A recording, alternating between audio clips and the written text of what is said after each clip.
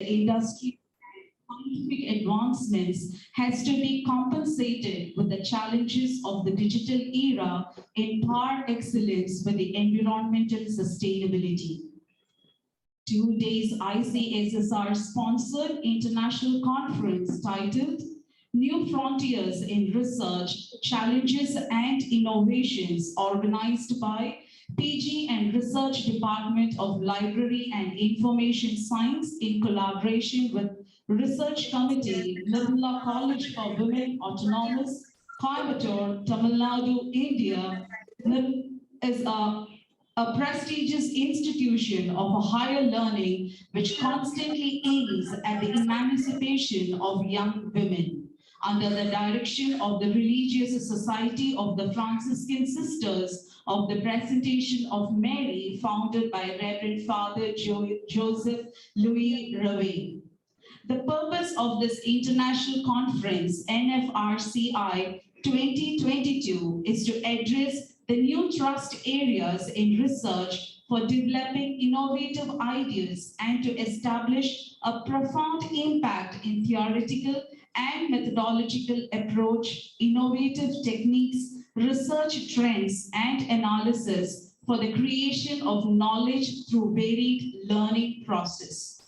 This international conference will definitely pave way in creating a paradigm of innovative strategies which will strengthen the arena of knowledge, producing quality comprehension for diverse readers. Let us inaugurate 2 days International Conference NFRCI 2022 with prayer. Serve the Lord with gladness, come before him with joyful singing. Psalm 102. I request all of you to join with Nirmala College Choir to invoke the presence of God.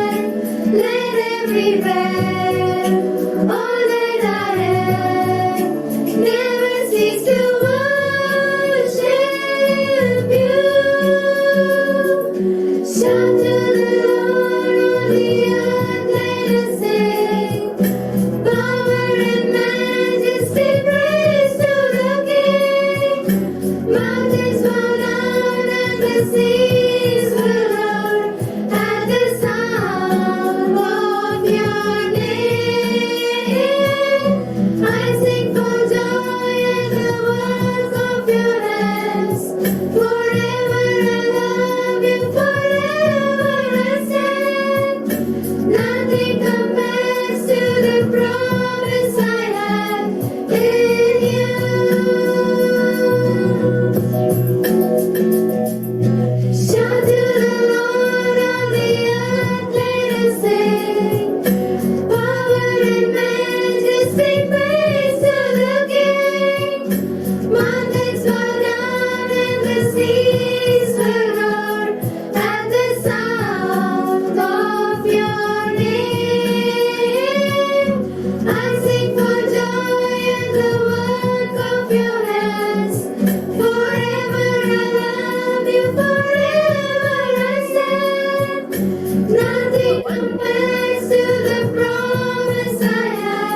Nothing compares to the promise I have.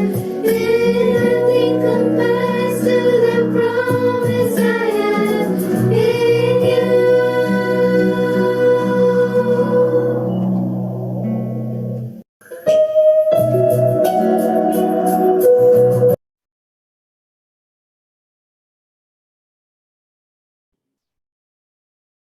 It's a great privilege to call upon Reverend Sister Dr. Jacqueline Mary, the convener of the 2 days ICSSR sponsored International Conference, who is our librarian, Head, PG and Research Department of Library and Information Science, Nirmala College for Women, Coimbatore, to welcome the virtual gathering.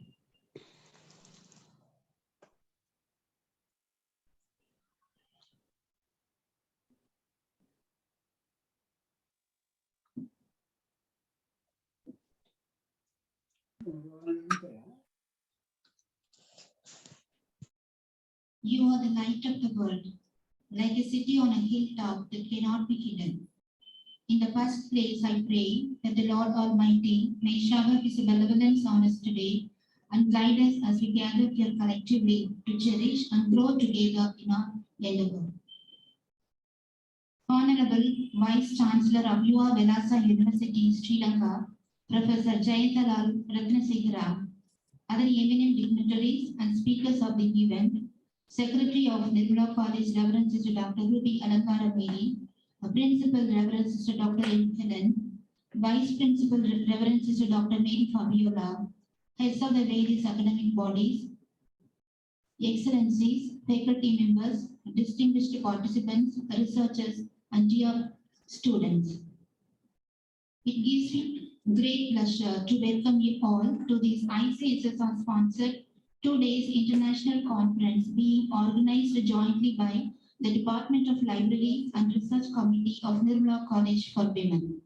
It is an exciting time for the budding researchers, innovative thinkers, and students.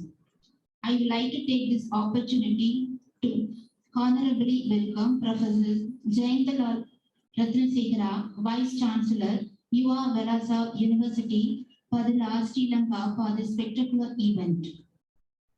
So it is an honor to welcome you today and would like to thank you for readily accepting our invitation and joining us today for the inaugural address. I welcome you, sir.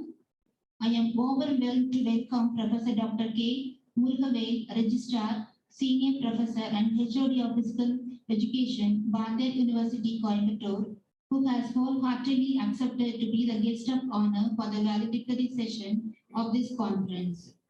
It is a true pleasure to me to welcome Librarian of University of Peradeniya, Sri Lanka, Dr. R. Maheshwaran, who will deliver a special address on this occasion.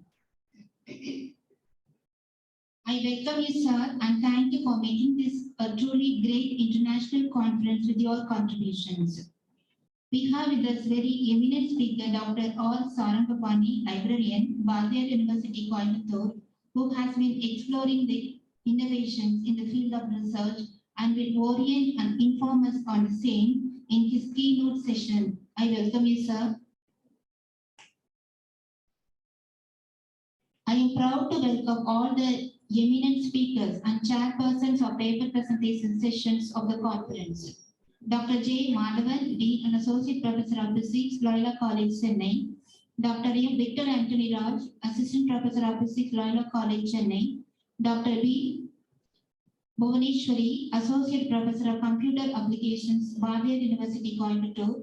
Dr. T. Pradeepan, Senior Assistant Librarian, UA Velasa University, Sri Lanka. Colonel Rajesh R.M., the Director, Group Station Defense Security Corps, Jodhpur. Dr. R. Balasubramani, Associate Professor, Department of Library and Information Science, Bharidasan University, Trichy. Dr. A. Rupesh Kumar, Assistant Professor, Department of Library and Information Science, Tumkur University, Karnataka. Dr. R. Jayabal, Librarian and Head, SRMD College of Arts and Science, Coimbatore. Dr. V. Rajendran, Assistant Professor, Department of Library and Information Science, Bardar University, Coimbatore. I feel extremely happy to welcome Secretary of our college, Reverend Sister Dr. Ruby Alankara Mary, Principal, Reverend Sister Dr. M. Helen, Vice Principal, Reverend Sister Dr. Mary Fabiola, heads of the various academic bodies for this conference.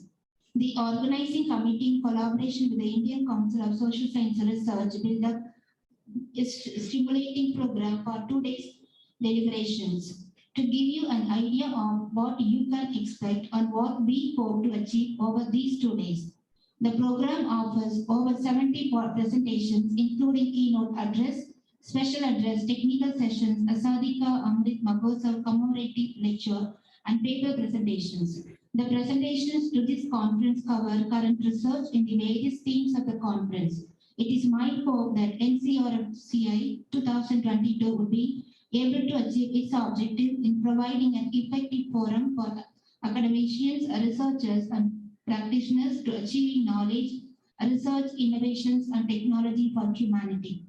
I am very much delighted to welcome all the delegates, faculty members, research scholars, and PG students to this conference. Once again, I welcome you all and wish you all a fruitful session today. Thank you.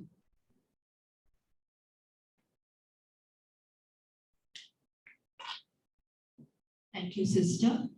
Now I call upon Dr. Anita, Assistant Professor, Department of English Aided, to felicitate our respected principal.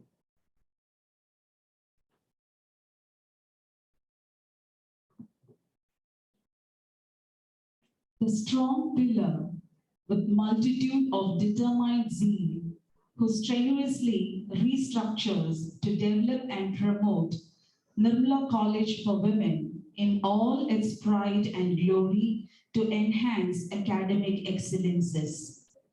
Reverend Sister Dr. M. Helen, Principal, Nirmala College for Women, Coimbatore, unceasingly continues to be the source of this institution's strength in shaping the future with a holistic vision. Sister is an able administrator whose mentoring, scholastic interventions, and forethought have paved the way for excellent academic progressions. Reverend Sister Dr. M. Helen has graduated and obtained PhD in mathematics from Nirmala College for Women. Sister holds a strong 30 years of teaching experience and 20 years of research knowledge in mathematics at Nirmala College for Women. Her specialized areas are operations research, topology, and graph theory. Sister has served in various other capacities, being the NSS Program Officer, Controller of Examinations, Student Counselor, External Examiner, and Chief Examiner for Barbie University Examinations, and member of Inspection Commission of Barbie University for granting affiliation to several colleges. Tirelessly striving and reviving for the institutions with dedication, Sister Helen, Principal, has received the Best College Principal Award in the year 2021. Her rich experience has catered to the wide range and scope, bringing laurels and appreciations to our institution. Though we had and still undergoing the facets of pandemic, Reverend Sister Dr. M. Helen, our principal, was very strong, courageous, and determined in providing inventive platforms for exploring the students' creative potentialities and nurturing the spirit of entrepreneurship and critical thinking through virtual platforms. Her encouragement for the faculty to involve in practicing quality pedagogy, innovation, and research has enabled for all-inclusive academic development. Her insights has helped in bringing new avenues like Unnat Bharat Abhiyan, in which Nirmala College has adopted 9 villages with a goal to transform and develop the rural sector. Her creative quest were also initiated a cell called National Innovation and Startup Policy to engage the students and faculty in innovation at campus. Sister's dream of making Green Campus created a complete eco-friendly ecosystem in and around the campus where we enjoy a healthy atmosphere enriched with diverse flora and fauna and a pleasant ambience, paving way for a conducive learning environment for the students. Her firm disciplinarianship in leading the Law College for Women with multifaceted development of our student stakeholders towards holistic and harmonious development of their personality with high degree of professional skills. Very warmly, I welcome our dynamic personality, Reverend Sister Dr. M. Helen, Principal, Law College for Women, Coimbatore, to felicitate the gathering.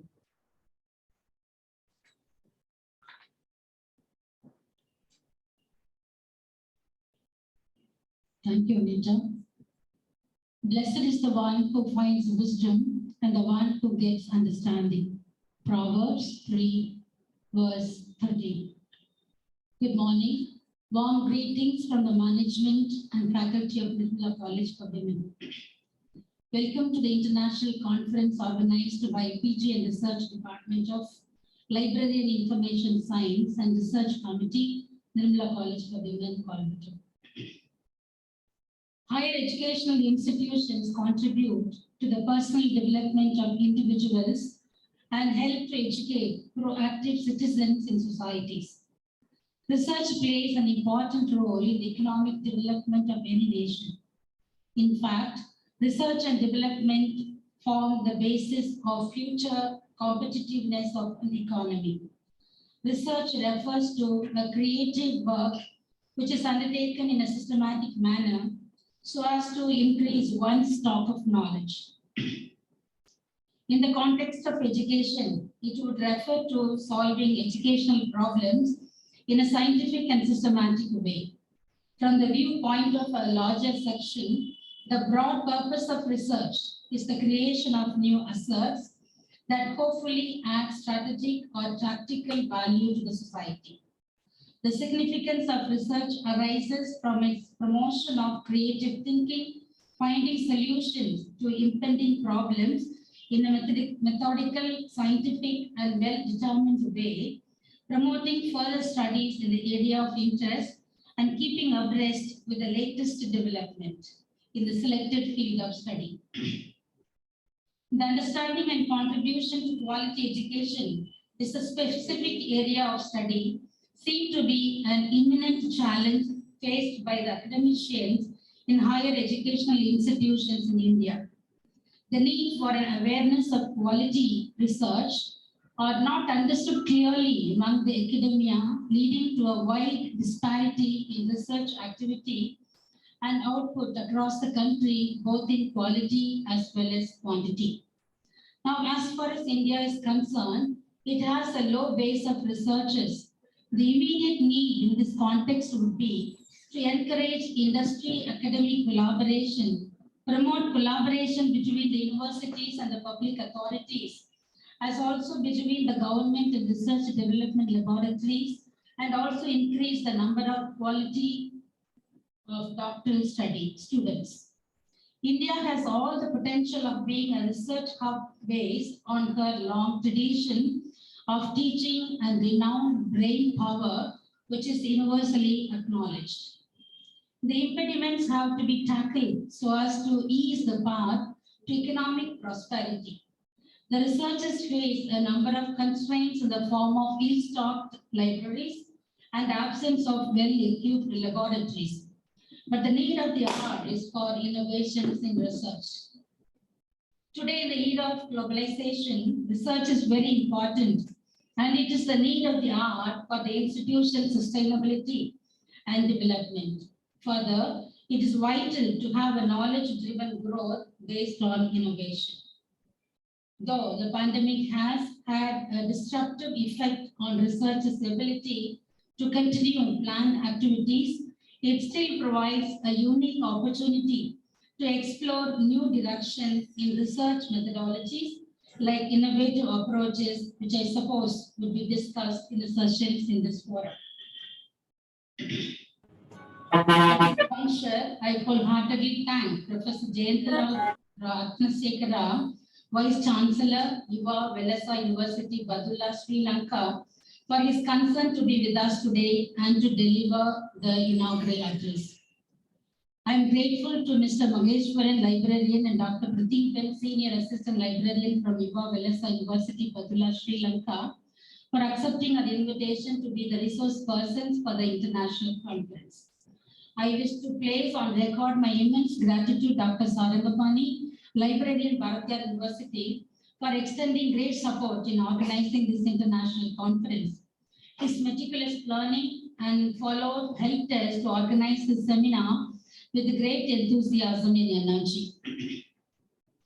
My profound thanks to Dr. Madhavan, Dean and Associate Professor of Physics, and Dr. Victor Anthony Raj, Assistant Professor of Physics from Loyola College, Chennai, Dr. Balasubramania, Associate Professor, Department of Library and Information Science, Bharathidasan University, Tiruchirappalli, Dr. Bhuvaneshwari, Associate Professor of Computer Applications, Bharathiya University, Coimbatore, Mr. Rupesh Kumar, Associate Professor, Department of Studies and Research in Library and Information Science, Tumkur University, Karnataka, for readily accepting our invitation to share your knowledge and expertise with the participants. My sincere thanks to Colonel Rajesh Jodhpur, a proud parent of our student and the right person to deliver the speech on the topic, Achievements at 75, to celebrate the 75th year of independence of our motherland. My warm welcome to Dr. Murugavel, Registrar in charge, for having accepted our invitation to deliver the valedictory address. Dr. Murugavel has always had a close association with Nirmala for many years. He has played very important roles in the field of physical education and sport, and in his capacity as a sports director, Bharatiya University, he has guided Nirmala and supported the Department of Physical Education of our college.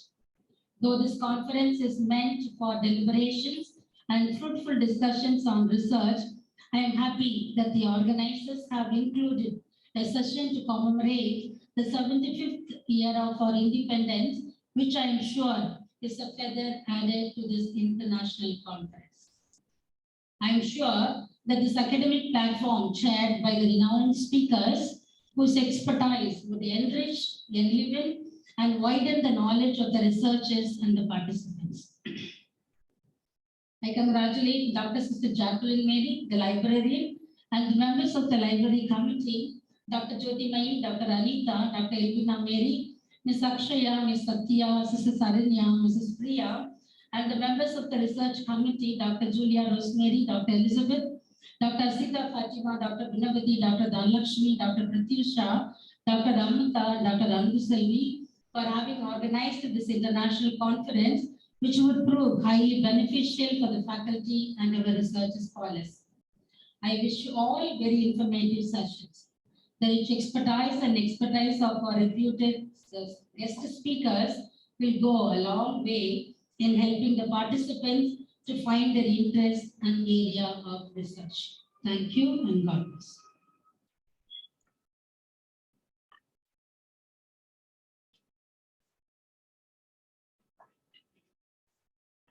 I'm honored to introduce Professor Jayantha Lal Ratnasekara, Vice Chancellor, Yuva Velasa University, Sri Lanka.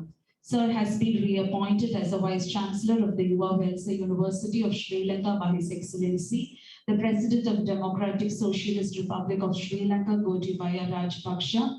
Professor Jayantha Lal Ratnasekara has had his primary education at Agrabodhi Vidyalaya, Kantale, and secondary education at Nalanda College, Colombo.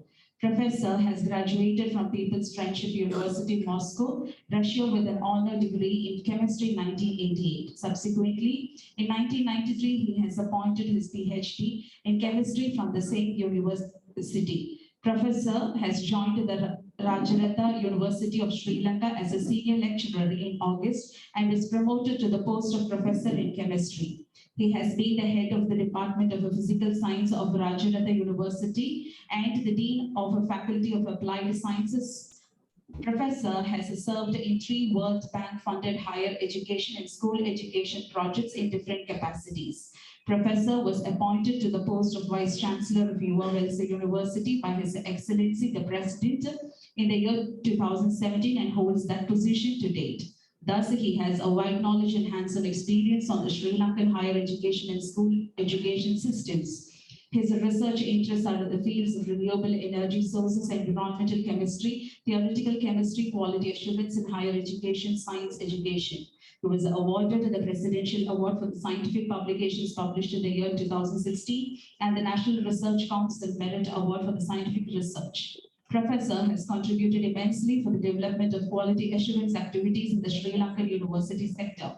He has served as a member of the Standing Committee of Quality Assurance University Grants Commission for several years and also served as an international reviewer in external quality assessments in a number of universities in Bangladesh. Sir has served as a member of Standing Committee on General Education, National Education Commission, and from then has been serving as a member of Standing Committee on Higher Education, National Education Commission.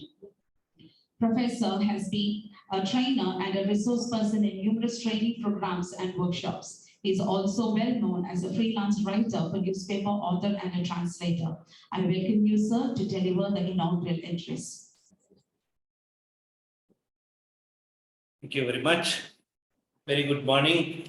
Hope you can hear me. Yeah. Ladies and gentlemen. Yes, okay. Ladies and gentlemen, very good morning to all.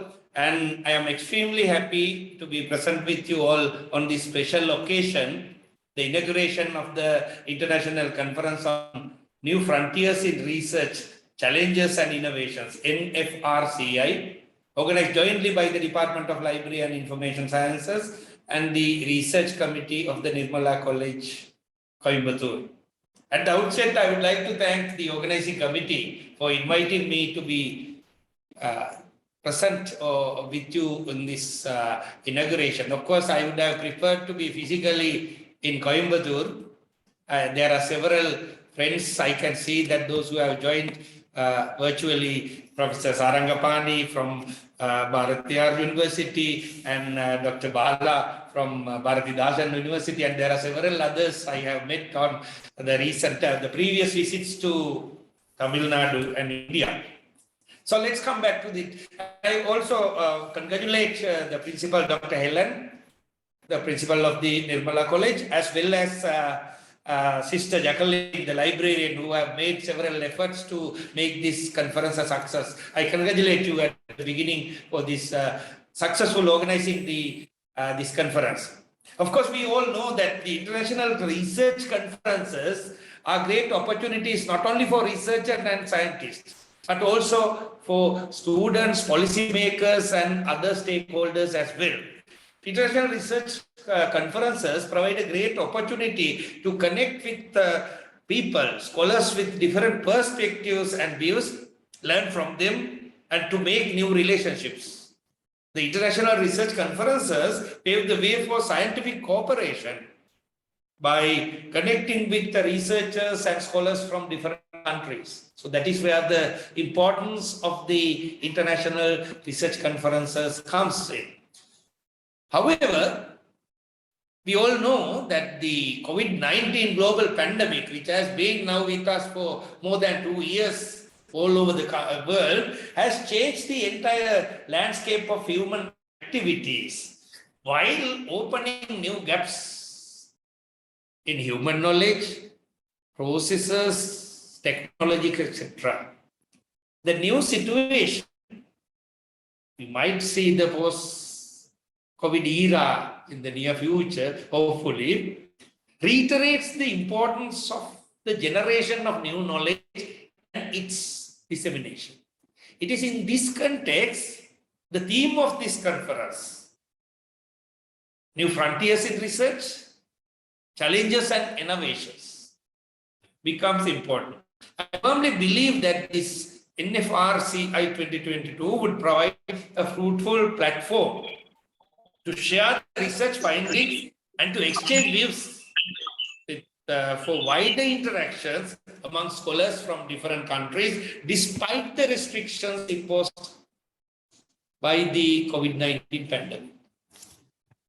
I congratulate all the presenters who will share their findings at NFRCI 2022 and in turn will contribute to the generation of new knowledge and will help to solve at least some of the problems of the post-COVID era. Finally, I wish all the participants and presenters to have a pleasant and productive conference by attending NFRCI 2022. Again, I would like to thank the principal and the organizing committee for giving me this opportunity to share a few thoughts with you and wish you all the best. Thank you very much.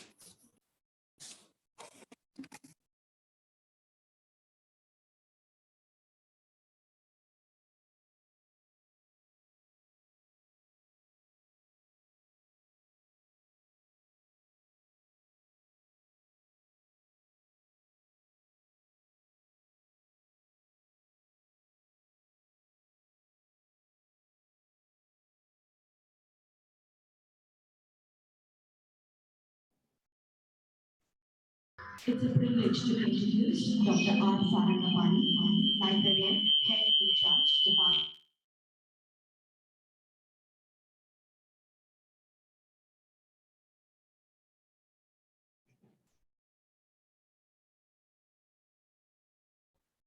It's a privilege to introduce Dr. Sarangapani, librarian, head in charge, Department of Library and Information Science, Barbie University, Coimbatore. Sir has obtained his undergraduate degree in Commerce from University of Madras and Master of Commerce, Master of Library and Information Science and doctorate degree in the Library and Information Sciences from Annamalai University. He has published more than 65 national and international journals and conference proceedings. He has also published one book in the name of Information Literacy Expertise. In the field of research, Sir has been guiding 7 PhD scholars, served as a subject expert for PhD YOOC examination, examiner in Annamalai University, Bharathidasan University, Anna University, Dravidian University, MS University, MK University, and many more. Dr. Sarangapani has also been the Board of Studies Chairman in Bharathidasan University and holds life membership from professional, national, and international bodies like ISTE, IFLA, and recently visited 4 countries like Singapore, Sri Lanka, Philippines, and Thailand. So has been awarded the National Best Library Award in 2017 by IITM Chennai, awarded the Professor of Library Award TNL.com Chennai in 2021 by the Madras Library Association, and awarded the Lifetime Achievements Award in 2021 at Chennai. We are privileged to have your presence today. I welcome you, sir, to render the keynote address. Thank you very much, Madam.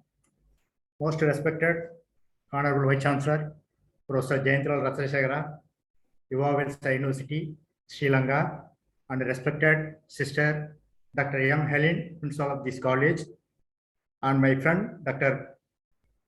R. Maheshwaran, Librarian, University of Pradhania, Sri Lanka, Organizing Secretary and Convener of this conference, International Conference, and resource person of this from the different institutions, Barbie University, Bharathidasan University, Layalo, and Yuva University, Assistant Librarian, Pradeepan, and Nirmala College faculty members, and the convener of this conference, Dr. Jacqueline, Librarian, other staff members of the library, and non-teaching staff members of this Nirmala College, and my dear students and scholars.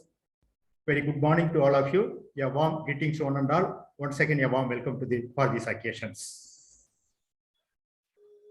First of all, I will congratulate and wish you all the best for this management, principal and dean, director, librarian, and faculty members and non-teaching members of this esteemed institution for arranging such a wonderful international conference on new frontiers in research, challenges and innovations. That is called the NFRCI.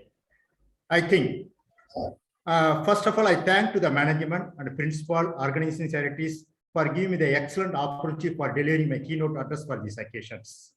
Before starting my keynote address, I want to quote one quotable words by the Henry Ford. I think the quality means doing it right.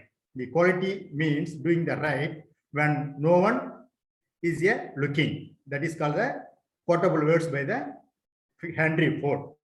Dear friends, those who are participating in this online program, online international conference, participating in this occasion, I think it is one of the informative, innovative topic of the research field of the professionals and very useful for the topic of the research field professionals and very useful to their research purpose. I think there are the different kind of the new foreign tastes are in the research. I think the challenges is there, some innovations is there. So as the academic peoples, we are getting some challenges and innovative activities of the research. So in this regards, I think the conference organization are arranging an excellent academic peoples. For example, one of the faculty members of the Barbie University going to deliver the lecture on the topic on data analytics. That is easy. That is a latest trend in data analytic using RC. N number of peoples. That is another kind of the Loyola College, Barbie University, and the Pradhan University people are delivering the different kind of research challenges and innovative activities of delivering the lecture. Kindly observe all the activities of the these technical sections. Then you can update it yourselves. Dear students and scholars and academic peoples, those who are participating in this conference, you can update it yourself, then update it your campus also. I think as a librarian, I have advice to all the academic peoples, scholars, those who are going to publish your article in reputed journal only. Then only they will consider for the global ranking for our country. When we are going to be beating the China means they will publish the article in the reviewed and indexed journal only. Nearly, I have some information gathered from the Google search engine for the data for the 2020, I think. That is China, USA, UK, and India. The China nearly 7,44,042 articles they will publish for the 2020. I think more than 7 lakhs they will publish. And USA 6 lakhs plus journal they will publish, article published, I think. The UK nearly 1,98,000 article they are published. In our country, nearly 1,91,000 plus article they will publish. This is a very, when compared to China, we have the 1/3 of the articles only are published. Dear friends, dear students and scholars and academicians, you contribute a lot of the articles. Then only you can approve. Then only you can gaining the world ranking for our country. Then only they consider for the your institution also. So in this regard, kindly contribute your article in the pre-reviewed and indexed journal. When you are compared to the China, the scientific publication, we are the 1/4 only were contributed. That is the very, very less. For this one, you can contribute the more number of articles. I had some of that. I had nearly 20 years of the experience in the engineering colleges. The IEEE, that is one of the global engineering publishers, nearly 36 societies, 226 journals they will publish, transaction they will publish. The majority of the people, Chinese only contribute a lot number of the papers in this conference. So as an Indian, we also contribute a lot of papers, means automatically we are recognized for the world ranking for this purpose. Now we are strengthening ourselves after the completion of your articles in reviewed or indexed journal. Automatically you are strengthening ourselves and strengthening our institution also, and strengthening our higher education, our Indian higher education also. So in this regards, I conclude my keynote speaks with these words. All the academicians, scholars, and students to listening the innovative things and updated yourself and updated your campus also. Then only there are other people they can gain the knowledge about the research challenges and innovations. So in this concern, I thank once again the management and principal for this giving me a wonderful opportunity for delivering the keynote address for the wonderful international conference on NFRCI. I think once again I thank to Nirmala College management, principal, and all the teaching, non-teaching members of the Nirmala College, and a special thank to organizing secretary and the convener of this conference, Dr. Jacqueline, and other research committee members, for giving me the wonderful opportunity for delivering this citation.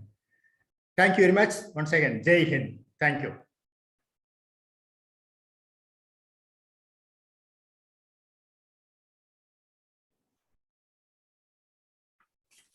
Thank you, thank you, thank you, thank you.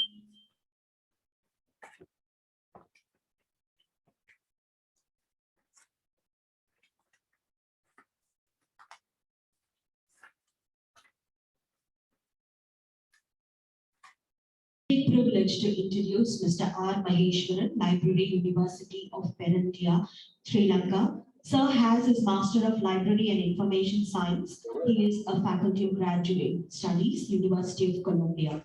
His professional qualifications reveals his various positions held as Head of Tamil Division of the Main Library, Head of Engineering Library, Head Reader Service Division of the Main Library, appointed as a Senior Assistant Library and promoted as a librarian since 2020. Mr. Maheshwaran has 7 research textbooks and 7 Tamil books to his credit. He has also written 10 research articles and presented papers in national and international arena. He is a member of the University Librarians Association of Sri Lanka from the year 1999. He is a member of the Central Province Library Board appointed by the Chief Minister, Central Province from 2012 to 2019. Sir has been awarded the Tamil Sahitya Award in 2005 by the Central Province Ministry of Hindu, Tamil Sahitya Award in 2002, 2003, 2005, awarded by the Central Province Ministry of Education. Sir has been awarded the Ratna Dibba by Kadi Art and Cultural Association in 2006. He has been awarded the Sahitya Award for the Best Monograph in Research Book category in 2017 and in 2018 by the Central Province Ministry of Agriculture and Hindu Culture at the annual Tamil Sahitya Festival. It's a pleasure to welcome you, sir, to deliver the special address. Good morning. Thank you for the introduction. Reverend Sister Dr. M. Helen, the Principal of Nirmala College for Women's, Coimbatore. Professor Dr. S. Saragapani, the Librarian, Bharadas University, Coimbatore, the keynote speaker. Professor Jayatalal Ratnasegara, the Vice Chancellor, Uvavellasa University, Badulla, Sri Lanka. Distinguished scholars, guests, paper presenters, conference stakeholders, my dear students, my colleagues, Librarian Nirmala College of Coimbatore, and ladies and gentlemen. I am deeply honored by the invitation extended to me to deliver a special address at the inaugural session of the 2 days international conference, themed as New Frontiers in Research, Challenges and Innovations, NFRCI. Organized by the Library Research Committee of the Nirmala College for Women's and sponsored by the Indian Council of Social Science Research, ICSSR. The international conference is organized at the opportune time as your beloved motherland is celebrating its 75th year of independence this year. It's fitting that the people of India should commemorate their country's glorious and successful post-colonial period in a jubilant manner.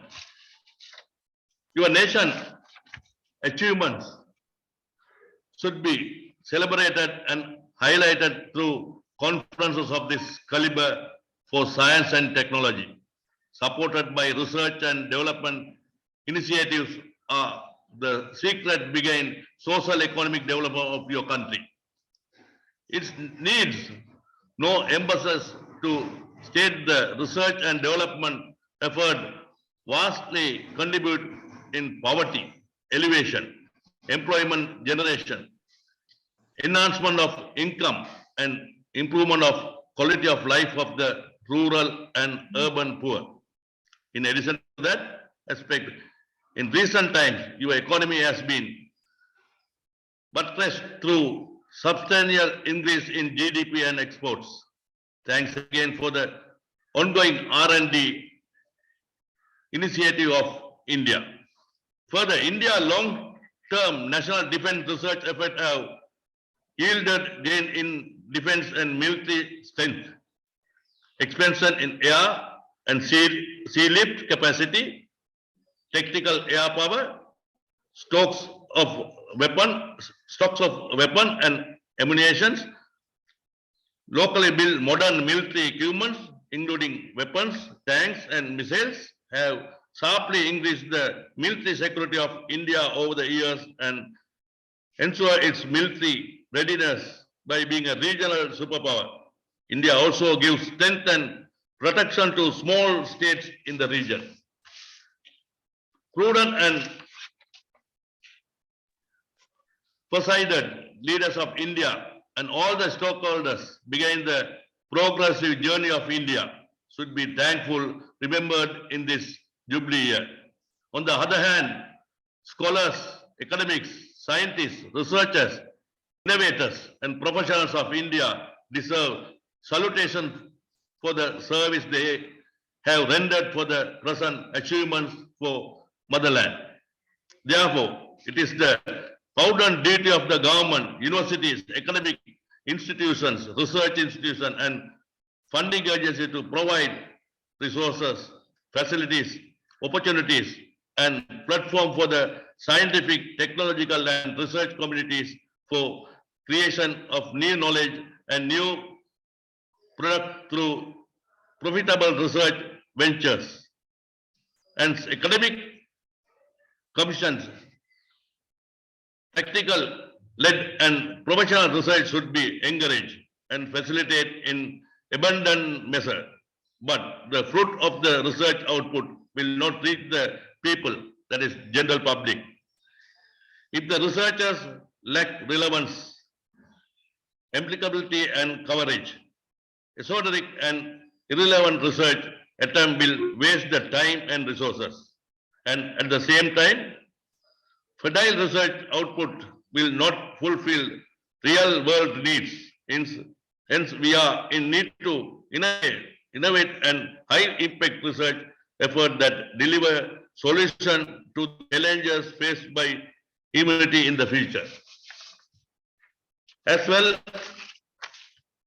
all know research conferences are ideal platform to communicate innovative ideas and novel innovations for the betterment of the nation. On the other hand, research conferences indirectly save the improvement of life quality humankind. Therefore, I think the conference organizer and sponsor for taking up the challenge for staging its conference in this difficult time of a devastating global pandemic. It is quite evident that this conference is aimed at fostering interdisciplinary and multidisciplinary nature of this conference proves its versatility and relevancy in the present context. Nowadays, research is becoming increasingly multidisciplinary to release the potential benefit of interdisciplinary for future research activities, effective collaboration between persons from any discipline in required. I believe that this conference will be an ideal meeting place for interdisciplinary encounter. Let me wind up my speech by heartily expressing my best wishes for the success of the conference, and I sincerely hope that it will achieve its objectives. I also hope that the technical session ahead will be immensely benefited and informative to one and all. Thanks for the opportunity.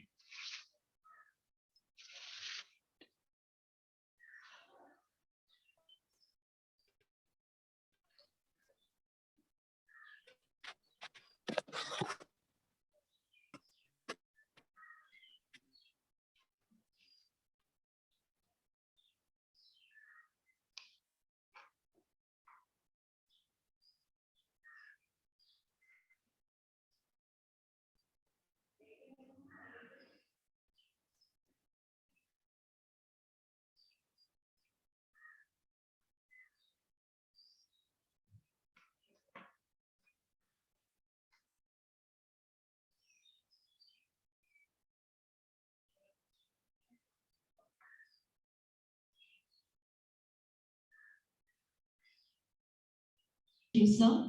I welcome our respected principal to release the souvenir, and I request our secretary sister, Sister Ruby Alankara Mary, to receive it.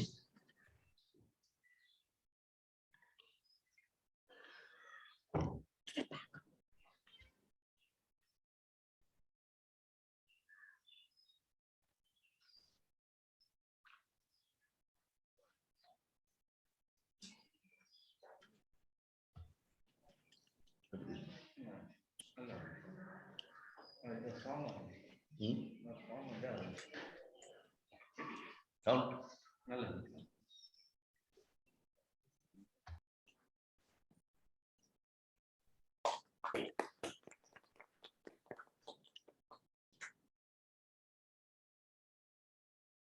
Thank you, sister. I request Reverend Sister Dr. Jacqueline to receive the conference proceedings from our principal sister and Dr. Julie Rosemary.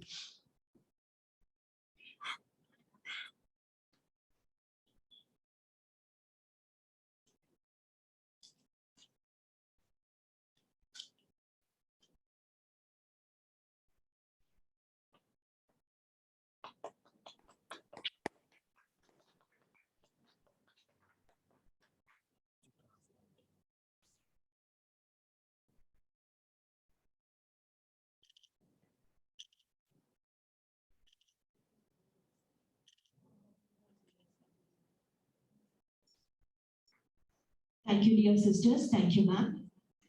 Acknowledging the good efforts and time of each person in life is a foundation for all abundance. I now invite Dr. Julia Rosemary, Associate Professor, PG and Research Department of Mathematics, to propose the thanking note.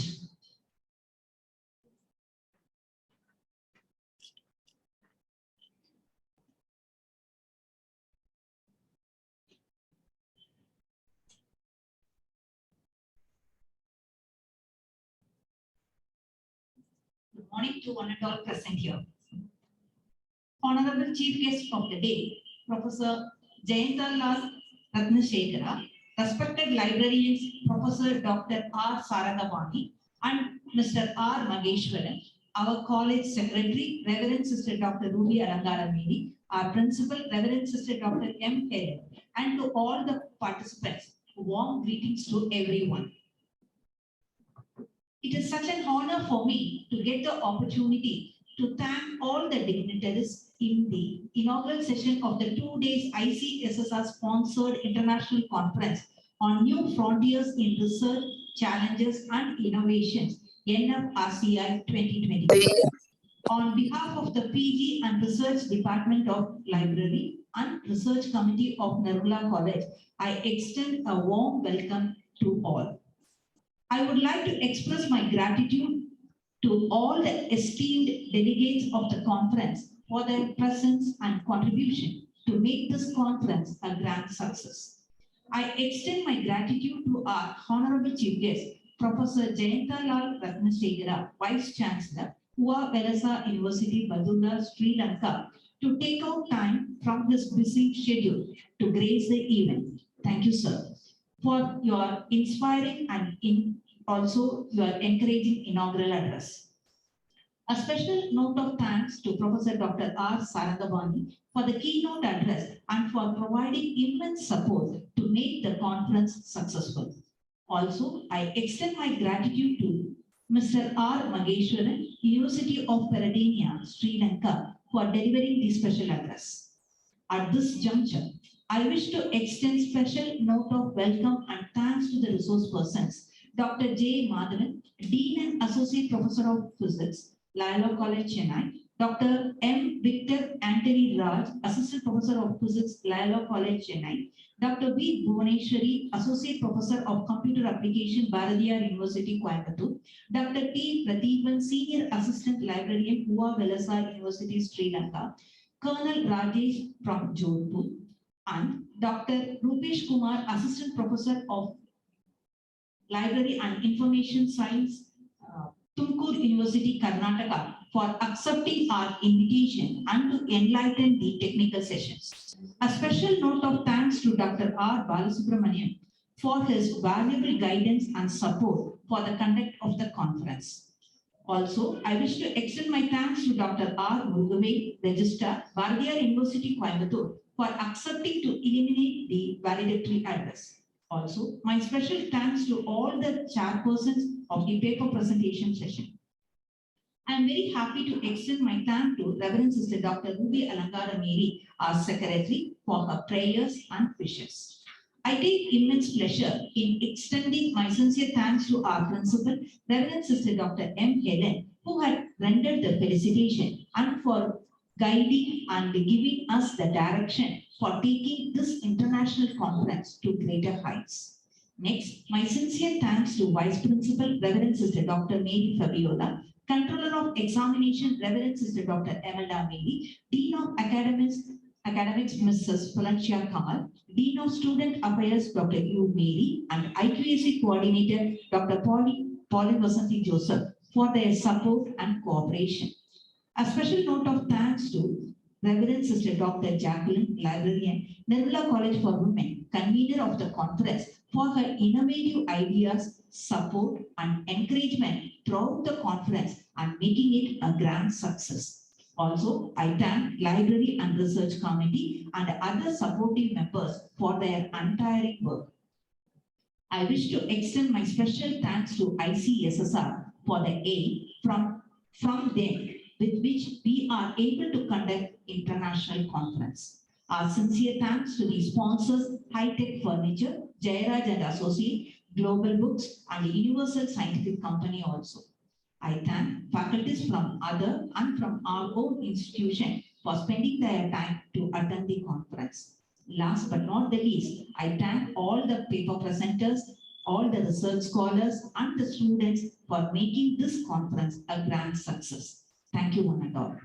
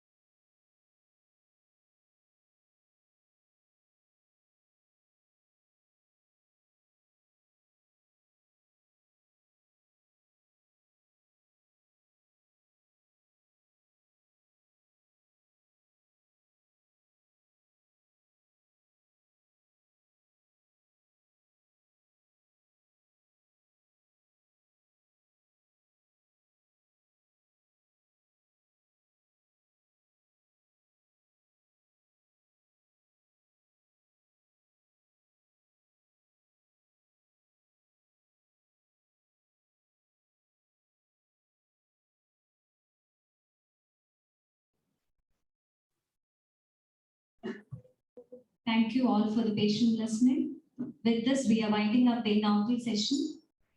We will have a break now and we will be joining back by 11:15. Thank you.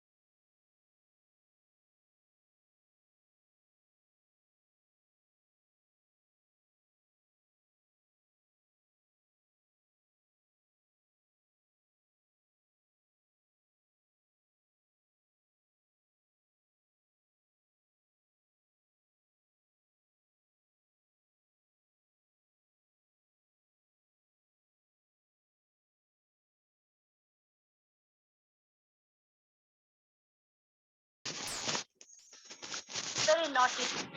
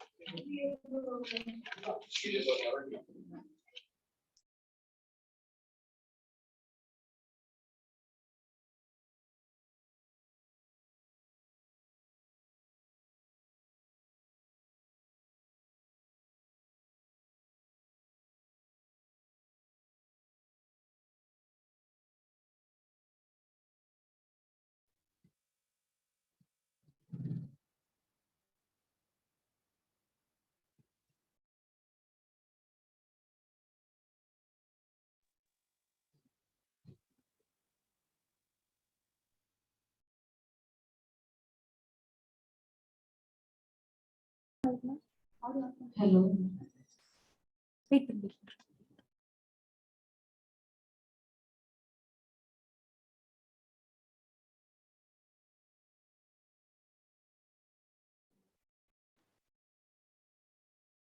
Now let us begin the technical session 1. I invite Dr. Asida Fatima, Head and Assistant Professor, Department of English Aided, Manila College for Women, to invite the speaker.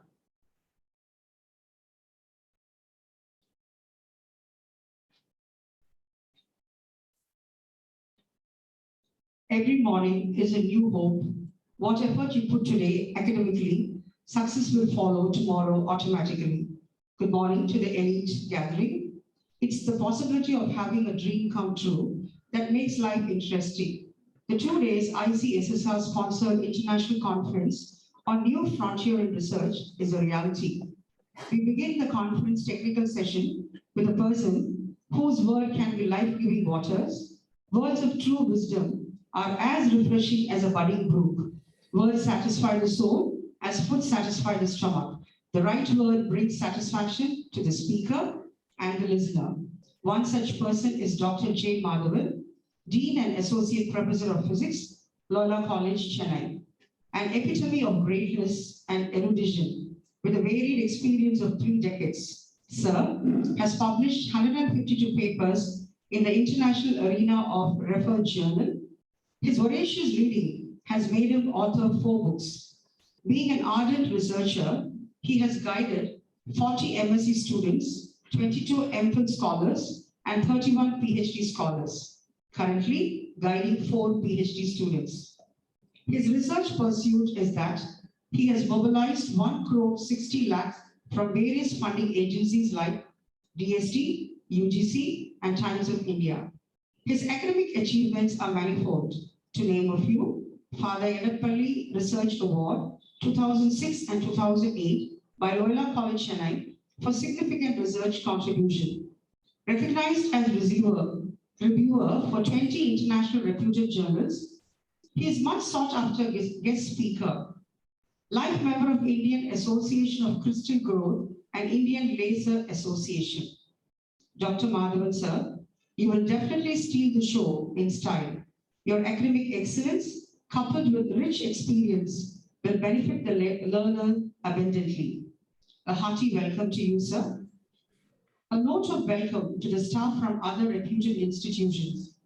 A gracious welcome to the PG and research scholars.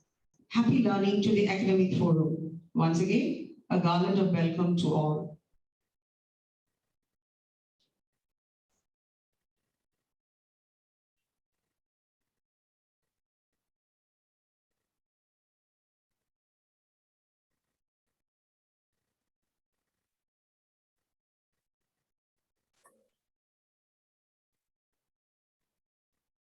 Good morning. Can I share my screen and start my session? Am I audible? Yes, sir. Am I audible? Yes, sir. Yes, sir. My screen sharing is disabled. So can you make me a co-host so that I can share my screen?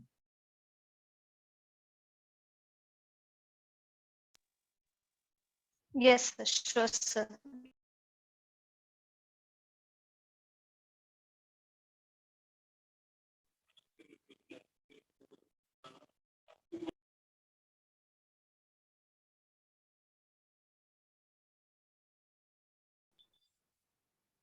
So now you Yes, can yes. share your screen.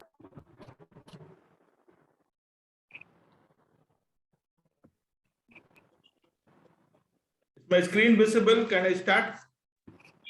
Yes, sir. Yes, sir. Is it moving? No? Screen is moving. Fine. Yeah. Okay. Thank you. Thank you very much. Thank you very much.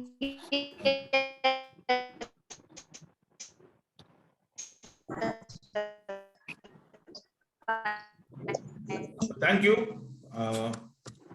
Respected Reverend Sister Secretary of the Grace of the Great College, Reverend Sister Principal, Reverend Sister Librarian, the organizers, learned professors from Nirmala College as well as from other colleges, and dear participants.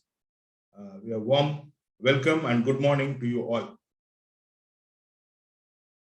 First, let me thank the organizers for calling me for this 2 days conference and enabling me to make a presentation. Now, this session is about do's and don'ts of scientific writing, right? So I'll just give an introduction, then we will move, right? Scientific writing, or what do you call it as technical writing? The definition goes like this: the writing that scientists do to communicate their research to others, right? Because different types of writings are there, right? You write for a novel, for a short story, then you communicate your research also. That is what you call it as scientific writing, right? I'll be talking for almost 1 hour. I have divided my talk into small topics, right? First, I will be telling you how to structure and build an article, right?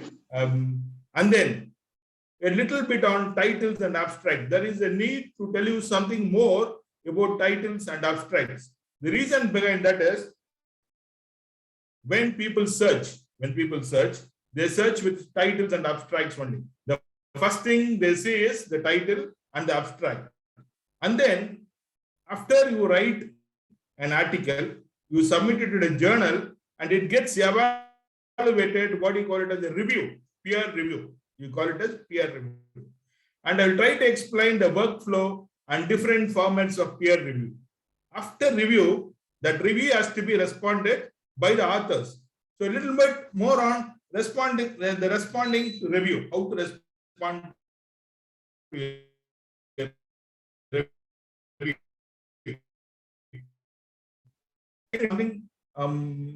Reference, right? Where to reference, what to reference, when to reference, how to reference, right? Certain things I will be touching upon. Then a little bit about plagiarism, and then I will conclude. As I move on, I will tell you what to do and what not to do also. So if you are a beginner, you will definitely have an idea about, after my talk, if you listen carefully, you will be definitely having an idea about writing a research article. If you're already into it, definitely you can fine tune your skills, right? So be with me for another hour, we will move on. So first is structuring article, right? This is structuring the article. Right. Now, I can divide a research article into 3 different parts, right? The first part contains title, it contains the title, it contains the abstract, it contains the keywords, right? This is the first part, right? Then the second part is the introduction is there, methods are there, results and discussions will be there. And the third part is the conclusion, acknowledgements, references, supporting materials, right? We'll go one after the other.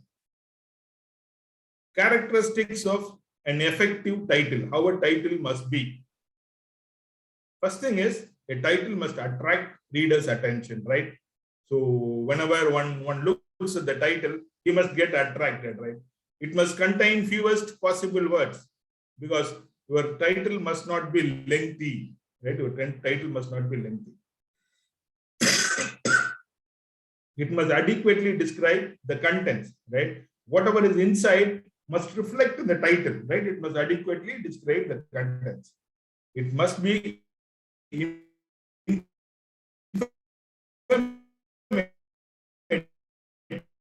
looking at the title, right? A reader must identify the main issue there and avoid using technical jargons. Well, something like a title must be made. You must keep a layman in mind, right? You must keep a layman in mind, and you must try to put the title. So avoid using technical jargons and abbreviations.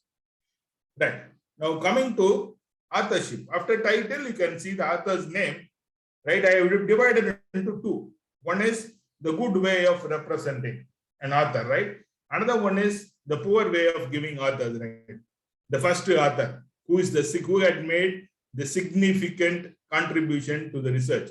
He will be the first author. Normally, if one does a PhD, the PhD student, right? It is not a hard and fast rule and all what I am telling. I am telling about sharing about the common practice, right? Whatever we do, whatever I do. Most of the things I am sharing what we do in the lab, right? I have written papers, so whatever I do in the lab, right? Whatever we write, I am sharing. So first author will be one who makes significant contribution. Who does the work? He becomes the corresponding first author. The corresponding author will be one who advises, mostly a senior person, must be his guide, right? Must be his or her guide, will be the corresponding author. And others who have contributed can also be included. So this is the good way of representing authors, right? This is how to write authors. This is the ethical way also.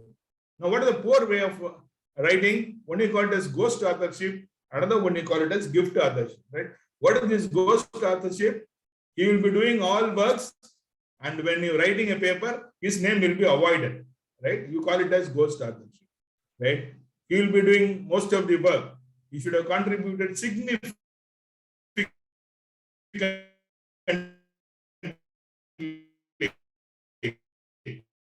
Me, right? Who doesn't do, who is not aware even of the research work there, right? He will be gifted an authorship. He might be included, right? Maybe the friend of my guide, right? Or a student in some other lab, right? Maybe your boyfriend or your girlfriend, right? I would like to include, right? So this you call it as gift authorship, right? Okay, fine. So which must be avoided. Now, next one is keywords. Keywords is also important, right? Keywords is also important because when you search, when an article is being searched, you type only the keywords, right? So what are the keywords you use? Labels of the manuscript, right? A manuscript is labeled by these keywords, right? Used by indexing and abstracting services. So when they index based on these keywords, right? And these keywords should be very specific, right? If at all you use abbreviations, use established abbreviations, right? Say for DNA, everyone knows DNA. So use established abbreviations. I given an example here, right? Just go through it. You have written an article on efficiently using solar cells to power motor vehicles, right? What is the keyword I can given? So you must see, it must labels of the manuscript used by indexing and abstracting services should be specific. Just check, I have given 5 things. Just check which one you can take as a keyword. Traditional energy source. You can pick up many traditional energies. Traditional energy source is not a specific term.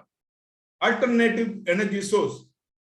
Again, it is not specific, right? More alternative energy sources are there, right? And then solar energy. Solar energy could fit into it. Just check. Kindly excuse. Solar energy could be the correct word because you have written an article on efficiently using solar cells. So you can put the keyword as solar energy. Again, if we come as fuel, different types of fuels are there. Solar powered cells, again, different types are there. So of these 5, solar energy could be the best one. Coming to abstract, how to write an abstract, right?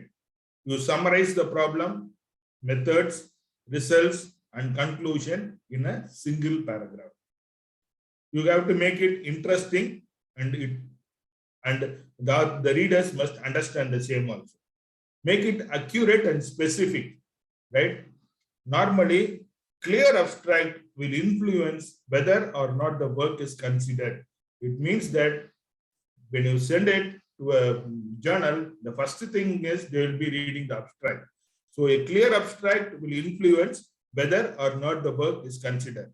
Make it as brief as possible. That is what is said in the first statement. Summarize the problem, methods, results, and conclusion in a single paragraph. So make it brief as possible.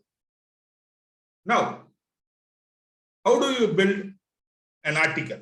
How do you build an article? How do you write an article? Am I to start from the title?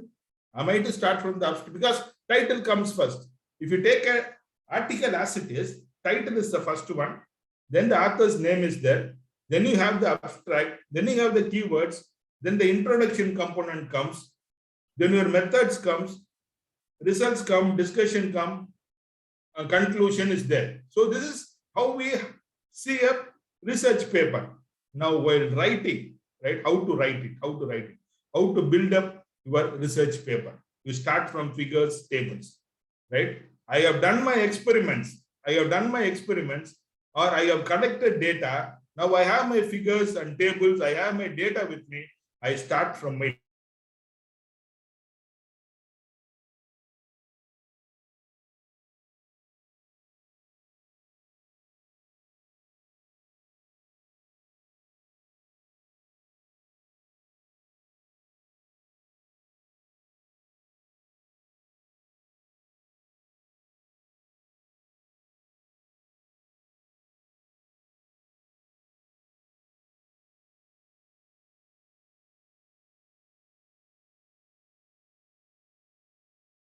you build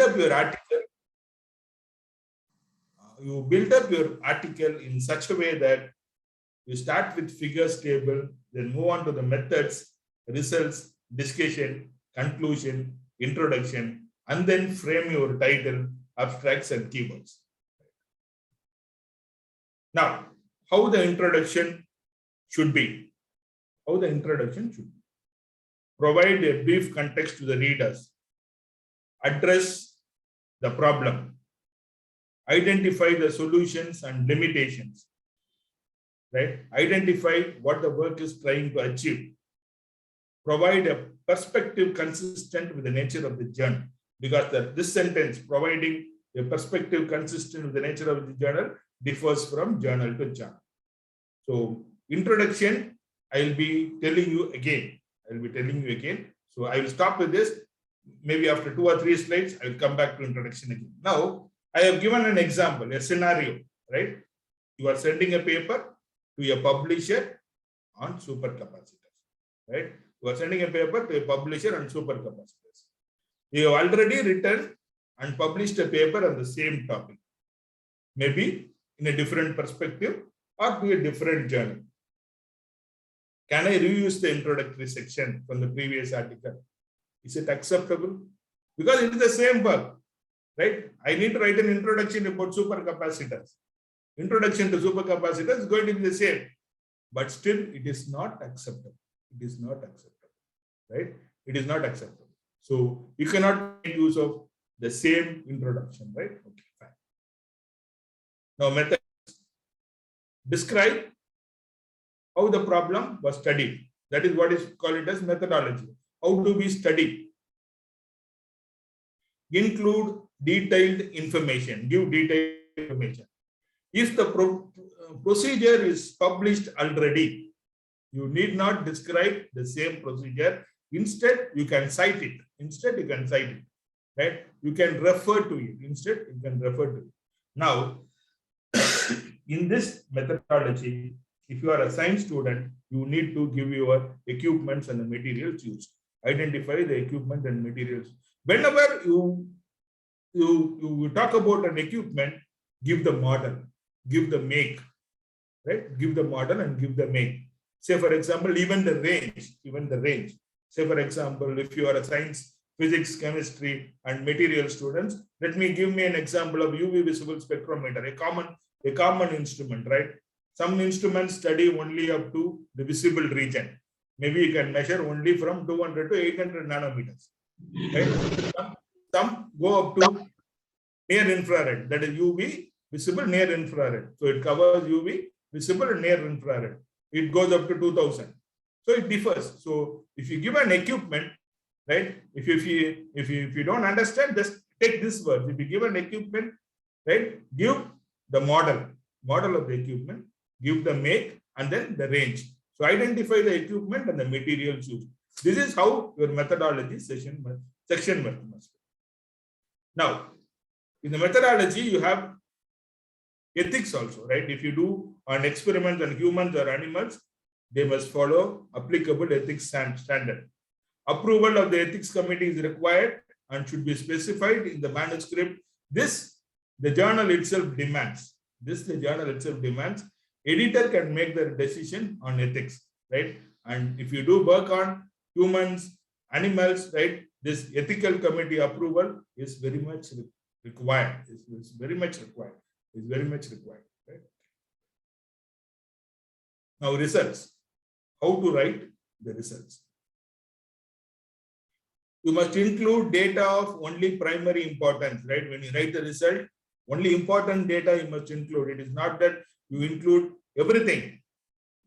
Use subheadings to keep results of the same type together. Let it be clear and easy to understand. You highlight the main findings, future unexpected findings, right? And here, let me share with you something. Every result need not be unexpected. Right? If at all you have an unexpected findings, just give importance to it and future unexpected findings, right? Provide statistical analysis. Include illustrations and figures, because illustrations and figures are more important. How to give a figure, how to give a table, right?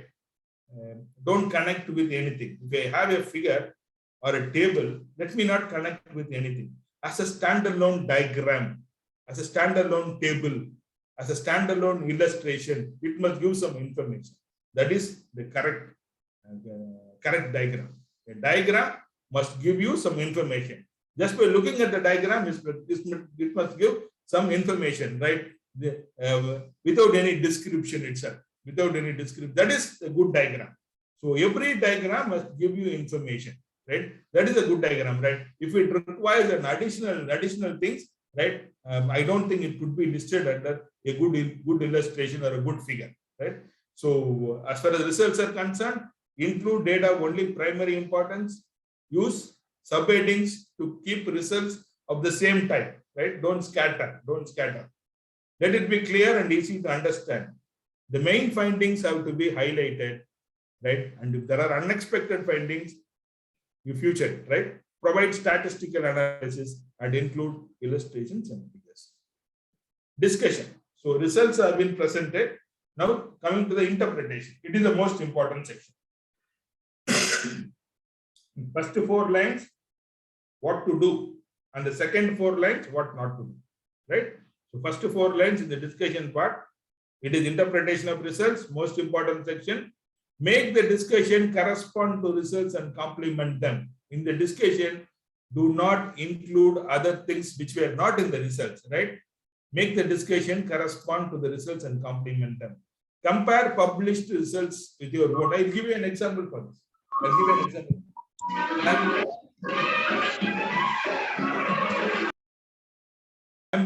I'm doing say solar cells or something like that, supercapacitors or anything. I'm finding efficiency. Of a particular material, maybe in the synthesis procedure, or I have modified something by adding a little bit of dopants or trying to do something, right? My efficiency has improved. Now, how to specify, how to tell my efficiency has improved, I need to compare with the published results. Right? So that is what is called as compare published results with your own. Right? Now, what not to do? Don'ts. These are the do's and these are the don'ts. Statements that go beyond what the results can support. If your result cannot support a statement, don't give that statement, right? non-specific expressions, right? New terms not already defined or mentioned in your paper. Don't bring in a new term here, right? If you have not discussed about the efficiency of a solar cell, don't bring in bring into the discussion part, right? Exclude.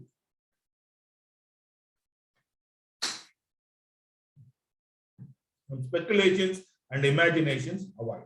So these are the things I need to avoid. One is statements that go beyond what the results can support, non-specific expressions, new terms not already defined or mentioned in your paper, speculations or impossible interpretations on imagination, these things to avoid. Now conclusion, how the conclusion must be, it must be clear.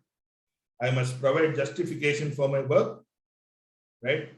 Now, introduction, I will be telling about present state of knowledge. Conclusion, what I am telling, I am explaining how my work had advanced the present state of knowledge. So in introduction, I would have presented the current state of knowledge. Now, how it get advanced is explained in conclusion. Suggest future experiments. What is you can suggest future experiment. What is that you are going to build upon it? What is that others can build upon? That is what is conclusion.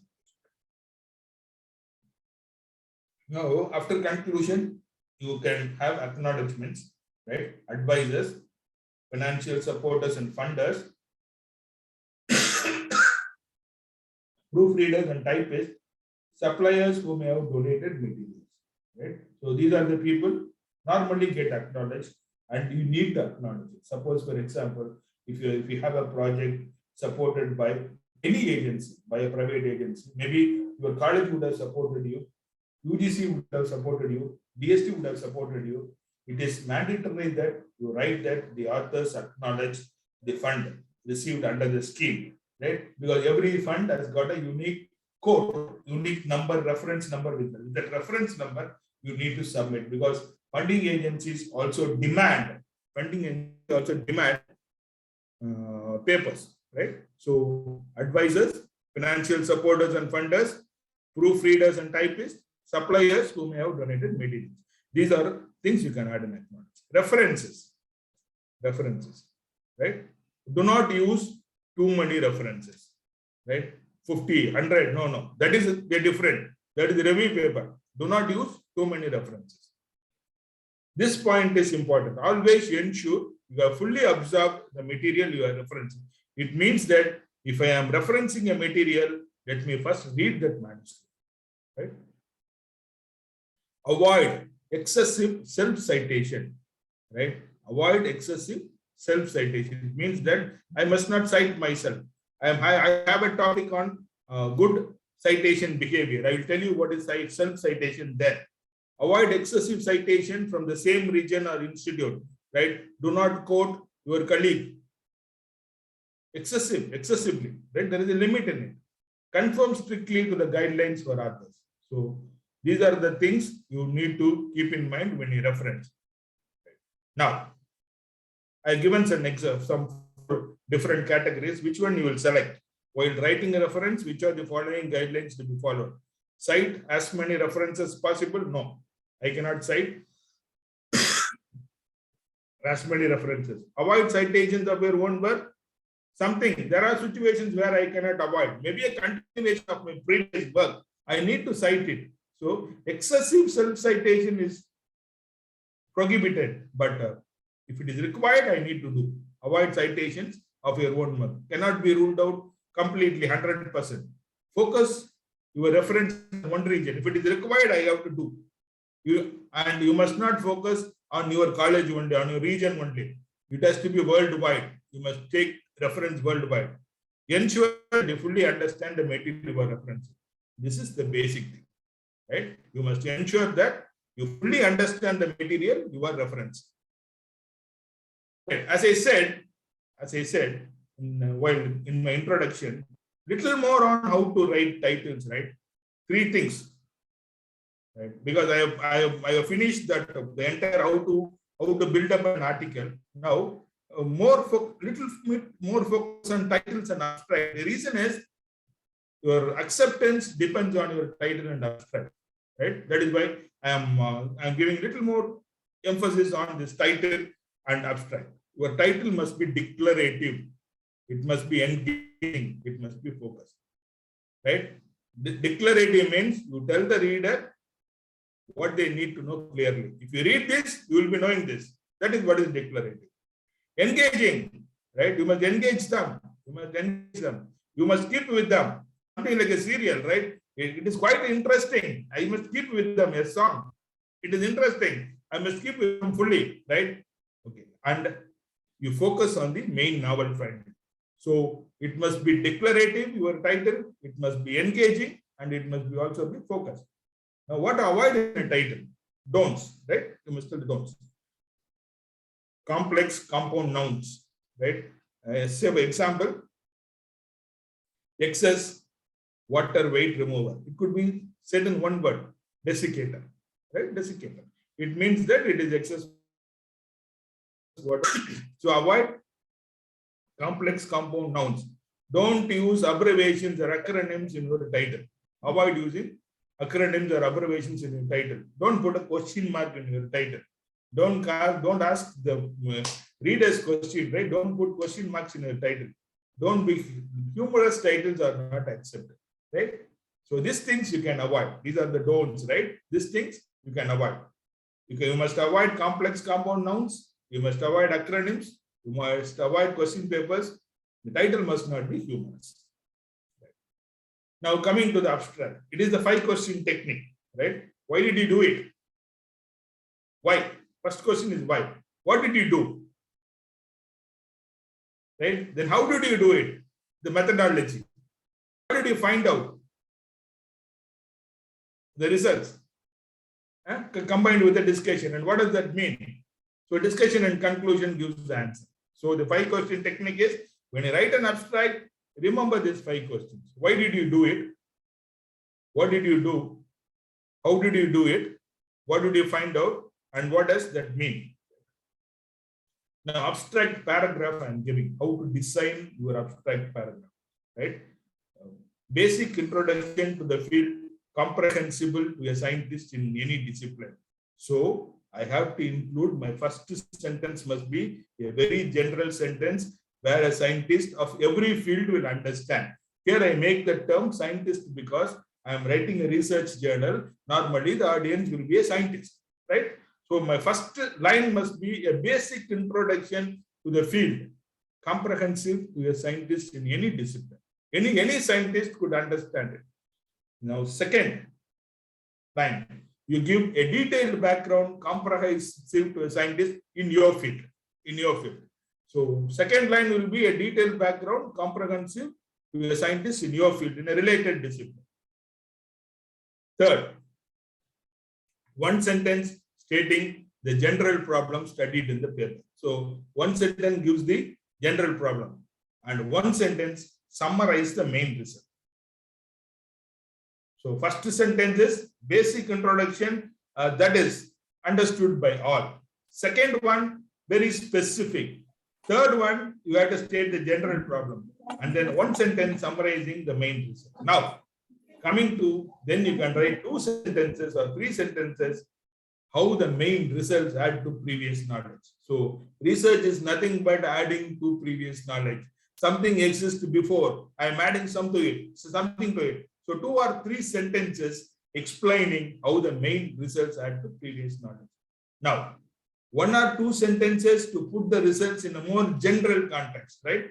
Instead of putting very specific, 1 or 2 sentences to put the results in a more general context. And 2 or 3 sentences, it is optional to provide a broader perspective. So again, anyone can understand. So this is how your abstract must be. This is an ideal abstract. Right? Okay. Let me move on to the next. The timeline of research. Now that I have completed about writing an article, certain tips to how to write an article, certain tips to how not to write an article. Now let me come to the timeline of research. Right? What happens? I completed my study, I written up, and I have submitted to a journal. Right? That is the first step. Now, my research is peer reviewed. I am asked for revision, that is revised, and then it gets accepted. Then the next part is published. After publishing, what is it? My research gets cited and it is getting built upon. Upon my research, other researchers are building upon. You call it as citation, right? The research is cited and built upon in the work. So this is the general timeline of research, right? A study is completed, written up, and submitted to a journal. First step, right? I will be telling you about this review part next, right? The research is peer reviewed, revised, accepted, and then get published. The research is cited and built upon in the world. Now, this is the workflow of peer review. Author submits, editor screens manuscript, manuscript passes screening and is sent for peer review. Peer review experts review the manuscript. Peer review reports are submitted. And peer review report, I will give you a real-time example, what we do while reviewing, right? Editorial decision is made and then it is getting accepted, rejected, or given for minor revision or major revision, whatever is made. Two things I would like to explain here. One is called as desk review. Desk review is, it will not go to review bar. The editor himself, he checks it up and says it is suitable or not. So that is what is desk review. And then final, it is final decision is made by the editorial or the editor team. Right. Now, many stakeholders are there. Many stakeholders. If you see, I have the author, one of the stakeholder, the editor, and then the reviewers. Who decides on the submission? Who decides? Who is the third umpire here? Who is the third umpire? The editor. The final decision is made by the editor. And then one more stakeholder, the publisher, is also there. So, of these, all the stakeholders, the third umpire here is the editor. He makes the final decision. Once he says yes, accepted, it is accepted. Once he says no, it is no. Right? Fine. Now, I will try to explain each box separately. I will try to explain each box separately. Author submits to a manuscript. An author decides on a journal to submit their manuscript. So you check the journal website for format, instruction, and then submit their manuscript. Right? This is the first step. So building upon the article is the first what I explained. This is the second. This is the second thing.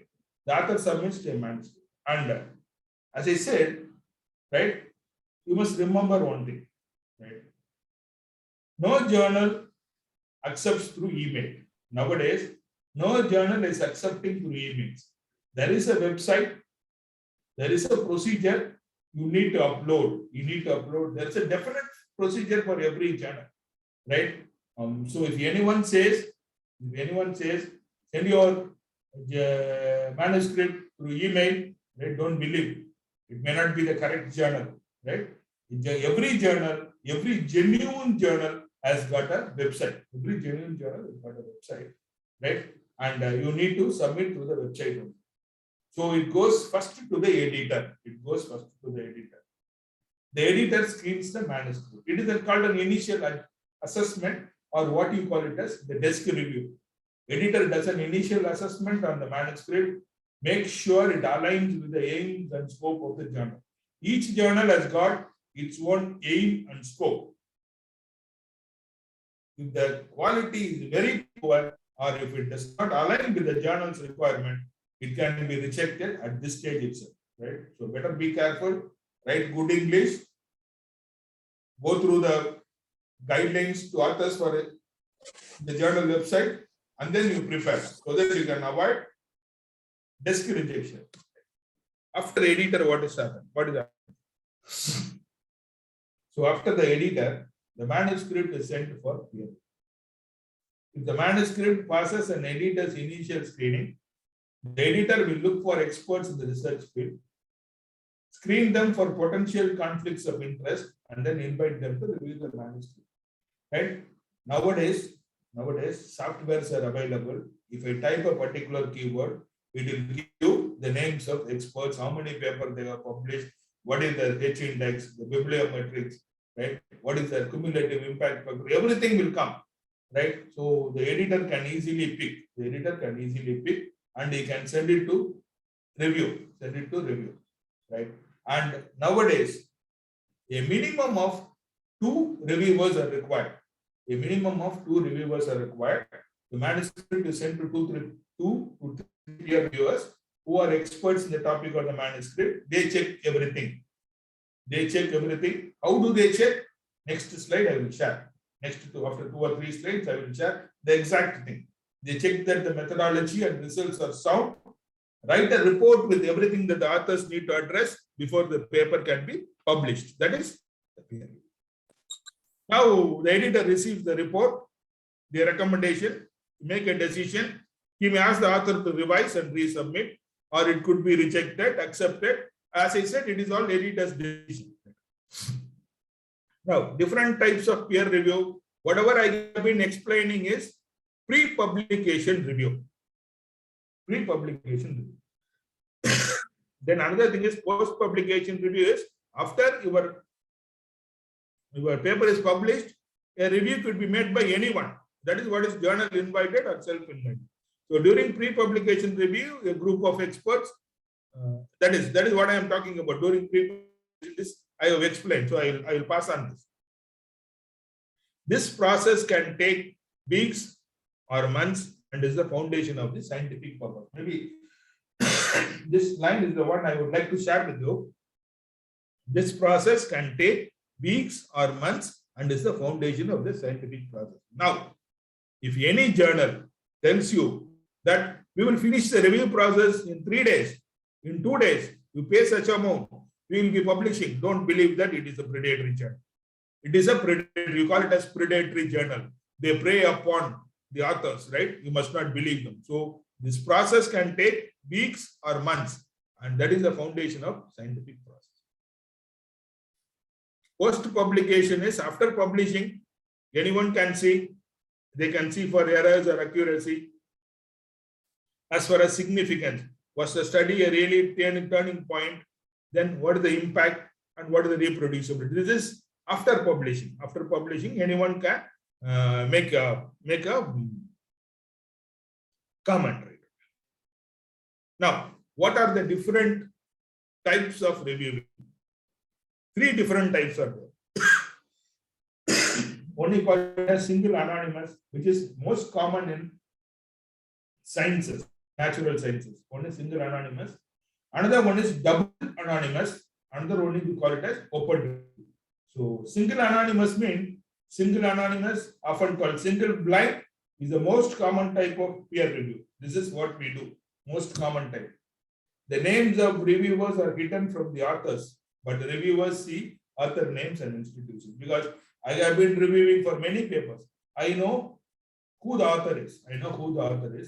Right? But the author will not be knowing my name. So this form of peer review is very common in natural sciences, right? And this is what you call it as single anonymous. Now, double anonymous, often called double blind.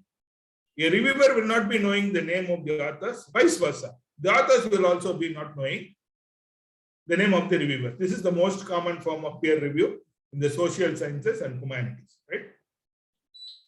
Open peer review, both of them know, both the authors and reviewers' identity are known to each other. This is what is open peer review, right? This is the actual template, what a reviewer will be given. This is how they will be, how you will be evaluating. Trees originality of the research, how it is, significance of the research, experimental of the research, quality of the research, right? Please evaluate the manuscript relative to other work. You need to do it. And then anonymity, they ask whether you prefer to remain anonymous or you can, or your identity could be revealed. I always prefer to remain anonymous. That is only it is being put as right. Now, these are the various recommendations normally a reviewer give. Whether I accept it in the same form, whether there is a minor revision is there, whether it requires a major revision, it has to be rejected, and maybe the experiments could be repeated and resubmitted, or ultimately you reject this.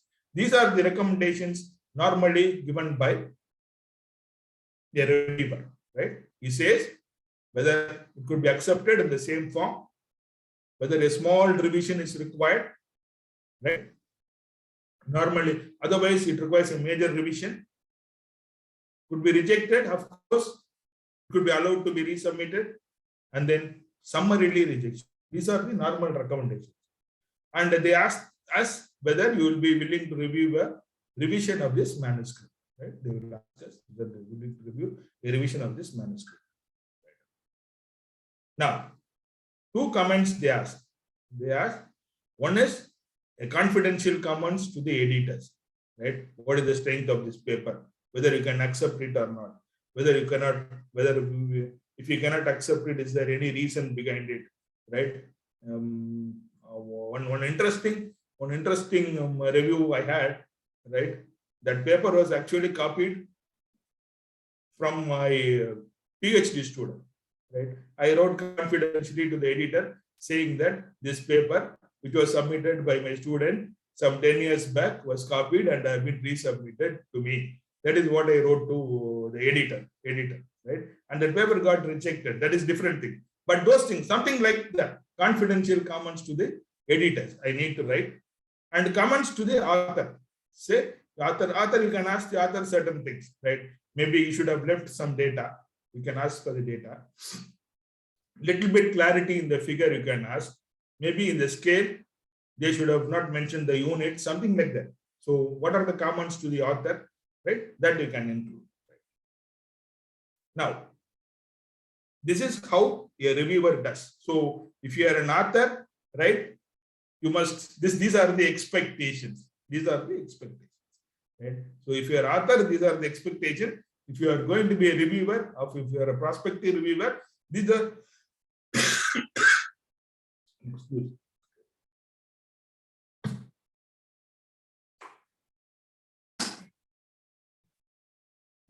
these are the things we expect, right? So introduction, what they expect. Is it clear what is already known about this topic? Is the research question or aims clearly outlined? Is the research question justified given what is already known about the topic? So these are the things which what is expected in an introduction, and the reviewer will be looking into all these points. If it comes to methodology, is the study design appropriate to answer the aim? Are the study methods valid and reliable? Is there enough detail in order to replicate the study? Right. Here, replicate, I need to tell you one thing. Any experiment which could be replicated and reproducible are good experiments. Right? That is the definition. That is the definition. If I can reproduce an experiment, that is good. That is good science. A science which could be reproducible is good science. Right? If applicable, is the process of subject selection clear? Are the variables defined and measured appropriately? This is what one expects from methodology. Then the results. Are the results stated clearly? Is the data presented in a clear and appropriate way?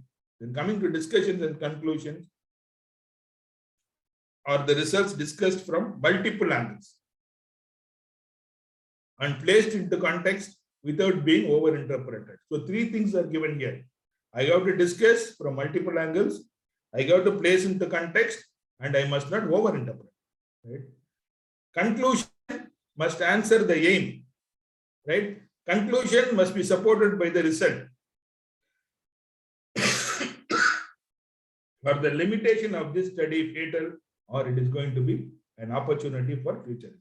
These are the things we expect from discussions and conclusions. Now, references. How the reference must be.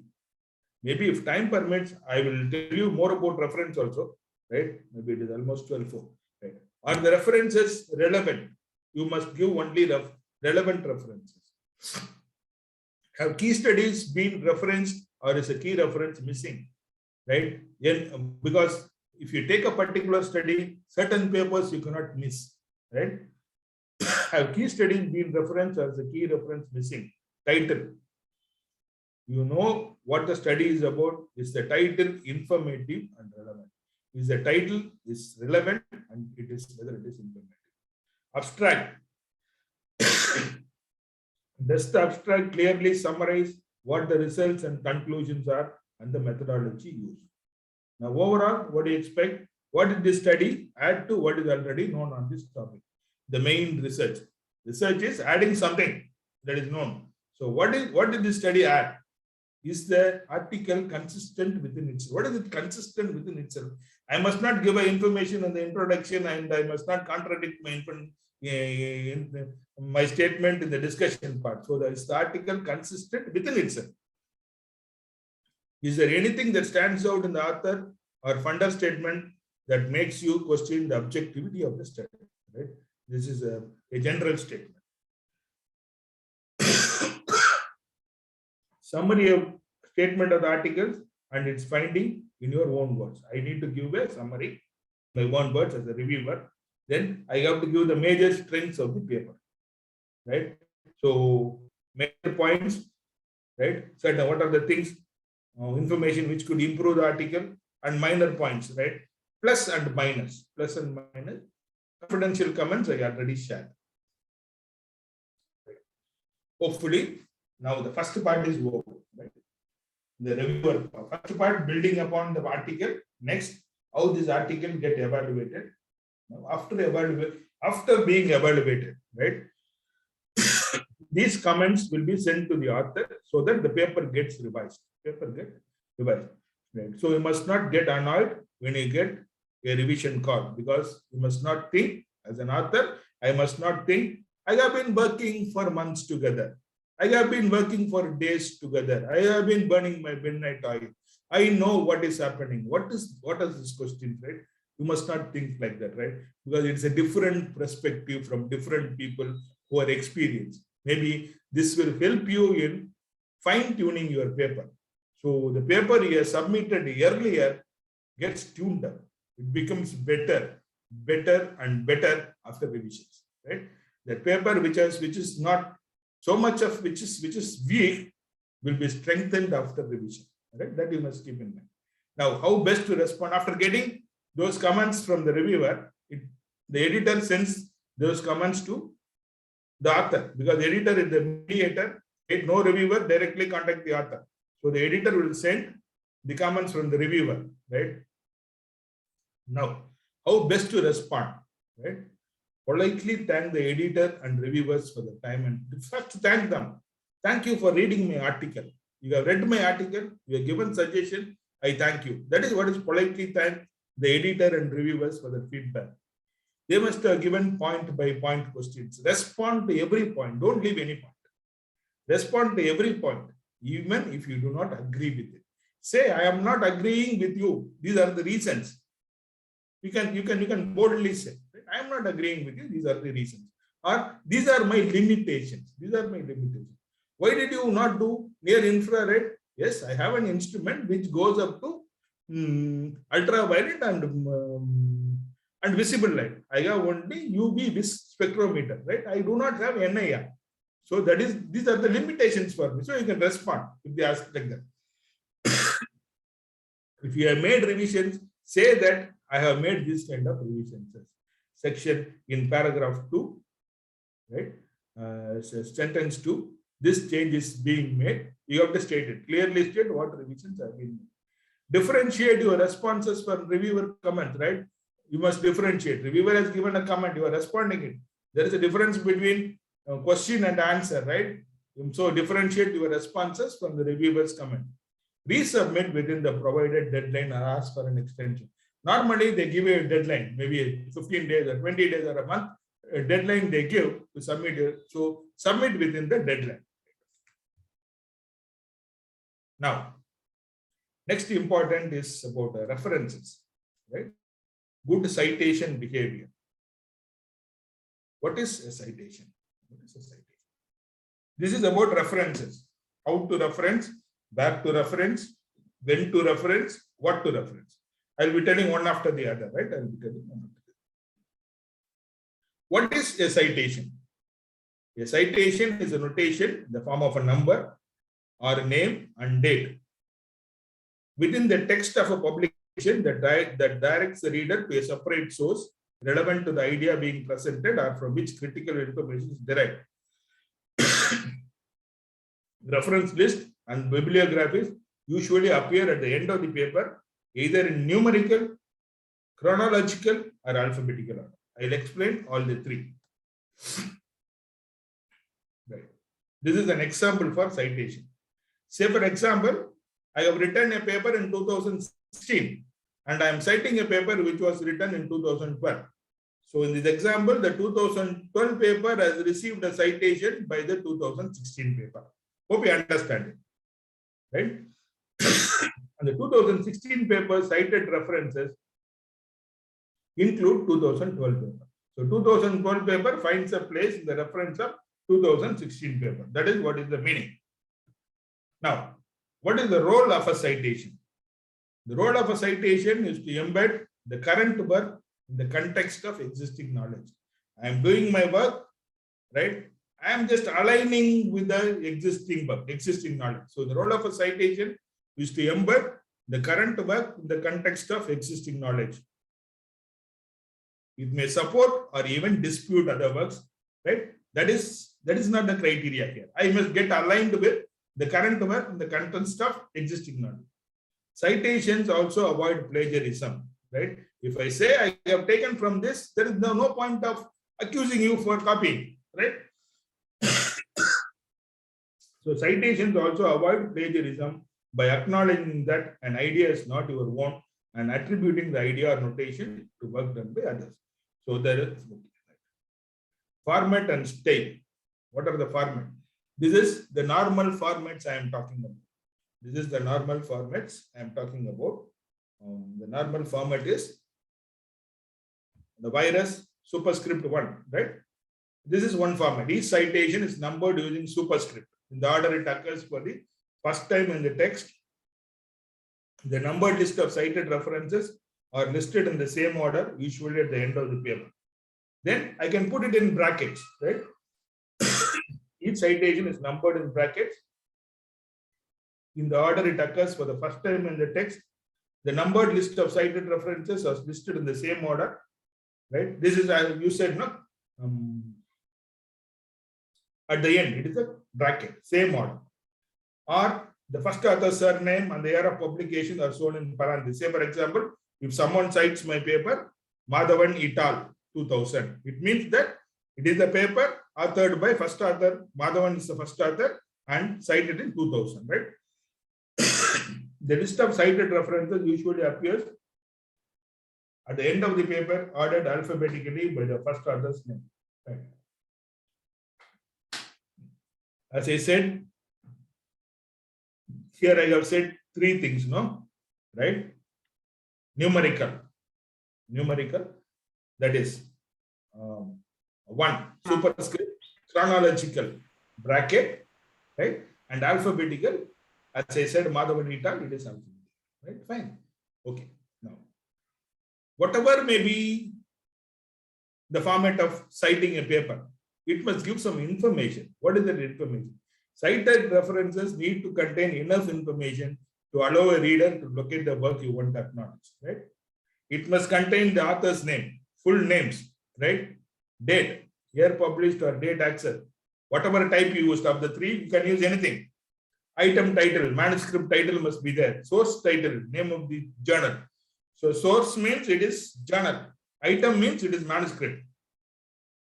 Volume, issue, page, or DOI. DOI means digital object identifier. If you give that number, your manuscript will automatically come, right? So it must contain all these information, right?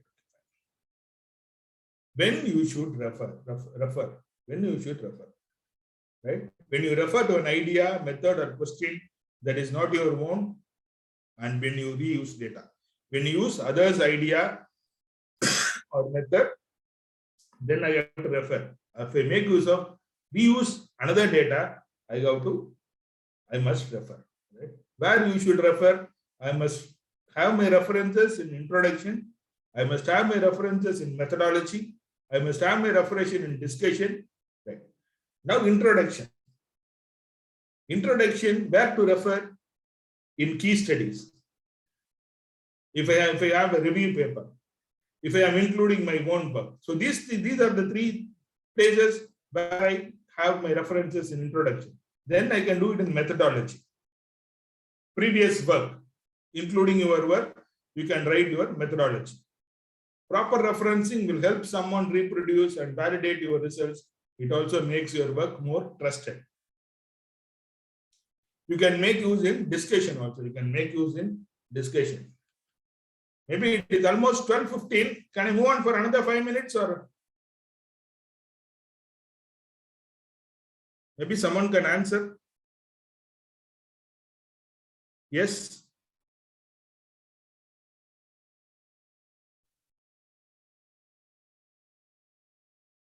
Am I audible? Yes, sir. It's almost 12:15 now. Can I move on? Or Yes, Definitely, sir. is there time? Can I move on? Can I take another 10 minutes? Okay, sir. Huh? Is it Sure, okay for sir. you? Sure, sir. Sure, sir. Okay. Yes, sir. Yes, sir. Fine. Maybe I'll move up to 12:25. Thank you. Then you can make Fine, your. Okay, fine. Thank you. Then the references you can make in discussions, right? Use references to place your results in context, comparing your results to other studies, right? You should make it clear in the text whether the reference study supports or contradicts. So these are the places where I can put references. Then how you should reference? Only relevant references you must give, right? Not the paper written by your friend must be there, right? Reference the primary source wherever possible. What will be a primary source? Myself and my friend, we are working in the same context, right? So I have referred something. So if my friend writes a paper, he must not refer me. He must refer to the primary source, right? So that is what is primary. Reference a source for its exact contribution. And if you refer, you clearly show the role of the reference. Right. Citation could be manipulated. Citations could be manipulated because citations forms an important factor, right? You call it as bibliometrics. Because when a decade or 2 decades before, right? If you want to be a good scientist, right? How do you become a good scientist? Someone will need to attest me as a good scientist. Now things are different, right? Your bibliometrics is there. Your H index is there. Your H index will see the place where you are. Your citations are there. Cumulative impact factors are there, right? You need not do anything, right? They can take. The Scopus will give, Web of Science will give. So these citations could be, there is a possibility of manipulating. Right? There are different levels, one at author level, peer review level, editor level, journal level. I'll move author self-citation. I may cite my own papers. Then honorary citation. I may cite my friend's paper. Editor may ask for something else. He may ask me to quote something, right? So these are the things, manipulations, right? Then peer review. I review a paper. I may ask the author to quote my paper, which is not fair. Just to improve my citation, I may ask. Then editor level, right? The editor may ask the author to submit papers from his own journal. So these are the manipulations which we can have. Journal level, again the same thing. Just to improve the impact factor, because the impact factor of the journal depends on the citation, right? So these things can happen. Author self-referencing, I have already spoken. When it is okay, self-referencing, when it is okay, when it is required, it is okay. It must not be excessive. Normally they permit 10 to 15%. Normally they permit. And this one is another manipulation. You call it a salami sizing, right? I do a work. I subdivide into different parts. It is actually a single paper. What I am doing, I am converting the single paper into 4 papers, submitting, right? Include different citations, right? Which enhance my bibliometrics. This is what is called a salami sizing. So these are the manipulations which are very common, right? You must be aware of all these things. That is how much is considered as enough, right? It is around 10 to 15%. How do you prevent? As an author, right? Do not self-reference solely for the purpose of trying to increase your total citation count. Only self-reference when applicable. Do it when it is applicable. And just for making your paper published, do not buckle under pressure from reviewers or editors to include references that are not relevant and justified. Right?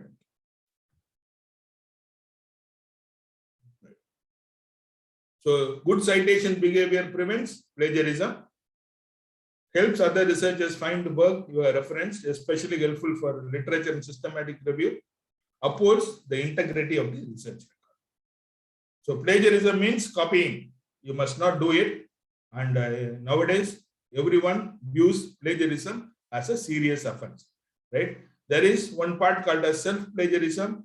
Once I publish my content in a journal, it is not my property, right? It is the property of the journal. If I copy it, I need to refer it. If I am not referring it, it becomes self-plagiarism, right?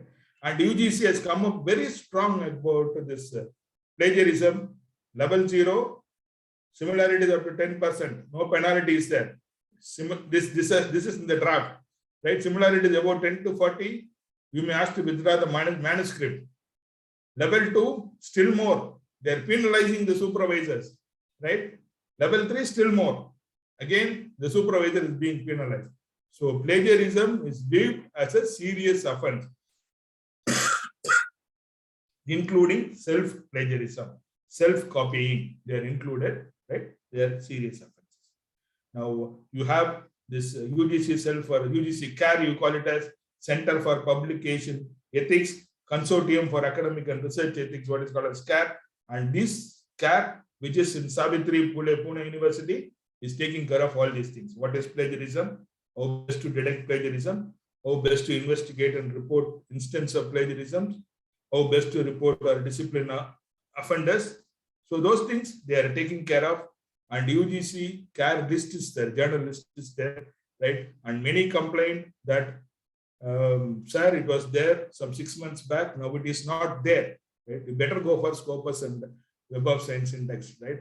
Because UGC every 6 months they review. If they get any complaint, they remove the paper. Because predatory journal, right? Maybe in some other place I can share this, because that is again a different topic. Predatory journals is again a different topic, which requires more than 1 hour of explanation. Right? So predatory journal. So Scopus and Web of Science and other things gives you the best thing. Right? That is what you call as list 1 and list 2, group 1 and group 2 in UGC CAR. You need to publish only in this. So I have made everything clear. Let me conclude. Before that, let me acknowledge my college, Lanka College, for giving me a chance, right, to do research, giving me all the opportunities, right, and for molding me. So I thank my college, Lanka College, its management, principal, secretary, and rector. And these are the places where I have learned and I have taken information. Right? Nature has got master classes, different certificate courses are there, some are free. And Research Academy is from Scopus. And Clarivate Web of Science, again, they have an academy. So I learned many things from them. I have quoted many things from these academies, right? So thank you very much. Thank you for your patient listening. Thank you for the opportunity. Thank you.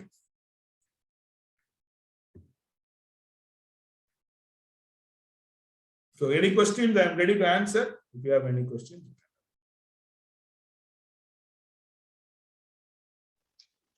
Participants, the session is open for discussion.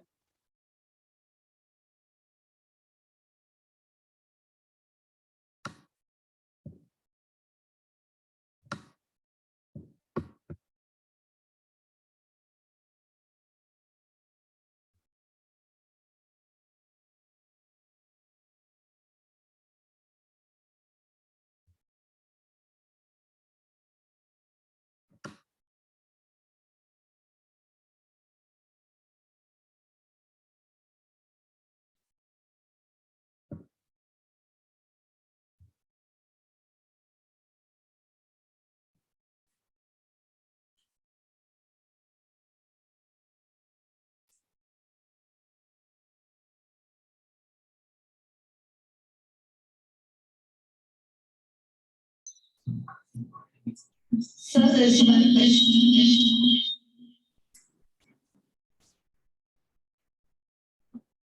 Sir, if we go for Yes, yes, please. Yes, please. it is going for plagiarism.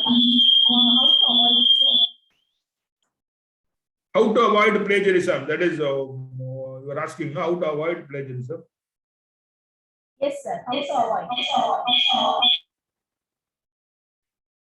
We have plagiarism software, tells you how much similarity is there, right? Nowadays, it is mandatory for PhD scholars to submit the plagiarism report also. How to avoid means you need to refer. There are 10 different types of plagiarism. You need this good citation behavior. No, this if you follow good citation behavior, plagiarism could be avoided, because when you refer, if you quote that paper, that will not be counted.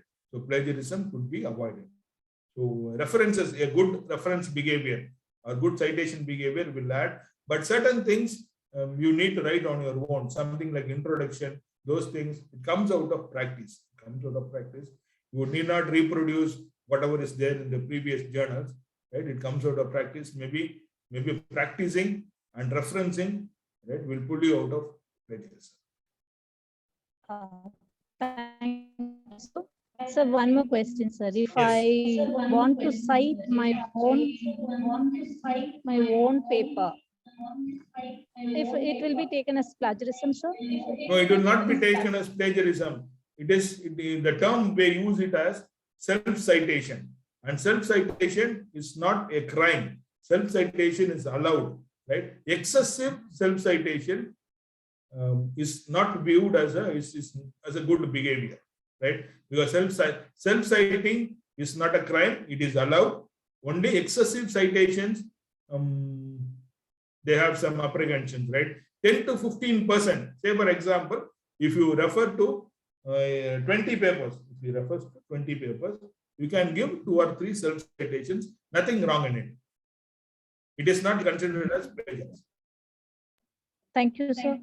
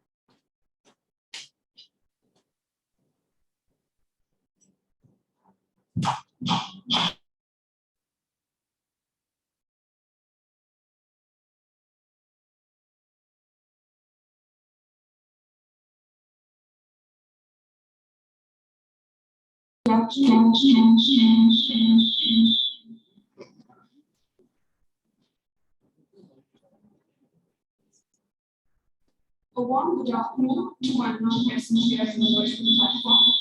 On behalf of the committee, I take this opportunity to propose the oath of thanks on two-day National Conference on New Frontiers in Research, Challenges and Innovation. On the outset, I thank our chief guest,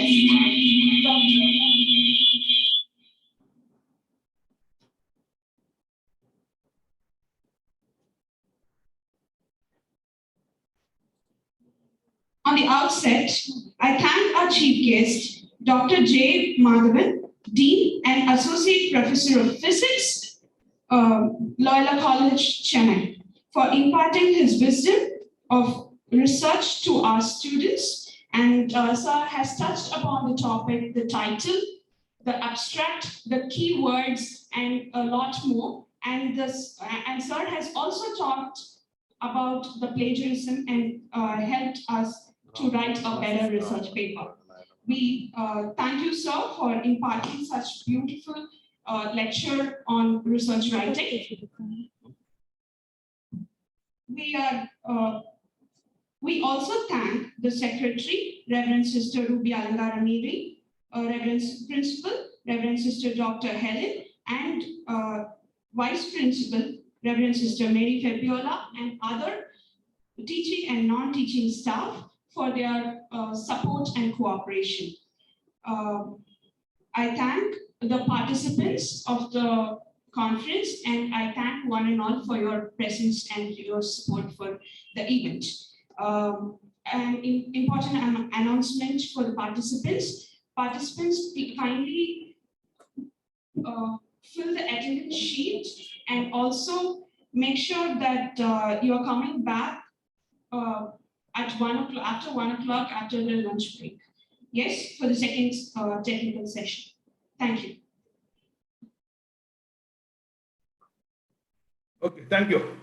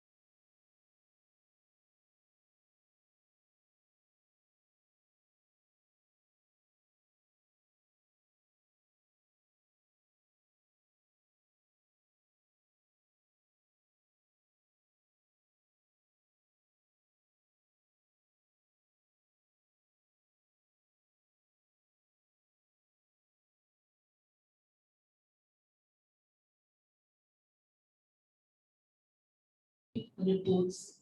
He is the recipient of Reverend Dr. Edinapalli Research Award for the academic year 2018-2019 and 2019-2020. This prestigious award is given to him for publishing maximum number of research manuscripts during this period. He is the guest editor of Materials Today proceeding of ICSSR, International Conference on Materials for Energy and Environment 2018. He has held a number of prestigious positions to his credit. To mention a few, delivered e-content video lecture for BSc Physics Honours degree in the MHRD project, acted as Youth Red Cross Coordinator, Loyola Physics Association President for the period 2016 to 2018, member in Loyola Institute of Frontier Energy, Loyola College, Chennai, Vice President of Loyola College for Teaching Staff Association for the period 2018 to 2020, Health and Wellness Club Coordinator in Loyola College. We have such a resourceful person amidst us to share his expertise in the thrust area of intellectual property rights and in particular, protection and innovations of IPR. We are very much privileged to have you, sir. Once again, I extend a gracious welcome to you, sir. My hearty welcome to everyone gathered here through this virtual platform and wishing you to have a fruitful day. Over to you, sir. Thank you, ma'am, for your nice words of introduction. Am I audible clearly, ma'am? Hello. Am I audible, audience? Yes, sir. Yes, sir. Thank you. Thank you. So I thank the organizers for giving me this opportunity, and I thank the organizers for introducing me to this conference. I'm happy to note that and take part in this international conference organized by Nirmala College, Department of Library and Informatics Science. So really, it's a fantastic one, and it's going to be a knowledge one. Then, my area of interest in this conference is intellectual property rights protection. How to protect our property. We intellectuals should protect our knowledge. That's the general meaning of intellectual property rights. And also, we must register this intellectual property with the concerned authorities, bureaucrats in the government of various countries, so that if anyone steal our property, our knowledge, then we can take action against them. This is the nutshell of the talk that I'm going to give in this conference. My area of interest is material science in general. I'm working on materials for energy storage and energy harnessing. Energy harnessing in the sense, how to convert the sun into an electrical energy. That's my area of interest. So far, I have produced 5 PhD students in that field. All our research works are published in reputed, peer-reviewed journals. We are trying to patent our research work. While trying to patent our research work, I came to know that I have to protect my research group intellectual property. So I started learning this intellectual property, and I'm going to deliver the content which have I learned about this intellectual property. So once again, I thank the organizers for giving me this opportunity. Now I'll share my screen.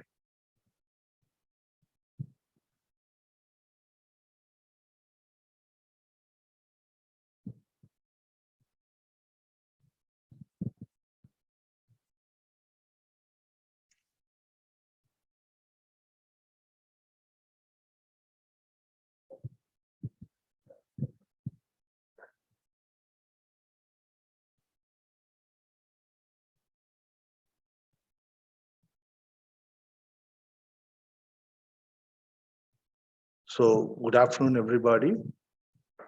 Are you all able to see my screen? Yes, sir. Thank you. Thank you. So myself, Dr. M. Victor Anthony Raj, Assistant Professor in the Department of Physics, Loyola College, Chennai. I'm going to deliver a talk about intellectual property rights and innovations. My order of presentation will be introduction about the intellectual property and history of some of the historical milestones I want to give regarding the intellectual property and various types of intellectual property available in the world among the intellectuals and innovations. So these are the things I'm going to deliver in this lecture. First, let us come to the definition of intellectual property. What is known as intellectual property? According to the definition of Oxford Dictionary, intellectual property is an intangible property that is the result of creativity. So every human being has a creative nature. Everyone can create something. If that creativity is protected, then it comes under the intellectual property right. And also, the intellectual property refers to inventions, innovative designs, products of human creativity, identifiers of organizations or their products and services, or to unique products that have a geographical attribute. So like that, intellectual property can be defined in various ways.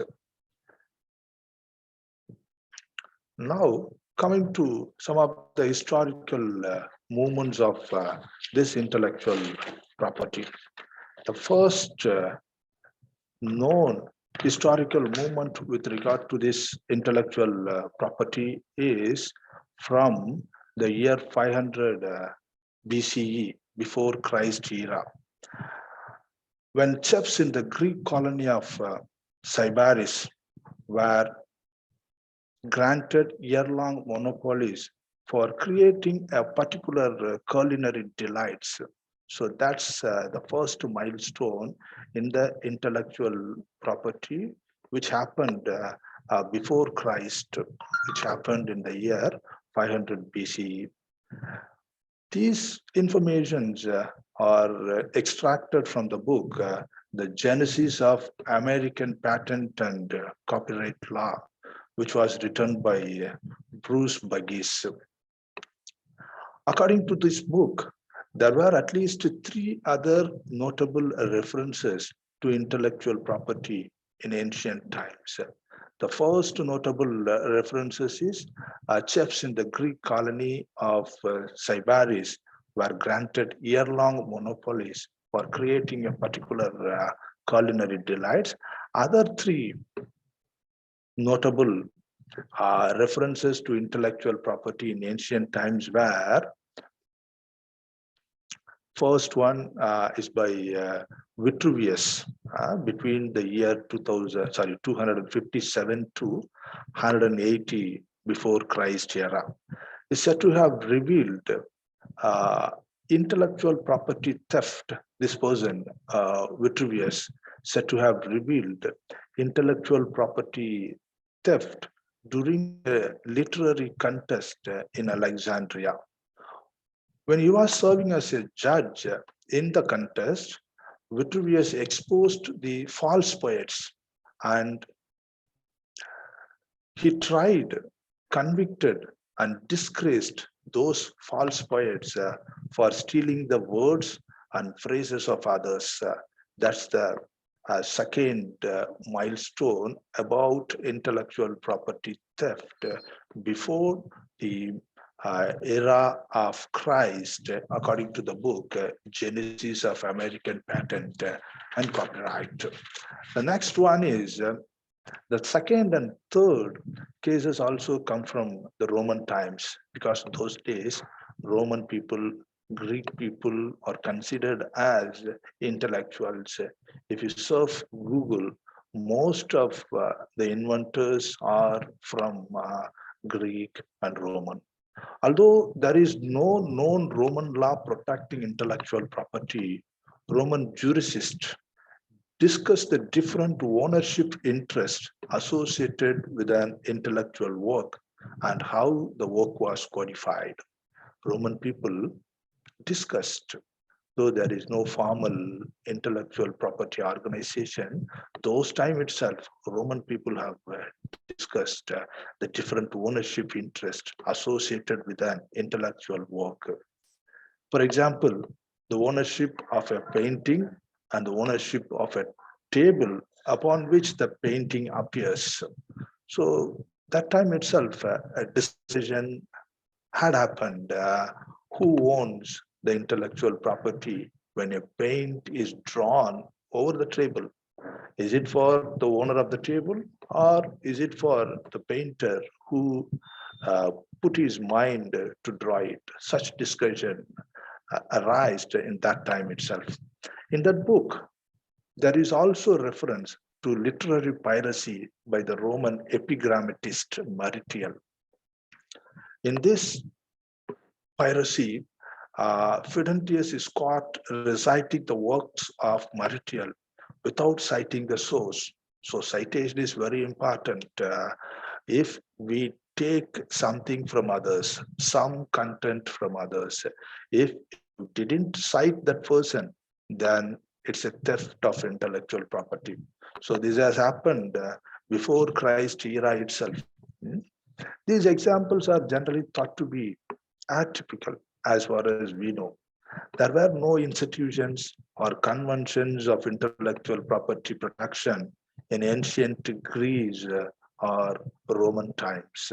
There is no particular organization like an organization exists now, World Intellectual Property Organization. Then in India, Ministry of Commerce and Industry has floated an office to protect the intellectual property of Indian intellectuals, and whoever comes to India to sell their product, their intellectual property also should be protected. So nowadays offices are there, organizations are there to protect the intellectual property, but those days there were no offices. From Roman times to the birth of Florentine Republic, another republic birth, there were many franchises and privileges and royal favors granted surrounding the rights to intellectual works. So now if an author writes a book, then copyright or royalty goes to the author from the publisher. So like that, those time itself, these royal favors and franchise privileges were taught.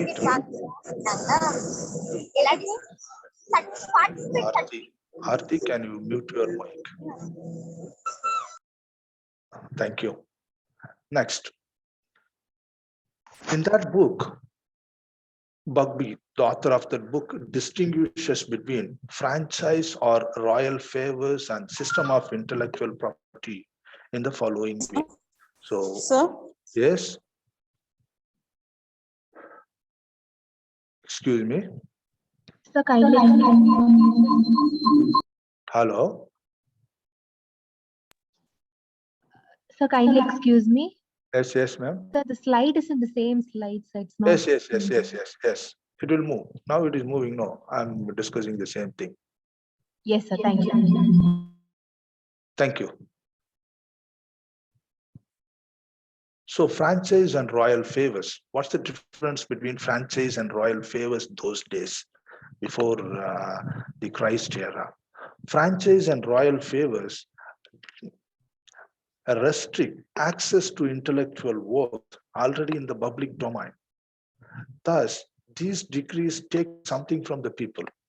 An inventor, on the other hand, deprives the public of nothing that existed prior to the act of invention. According to that book, This is how inventor, how deprives the public. One of the first statutes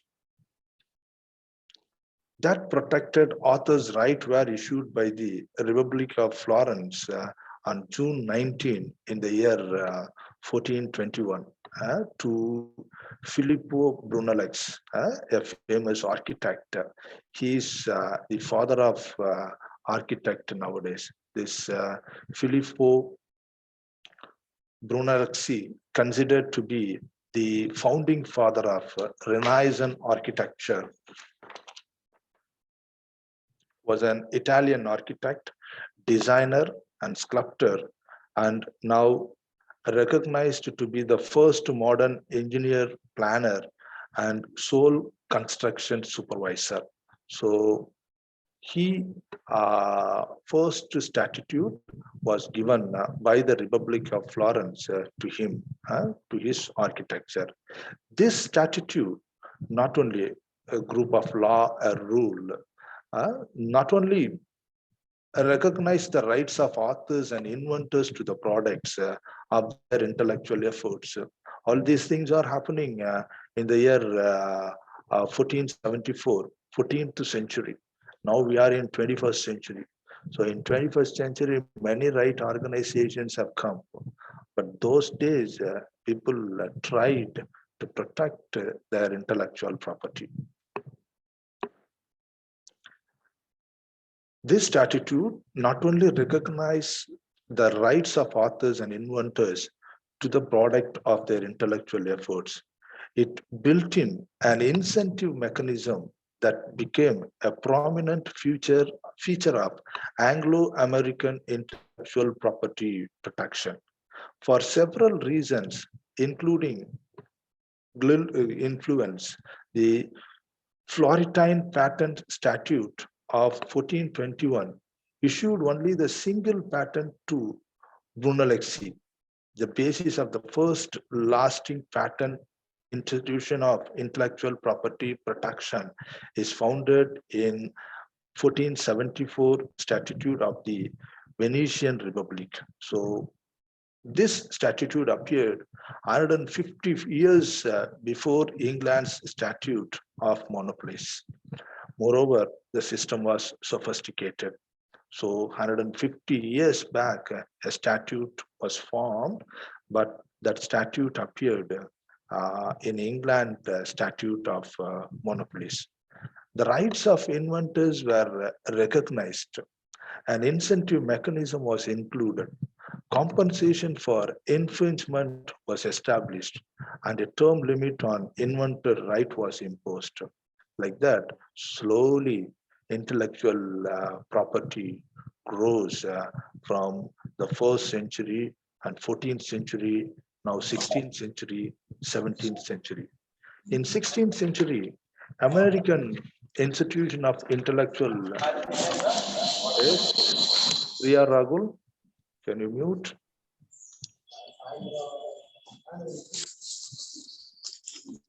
Priya Ragul, can you mute? Yes. Okay.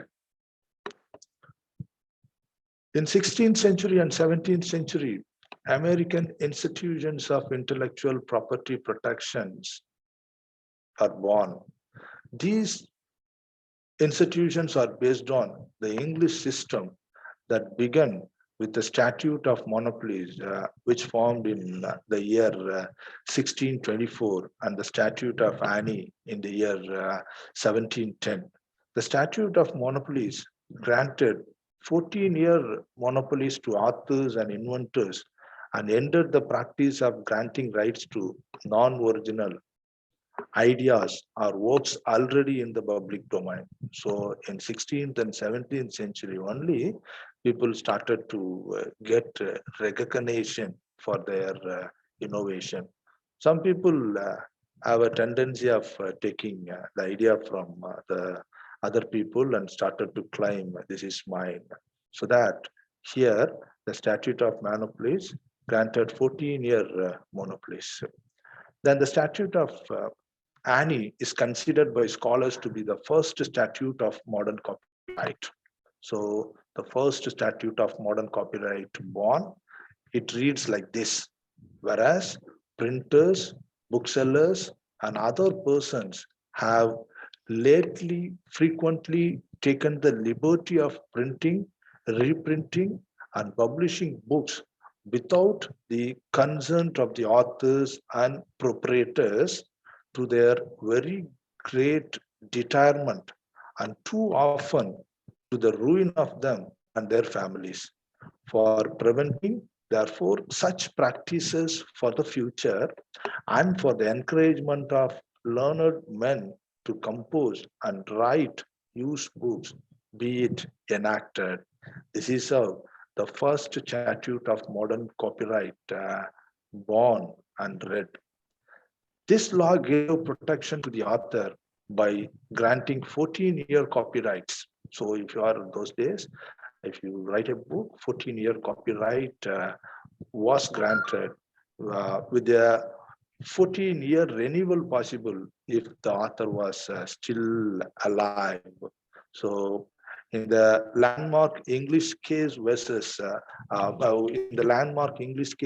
Miller versus Taylor, which happened in 17th century. Yes. Muthu Malati, kindly mute. In the landmark English case Miller versus Taylor in the year 1769, the inherent rights of authors to control what they produce, independent of statute or law, was affirmed. While this case was later overruled in Donaldson versus Beckett in 1774, the practice of recognizing the rights of authors had begun. Other European countries, including Belgium, Holland, Italy, and Switzerland, followed the example set by England. All these things are there in the book. Various international treaties like the Berne Convention Treaty, and the trade-related aspects of intellectual property, which happened in the year 1994, a property agreement, have expanded the geographic scope of intellectual property protection to include most of the countries present in the globe. This is how intellectual property evolved, grown from ancient Greek Roman times to till date. After this trade-related aspects of intellectual property agreement, intellectual property has become prominent property in the world.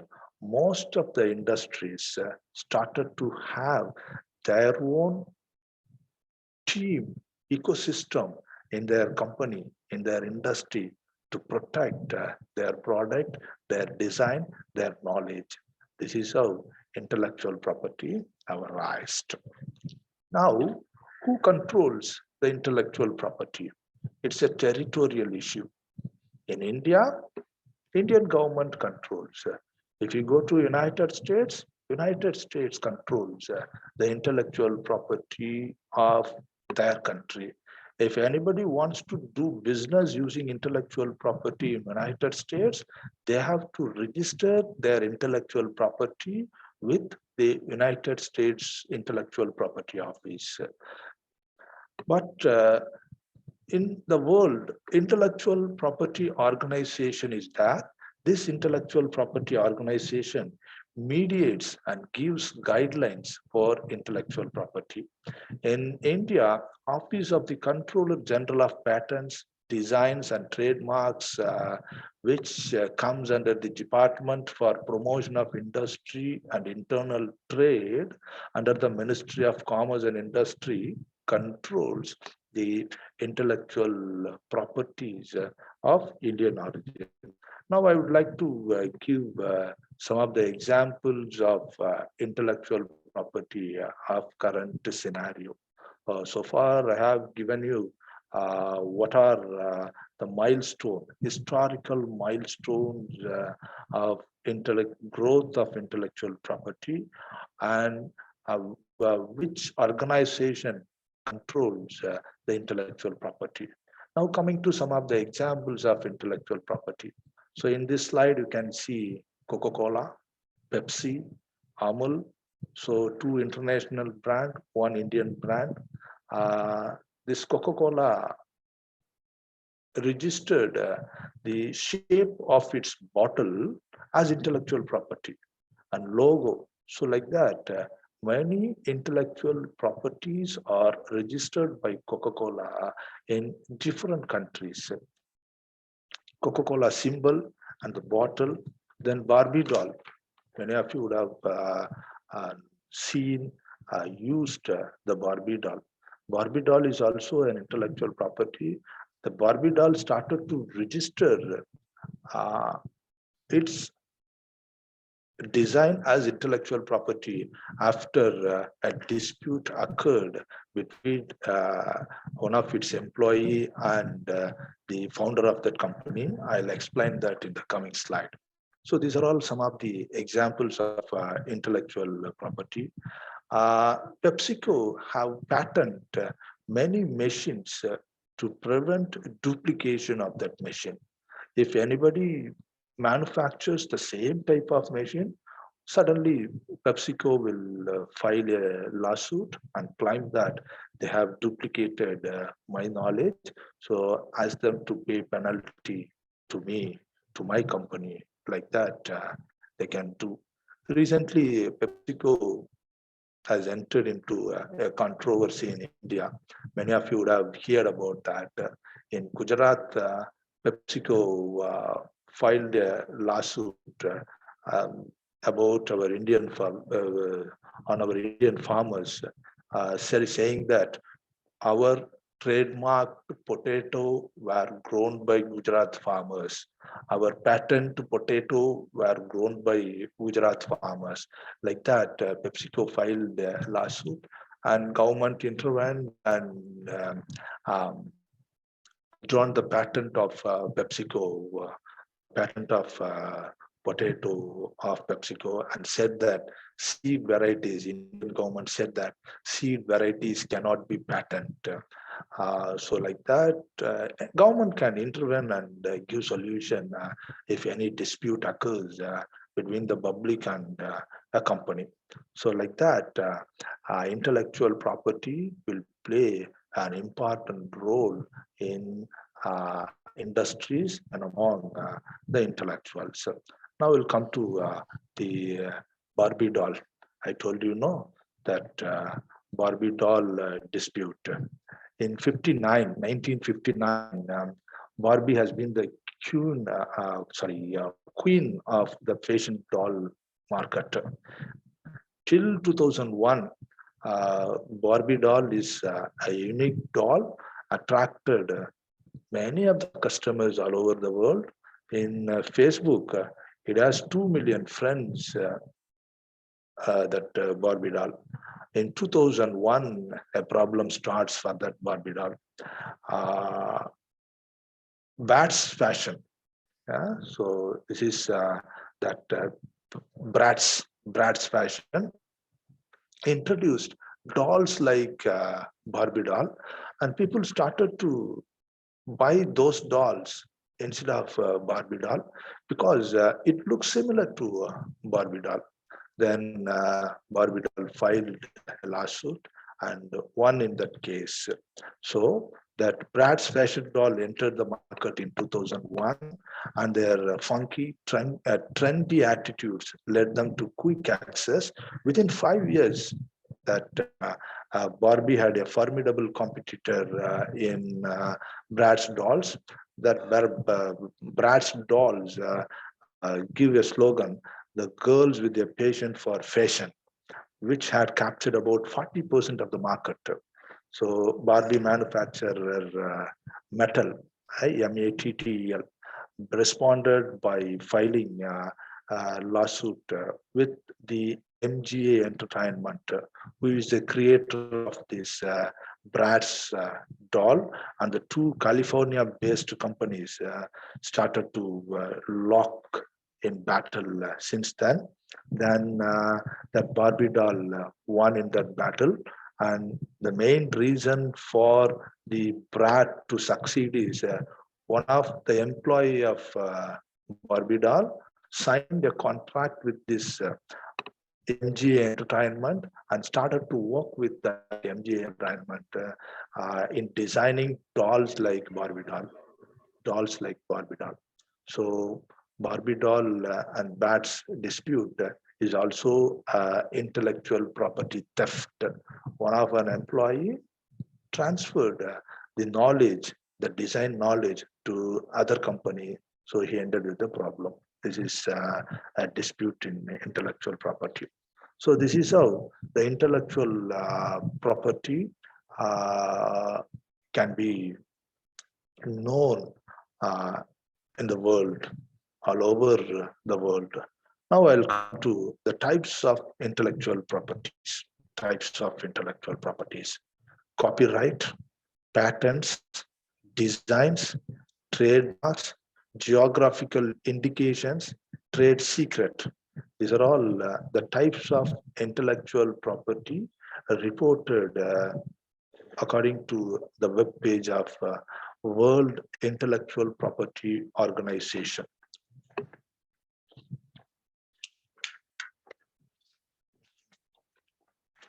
Copyright.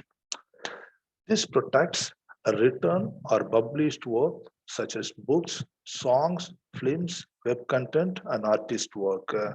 In the history of intellectual property right, the first intellectual property is copyright, content of the author, creation.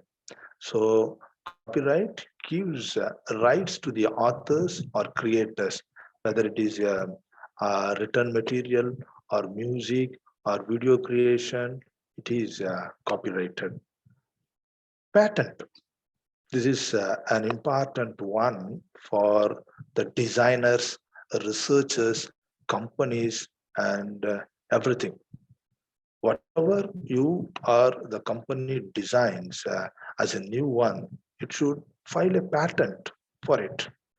Once it filed a patent for it, the others cannot duplicate it. So if anybody duplicates, then you can pull them and you can get penalty from them to duplicating your design ideas.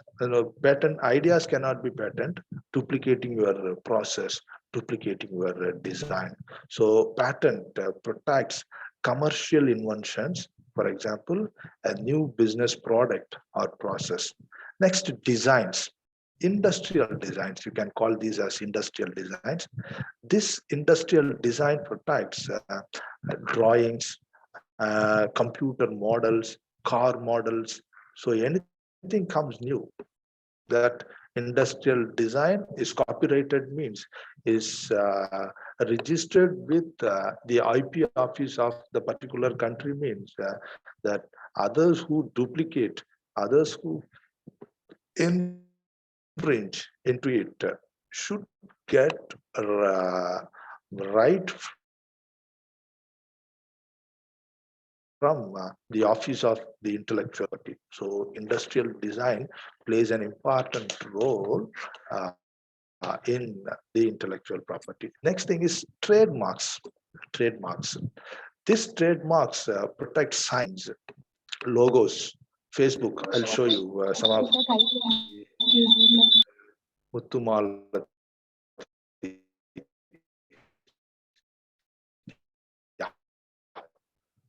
This contains words or sounds that distinguish your products and services from those of your competitors. So Facebook has a logo, Google has a logo, then Coca-Cola has got a logo, PepsiCo has got a logo. So every prominent company has got a logo. So those logos comes under trademark.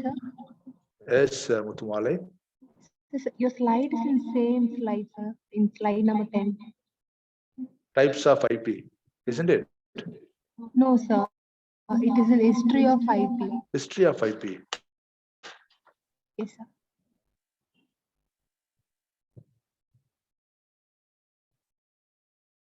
It's in Just a, slide number 10, sir. just a minute, just a minute. Yes, sir.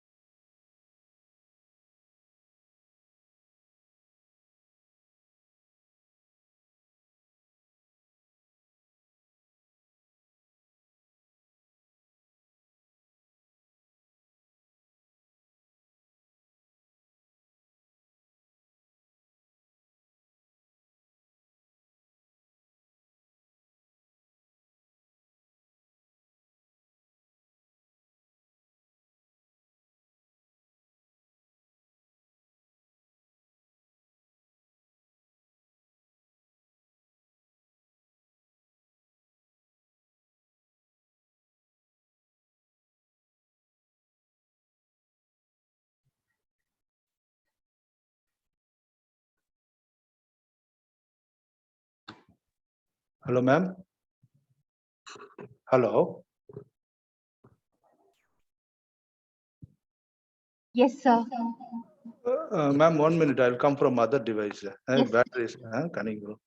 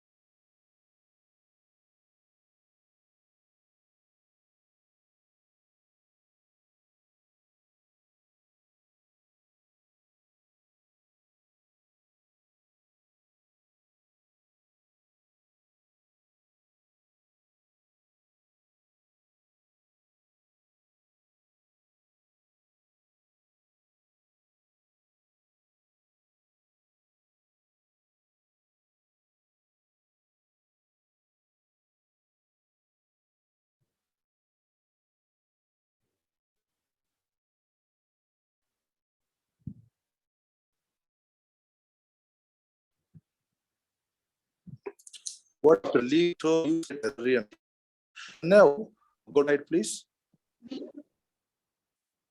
So copyright is a legal term used to describe the rights that creators have over their literature.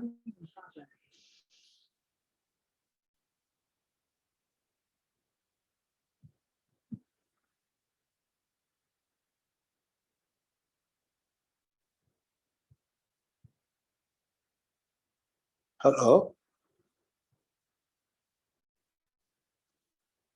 Yes, now the screen is visible. Next slide. Yeah. Which types of work are subject to copyright? Audiovisual works such as TV shows, movies and online videos, sound recordings. Recently, Ilayaraja, Balasubramaniam and other audio creating group companies have a dispute over copyright. I'll tell what is that dispute. So sound recordings and musical compositions comes under copyright. Written works such as lectures, articles, books, and musical composition. No. Go to the previous slide. Sound visual works such as paintings, posters, and advertisements, video games. Previous slide. Computer software comes under copyright. Then dramatic works such as plays and musicals also comes under copyright. Copyright protection extends only to expressions, not to ideas. I have an idea. I want to get copyright for that idea. No, it's not possible. Then procedures also cannot be copyrighted. Methods of operation or mathematical concepts will not get copyright. So copyright may or may not be available for a number of objects such as titles, slogans, logos, depending on whether they contain sufficient authorship. According to World Intellectual Property Organization, copyright laws are territorial. Only in a country you can claim a copyright. If your work is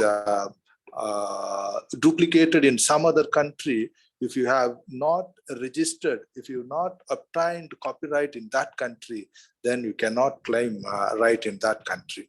In other words, they apply within the country in which they were passed. In India, the Copyright Act came into effect from January 1958. The act has been amended 5 times because the requirement is like that. The Copyright Act 2012 is the most substantial act. The main reason for the amendment to the Copyright Act 1957 is to include the act in conformity with 2 World Intellectual Property Organization Internet treaties concluded in 1996, namely the World Intellectual Property Organization Copyright Treaty, which is abbreviated as WCT, and World Intellectual Property Organization Performance and Phonograms Treaty, WPPT. So these are all some of the World Intellectual Property Right Treaty. So many amendments were proposed in this treaty. India has to include those amendments so that 5 times Indian Copyright Act 1957 were amended. There are 2 types of copyrights. There are 2 types of copyrights. There are 2 types of rights, not copyrights. There are 2 types of rights under copyright. One is economic rights and moral rights. Previous slide, please. Go to previous slide.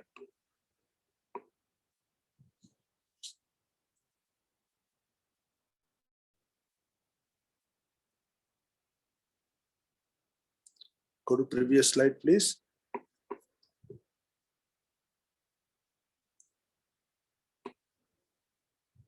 Yeah, there are 2 types of rights under copyright. One is economic rights, another one is moral rights. These economic rights allows the rights owner to derive financial reward from the use of their work by others.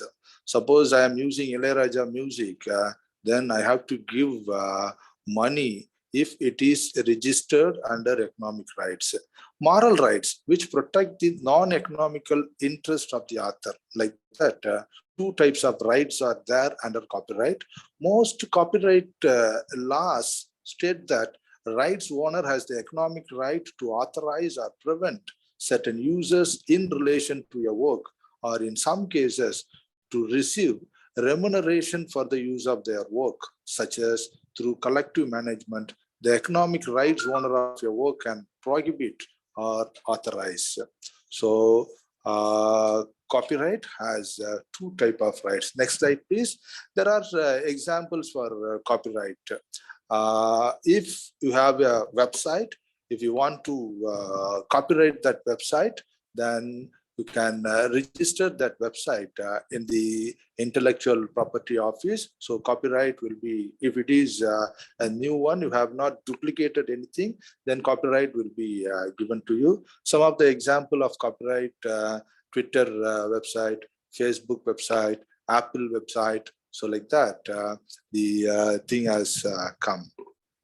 Now, let us come to the appeal dispute between Ilayaraja and other audio companies. Go to the next slide, please. The Madras High Court ruled that Ilayaraja was entitled to special moral rights over 4,500 songs composed by him for more than 1,000 movies in his career spanning over 4 decades. So Ilayaraja filed a lawsuit with the audio companies. They are all using my creation without getting permission from me. Like that, he filed a lawsuit. So the Madras High Court granted that Ilayaraja was entitled to special moral rights over 4,000 songs composed by him for more than 1,000 movies in his career. Decreeing a civil suit filed by Ilayaraja in 2014 against a group of musical labels, including Malaysia-based Agi Music, Echo Recording of Chennai, then Unisys Info Solution of Andhra Pradesh, and Giri Trading Company of Mumbai. So against all these companies, Justice Anita Sumannath held that composer was entitled to the moral rights in line with Section 57 of the Copyright Act 1957. So the composer has a right. What are the right a composer has? The right of a composer protects the right of a composer to claim a right over his composition even after assigning them wholly or partially to others.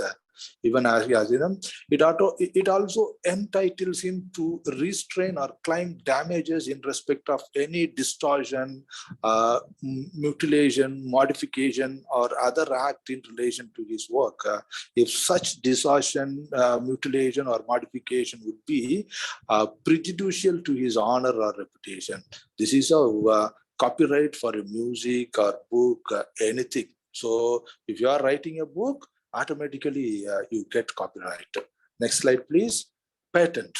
The next intellectual property is patent. What is patent? It's an exclusive right granted for an invention. I'm working in materials for energy harnessing and energy storage. If I invented a new material, then that material is not invented by anybody in the world, then I can file a patent for that material. So that patent is an exclusive right granted for me for an invention, which is a product or a process that provides a new way of doing something or offers a new technical solution to a problem. To get a patent, technical information about the invention must be disclosed to the public in a patent application.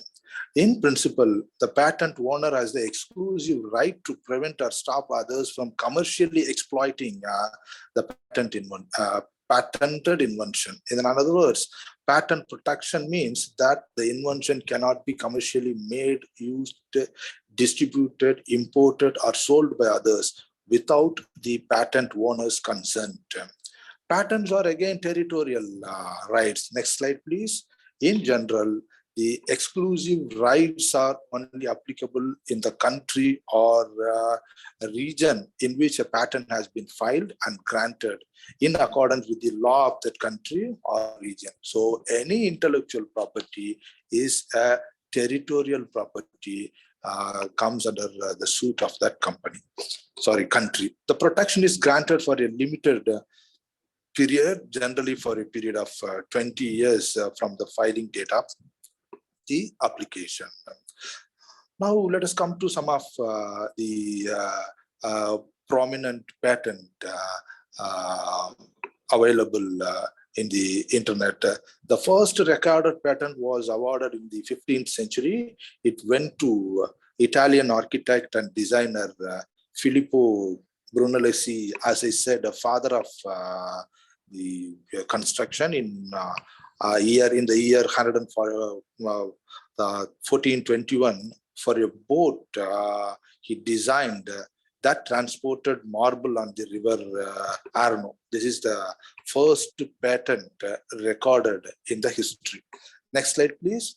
The next popular patent registered in the history is electric bulb, which is invented by the famous Thomas Alva Edison. It was awarded to Thomas Alva Edison in the year 1878. An English inventor called Joseph Swan had received a patent for a similar product in England. At the same time, later Thomas Alva Edison and English inventor Joseph Swan joined hands to form Edison and Swan United Electric Light Company. So that company is a popular company which produced many electrical devices. Edison, Thomas Alva Edison had 1,093 patents, including the phonograph, which is the precursor of the gramophone and the record player and the dictaphone. The next important patent in the history is, next slide please, the internal combustion engine. The internal combustion engine was designed by Samuel Brown in the year 1823. Next slide, please. The next important patent is for telephone, which was invented and patented by Alexander Graham Bell in the year 1876. Next slide, please. The next one is computer. Without computer, we can't imagine a life. Nowadays, my laptop switched off, so almost 10 minutes I am in a disturbed mode. So without computer, we will not be in a normal mode. So the first modern computer to be given a patent was the electronic numerical integrator and computer. The patent went to John Mowley and J. Presper Eckart in 1973. However, a US court invalidated the patent over the claim that the Atanasoff Berry computer, ABC, developed in the 1940s came first. However, this computer was not programmable. One of the first commercially successful computer was the Apple II, which was invented by Steve Wozniak and patented by Apple Computers Incorporation in 1977. This is how the computer patents came. Next slide, please. Next slide. Next is Bluetooth. Without Bluetooth, nowadays we can't imagine anything. Despite the popularity of mobile phones having Wi-Fi connectivity, people still opt for Bluetooth as an option for data transfer, which is invented in 1994 by Jap Hudson. Bluetooth technology allows nearby electronic devices to connect using low power, which has a range of 5 meter, ultra high frequency waves.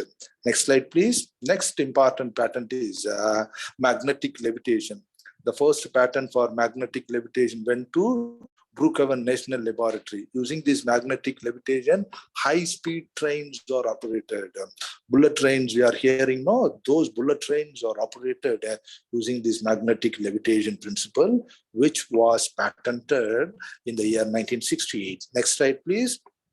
Next is the antivirus software. Antivirus software. The FireEye malware system was the first antivirus software patented by Azhar Aziz in March 2005. Next slide, please. Google PageRank. Next one is Google PageRank. This famous patent in Google PageRank, Larry Page developed it in 1998. It gets its name from his surname Page. It calculates the importance of a web page by counting the number and quality of links attached to it. This is how different prominent patents are patented in different countries. Next, we'll go to the next type of intellectual property, trademark. A trademark is a sign capable of distinguish the goods or service of one enterprise from those of other enterprises. Trademarks are protected by intellectual property rights. Trademarks are protected by intellectual property rights. Next slide, please. This trademark is a word or combination of words, letters, and numerals, which can perfectly constitute a trademark. But trademark may also consist of drawings, symbols, three-dimensional features such as the shape and packaging of goods, non-viable signs such as sounds or fragrance or color shades used as distinguishing features in the trademark. Now I'll show you some of the prominent trademarks in United States Patent and Trademark Office. Next slide, please. According to the United States Patent and Trademark Office, the first one, golden arches of McDonald's, is an example of a design that is a registered trademark of McDonald's. The next one is Nike. This logo with the shoes is a combination of word and a design. That's a registered trademark of Nike. Then Head and Shoulders, many of you are using this shampoo, is a standard characters with no design or stylization, is a registered trademark for hair shampoo owned by Procter & Gamble. Some of the other products of the company Procter & Gamble is 7 o'clock. 7 o'clock, men will use that 7 o'clock, women will use this Head and Shoulders. So then Google, you could see the Google, this Google in standard characters with no design or stylization is a registered trademark owned by Google. These are all some of the examples of trademark. So if you start a company, you can design a trademark like this, and you can register this trademark with the intellectual property. Next, Facebook. So like that, you could see this Facebook symbol in all your things. Next slide, please. I think you have gone to the previous slide. Next type of, this one. Next type of intellectual property is industrial design. What is an industrial design? I have a car company, or I have some other food product company. If I have designed a new model, I can register that design with the intellectual property office. If anybody duplicates that, I can claim right for that duplication. In a legal sense, an industrial design constitutes the ornamental aspect of an article. An industrial design may consist of three-dimensional features such as the shape of an article, or two-dimensional features such as patterns, lines, or colors. So like that, industrial design is an important one in the intellectual property. Next slide, please.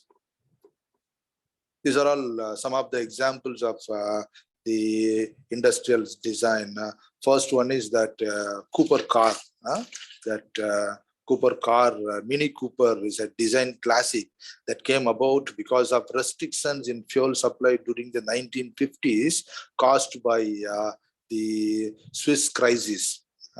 Designer Alex Ignatius was tasked with designing a car that was more frugal than large cars of the day, aiming to compete with increasingly popular German bubble cars like original Beetle. So this is one thing. Then Coca-Cola bottle. So these are all some of the industrial designs. Go to the next slide, please. The next type of intellectual property is geographical indications. What is a geographical indication? Geographical indication is a sign used on products that have a specific geographical origin and possesses qualities or a reputation that are due to their origin. In order to function as a geographical indication, a sign must identify a product as originating in a given place. We can, for example, Darjeeling tea, because producers of Darjeeling tea can exclude use of the term Darjeeling for tea not grown in their tea gardens or not produced according to the standards set out in the code of practice for the geographical indications. So a protected geographical indication does not enable the holder to prevent someone from making a product using the same technique. For example, you can go for the geographical indication, Tirupati Laddu, Palani Panjamirdam, Tirunelveli Alva. So Tirunelveli Alva will can be manufactured, can be given that taste only by the water content or from that particular thing. So geographical indication has a large role to be played by the intellectuals like us to get patent for our product. So important thing. Go to the next slide, please. Next slide, please. Trade secret. This is the last type of intellectual property. Trade secrets or intellectual property rights on confidential information which may be sold or licensed. In general, to qualify as a trade secret, the information must be commercially valuable because it's a secret to be known only to a limited group of persons and be subject to reasonable steps taken by a rightful holder of the information to keep it secret, including the use of confidentiality agreements for business partners and employees. Next slide, please. So trade secrets are commercially valuable. You can't reveal that to everybody. If you want to have an agreement with some people to manufacture that particular product, this trade secret should be transferred secretly to that group. That group should not reveal to other group unless without getting a license from the inventor. So trade secret is an important one. What kind of information is protected by the trade secret? Any confidential business information which provides an enterprise a competitive edge and is known to others may be protected as a trade secret. Trade secret encompass both technical information and other things. So like that, trade secret plays an important role in these things. Next slide, please. That's all. These are all the types of intellectual properties available. Difference between the geographical indication and a trademark. Geographical indication identify a good as originating from a particular place. Trademark identifies a good or service as originating from a particular company. So this is how the geographical indication and trademark can be differentiated. Next slide, please. Where can one find the information relating to published granted patent application? In India, we can go to that ipindia.gov.in. We can find the patent application. Next slide, please. So in India, patent database is searchable. Yes, it is searchable. For following link, you can find the patent database. Next slide, please. So this is the ecosystem of Indian intellectual property organization. So copyright, a separate office is there. For trademark, separate office is there. For geographical indication, separate office is there. So ecosystem of intellectual property of India. So you can go to this intellectual property website. You can learn all these things. Next slide, please. Innovations. So every academician should innovate in their field to contribute to the society. So intellectual property and innovation plays an important role in every researcher's career. So it's very important. So with this, I wind up my sharing of intellectual property. So I have given some basics about the intellectual property. We can develop these intellectual property using other resources available in various sources. Thank you.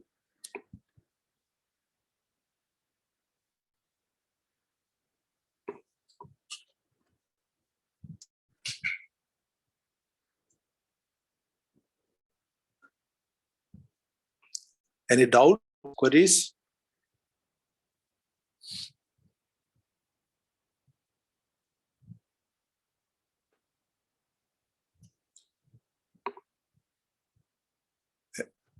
Any doubts, queries? Thank you, ma'am. I think no doubt, so you can contact me separately.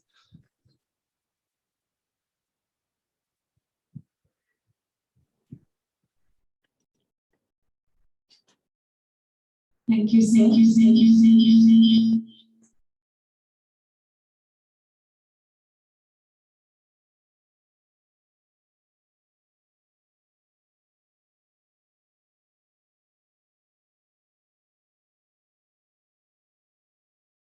The Law College for Women to propose the vote of thanks.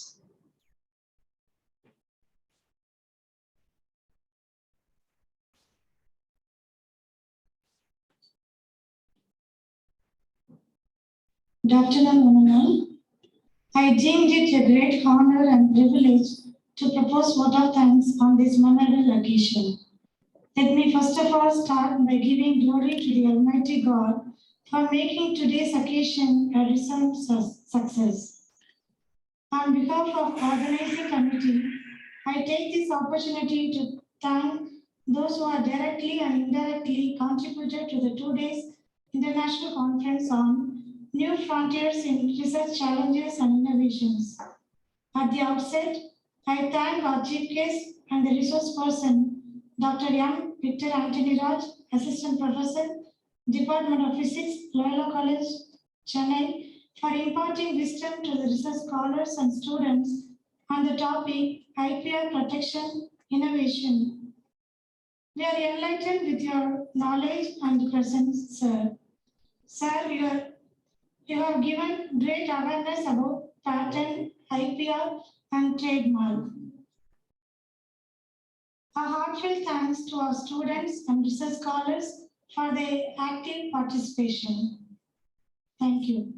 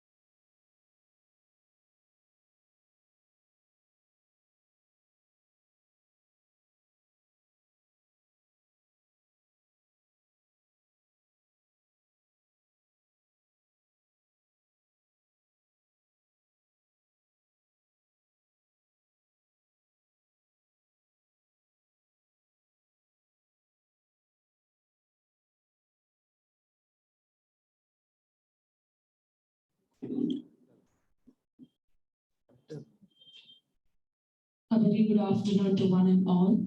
Let us now begin technical session 3. Dr. N. Gunavati, Head and Assistant Professor, Department of Chemistry, Law College for Women, to welcome the speaker.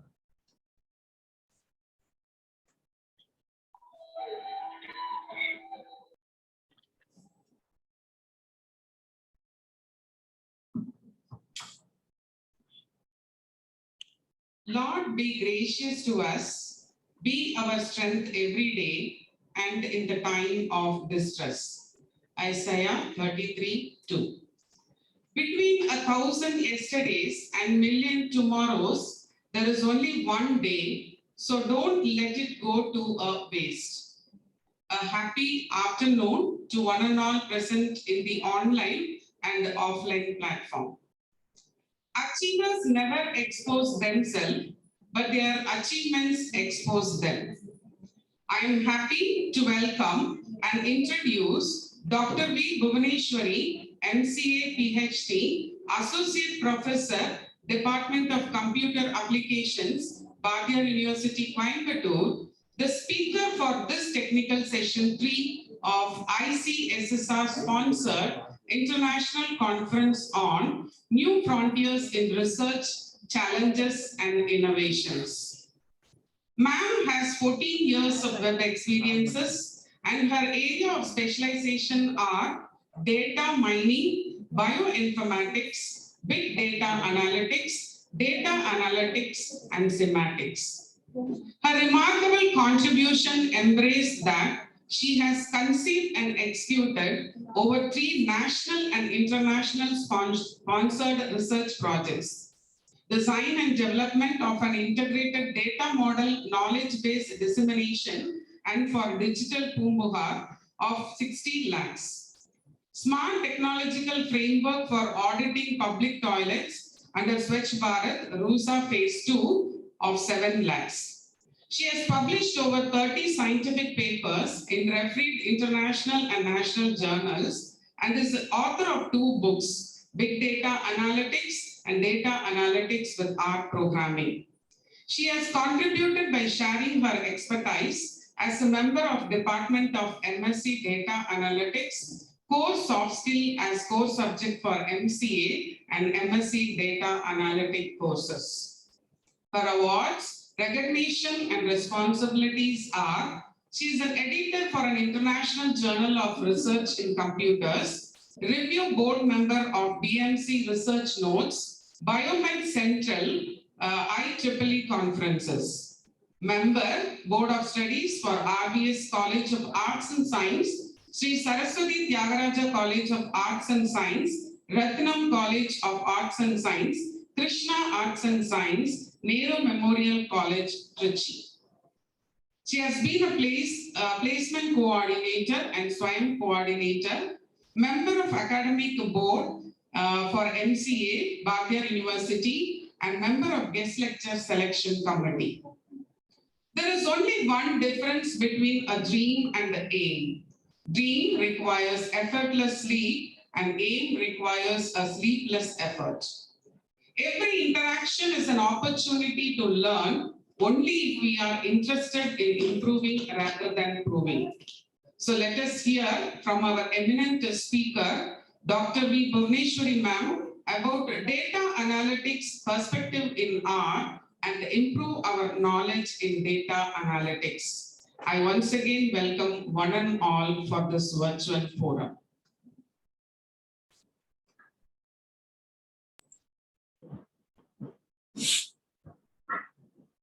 Warm good afternoon to one and all.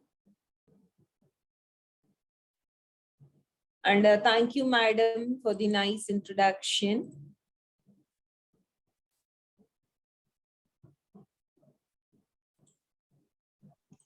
Hope the screen has been visible. Yes, ma'am. Yes, ma'am. Yes. Yes. Thank you.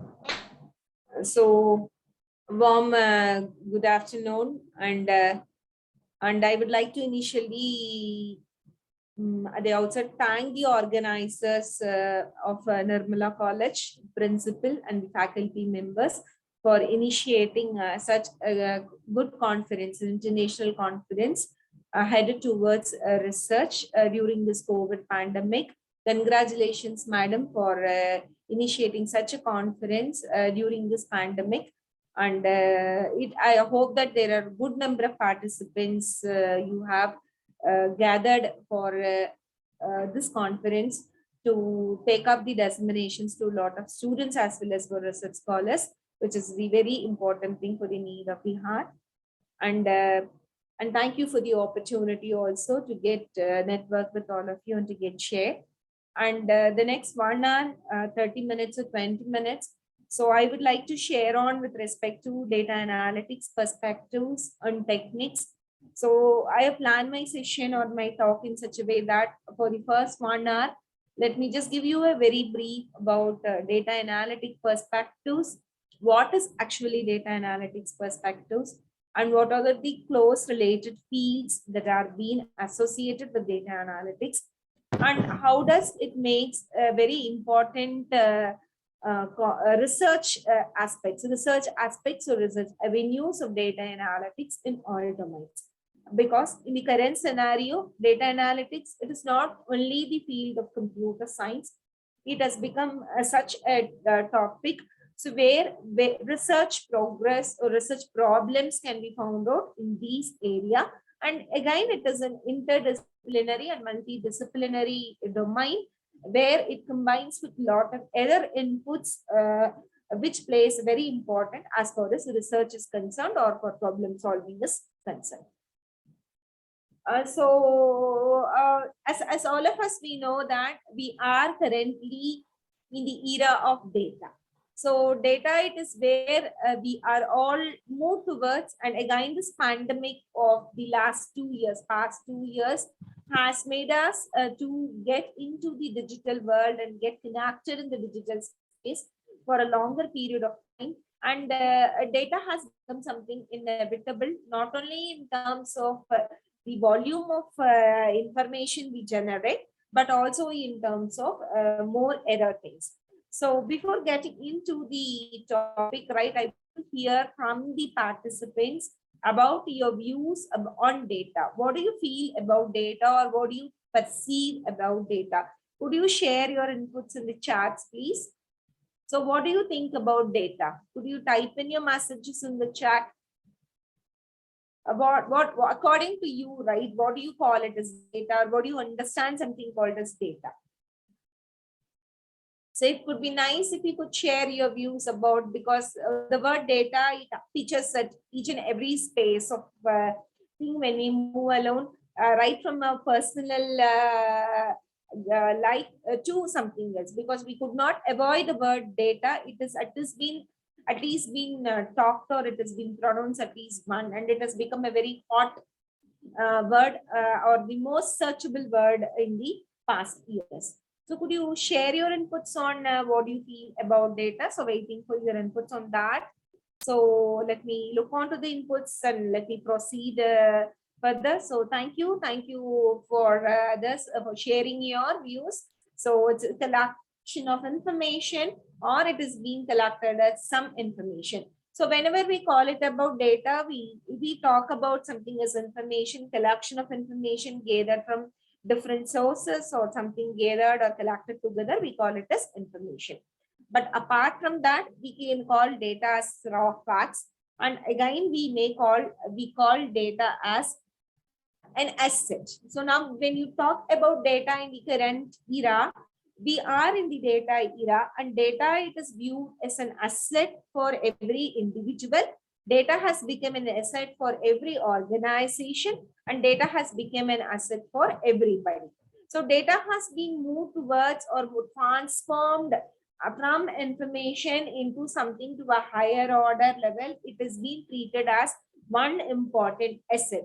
See, the organization or people who have a huge volume of data with them, then they have the value in terms of financial benefits too. And we are in the economy of data economy.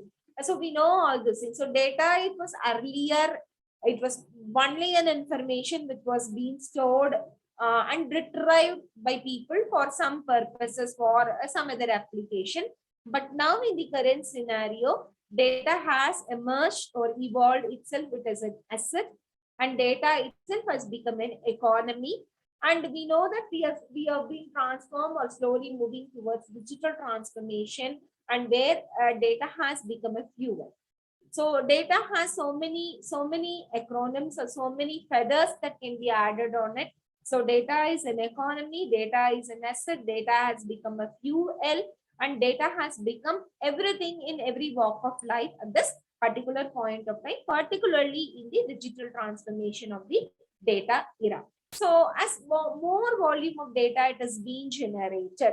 So the next question it is, so we know that data has been transformed and we are in the economy. Now the next question it is, how much volume of data it is being generated? So could somebody give on your inputs on that? What is the volume of data that it has been thrown out every day by so many sources or every sources that are been in and around us? Could you provide your inputs?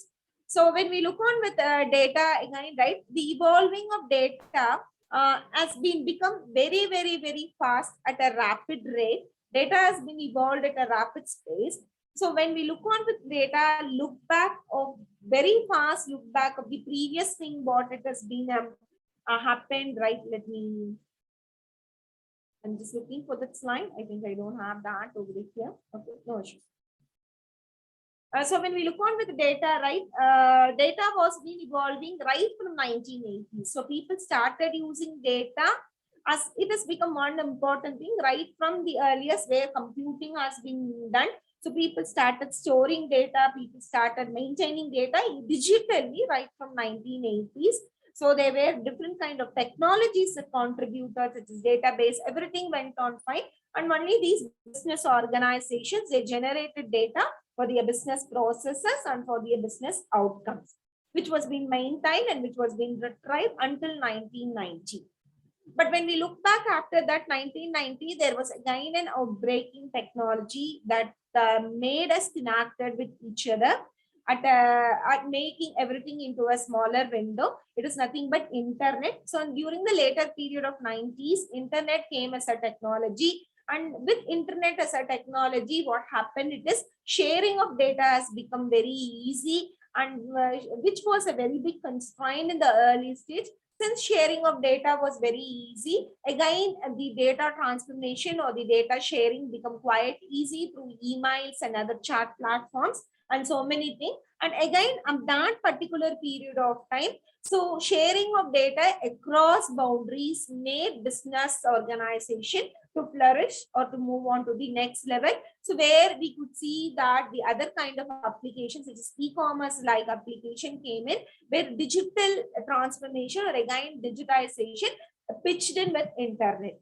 Again, when we look on with the contributors of data, that particular junction or at that particular year, that particular period, what happened, it was only the business organizations which generated data, and that data was being able to share across applications through the web portals and the web application because of the technological growth.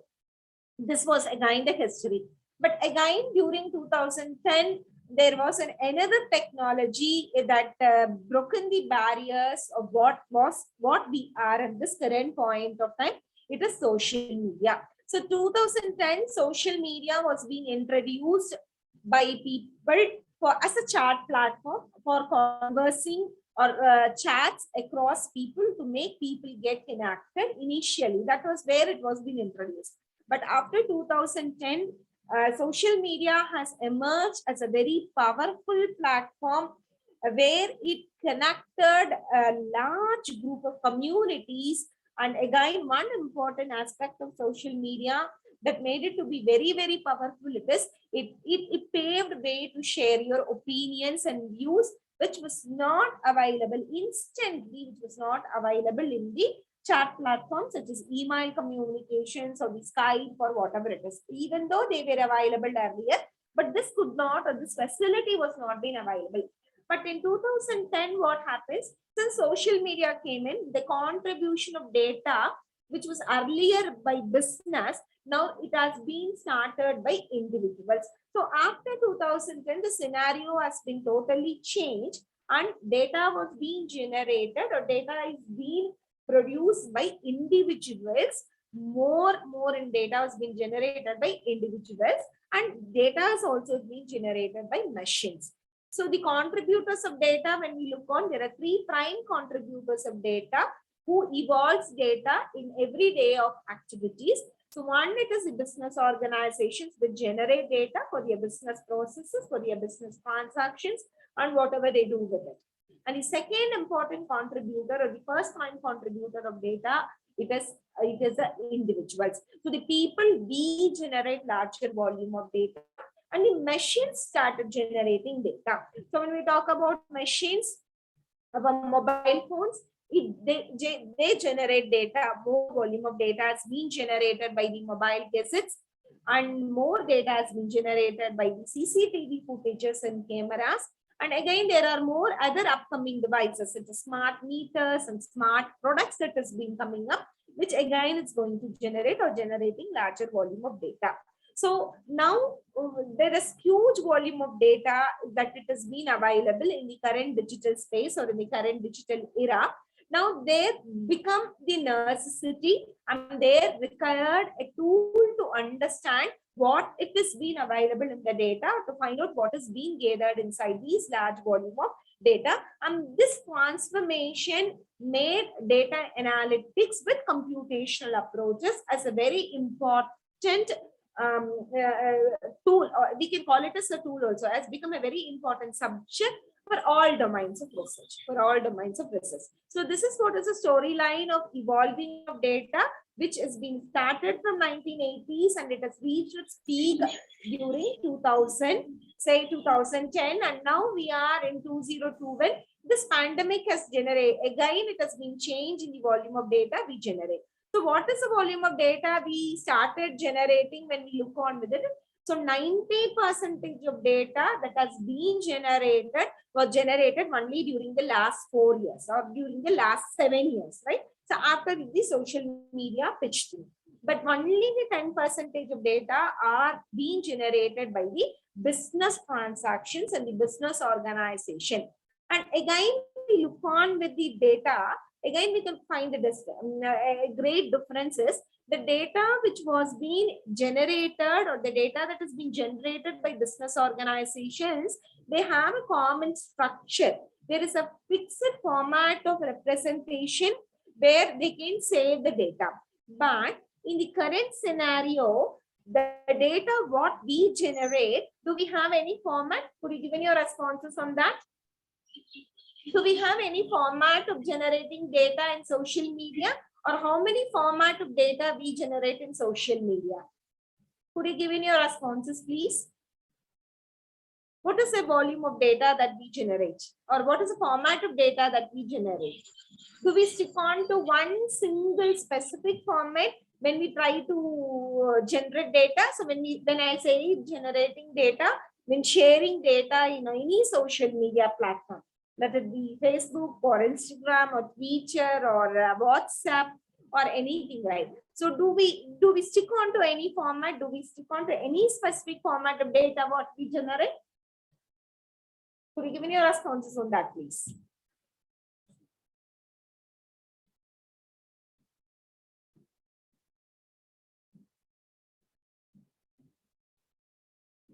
Okay.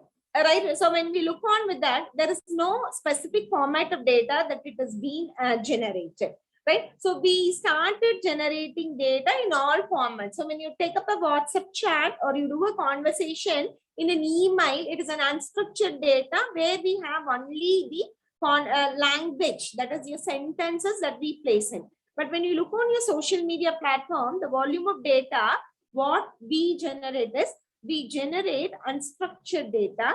We try to add images into the text what we add. We generate audios. We generate videos. We generate a lot of images.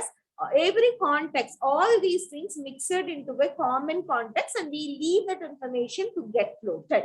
So the volume of data has also become challenging, and the content of data what we generate has also become challenging. So 90% of data that was being generated, 80% of data that are being available in the current scenario or in the current format, it is heterogeneous in nature. So the data, it has been available with a mix and match of all these formatting clubbed into a single component. And this has become a great challenge for anyone to look on what it is being delivered or what it is being stated in those content of data, and it has resulted in a very big complexity as far as data evolution is concerned. And one thing, it is volume of data, and second thing that contributed to data, it is the variety of data that it is being generated, and third important constraint, it is the velocity of data that we generate, the streaming data we generate. So every instant of time, the data, it is being pushed into the databases. The data, it is being streamed into the data stores. So these characteristics of data required a different kind of methodology to be used for analysis, because the volume is large, the streaming of data, dynamism of data generation is very, very, very important. And the type of data that is being generated is also, it becomes very, very challenging. So these characteristics of data required a different kind of discipline and a different kind of mechanism has been emerged. And this is where, when we talk about data analytics and we talk about data science, we could not leave data science and we could not talk about data analytics. So data science has emerged as a new discipline. So when we call it as data science, what is it? So data has now been transformed into science. So data science is fusion of disciplines like, which require disciplines of computer science, statistics, mathematics, visualization, languages, linguistics, and so many fields combined together, and data science has emerged. And this data science, it has become an umbrella-like structure which group all domains which deals with data, which groups all domains that it has been connected with data. And data science has become a discipline, and data analytics has become one important component in the field of data science.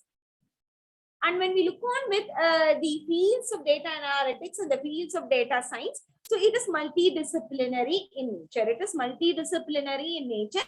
So we need to work together by having different kind of experts to be combined together. And this has a great research interest, and this has a great research interesting problems that can be solved as far as data analytics is concerned. As when we look on as a whole, and whenever we look on data,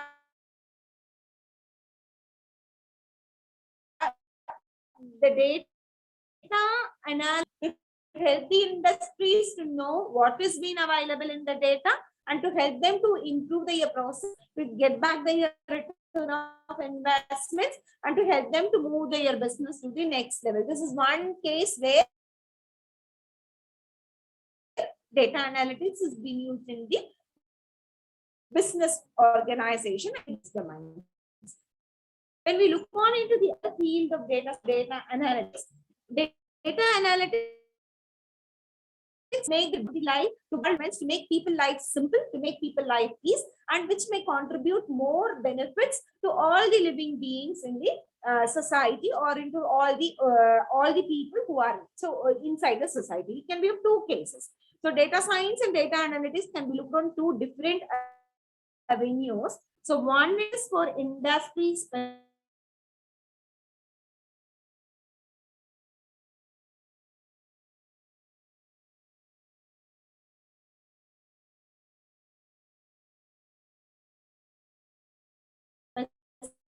specific methodologies and use cases. Again, we look on to data science. So why we require a multidisciplinary expertise into this particular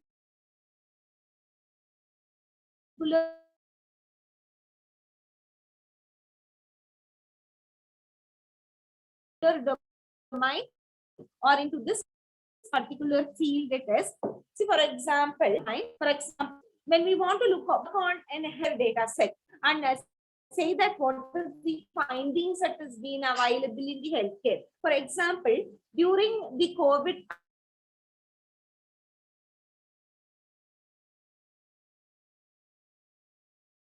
and the data, the health condition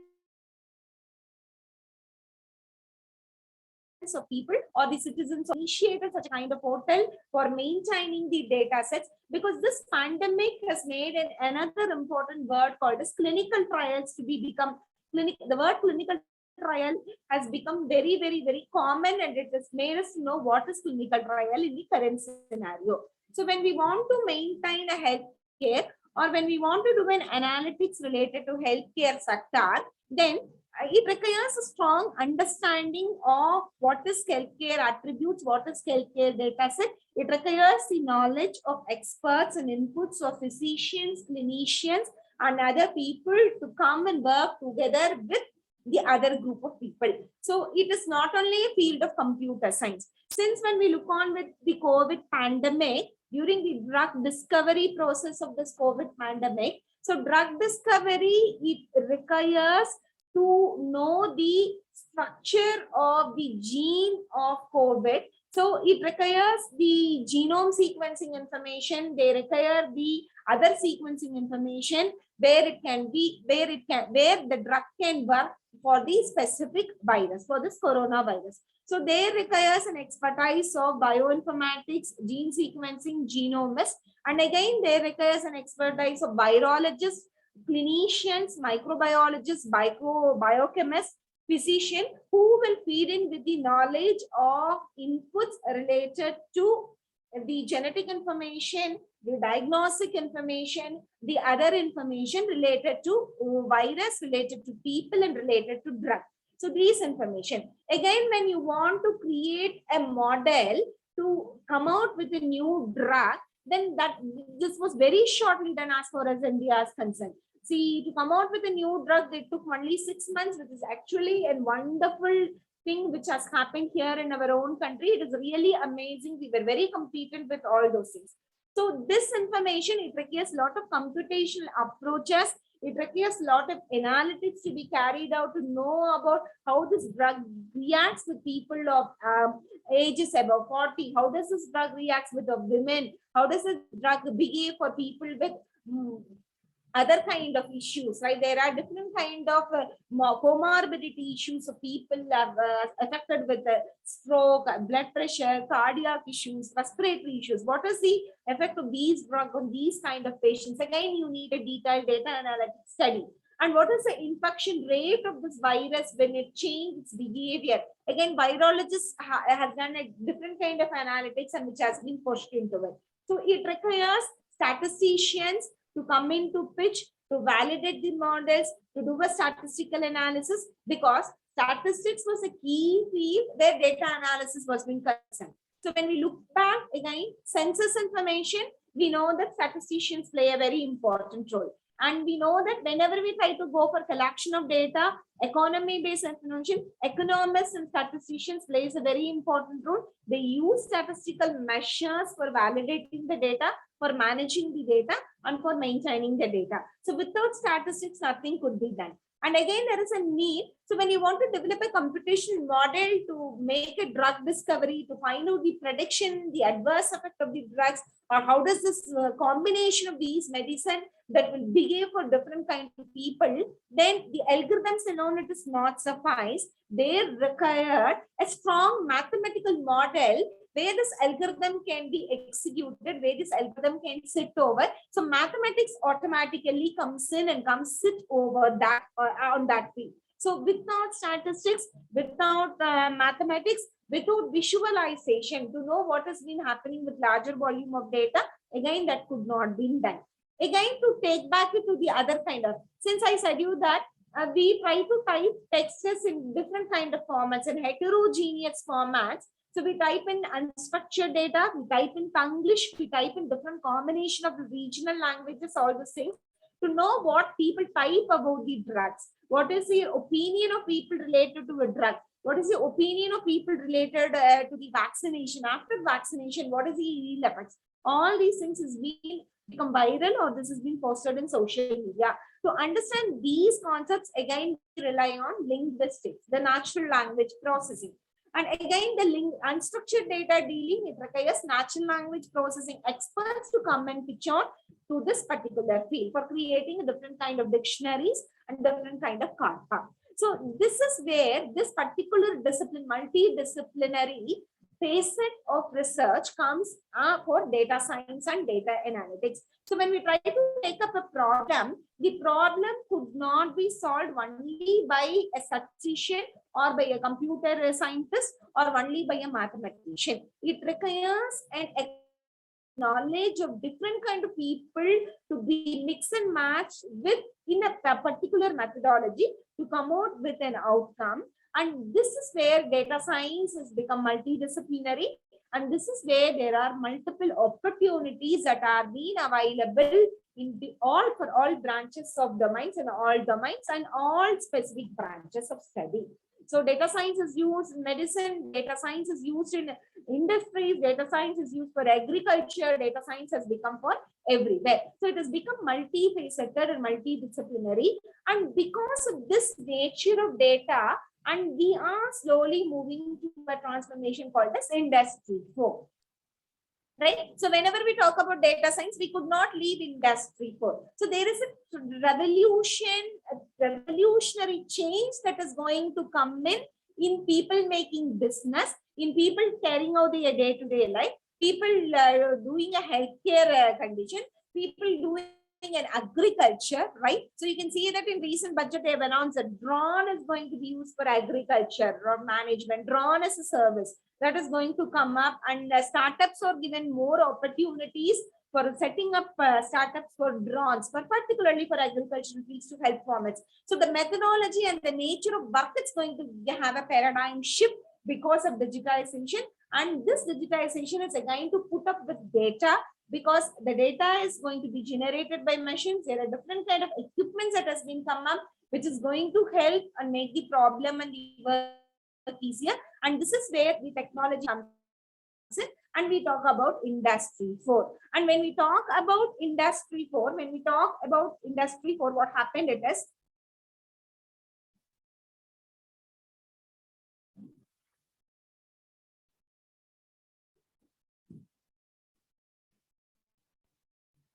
one minute, please.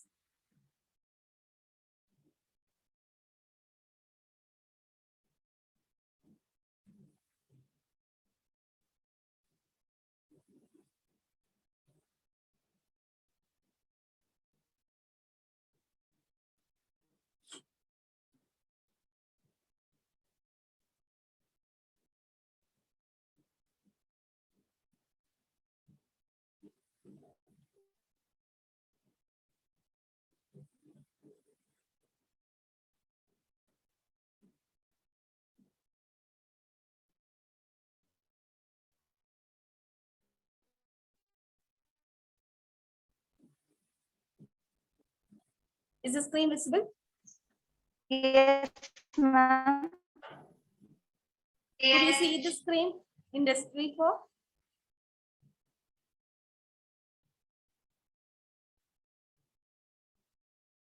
Could you give in your responses in the chat? Could you view the slide? Industry 4.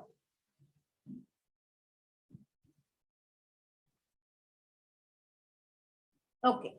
Right. So now there is a paradigm shift of these technologies. Now we are into an era of Industry 4.0. And when we look on with Industry 4.0, right, that's going to be a revolutionary change where everything is going to end up with something called the smart factories. Everything is going to end up with a tagging called the smart.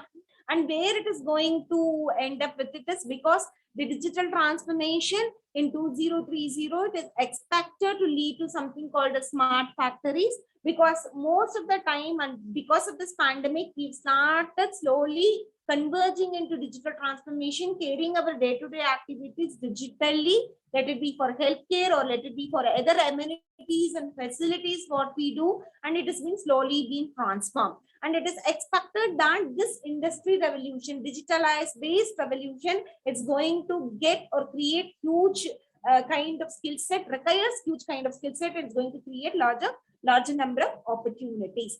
And this is where IE 4.0 has come in, Industry 4.0 has come in. And when we look on with Industry 4.0, we can see that computerization of industries is going to lead to smart factories, advancement of technologies in terms of storage and processing, and domains of healthcare, oil and gas, customer relationship, logistics,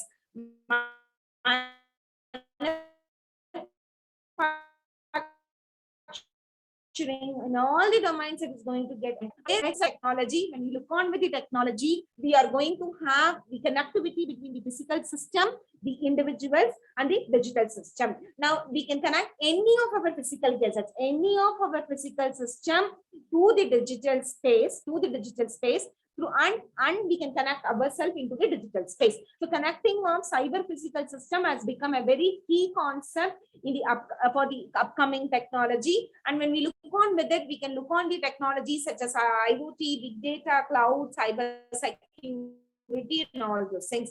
So these are the technologies that is going to play a very important role, important paradigm shift, which is going to have large number of opportunities during 2.0 through 3.0. So we have mobile technology, we do have cloud computing, we do have data analytics, we do have IoT, we have cognitive computing, and we have cyber security. So we have all these technologies is going to compete for making a transformation during an industry revolution called as Industry 4.0, and which is going to create large number of opportunities and large number of skills, and it also requires to address different kind of research issues when this transformation it takes place. So this is where Industry 4.0 fits in, and this is where big data analytics it automatically comes in. Now again, let me go back to data analytics and let me say that, so we have larger volume of data that has been generated.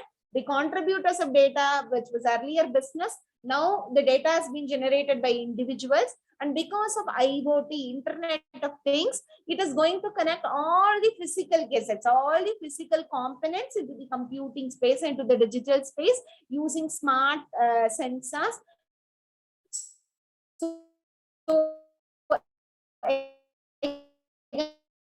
And we can monitor the quality of status of the drainage, whether it is full or not. We can monitor the agricultural farms. We can monitor the quality of crops. We can monitor everything. So all the physical things, it can be connected to the digital space. This is where it's going to be IoT. It is going to be pitching. And all these data, it is going to be stored into a common platform, so that the data can be shared across different kind of people. It can be available in a 24/7 environment. It can be available in so many things. So cloud storage has become something very, very important in the current scenario. And since there is going to be larger volume of data that is going to be generated, so there requires a specific kind of field called as big data analytics and data analytics that is going to come in.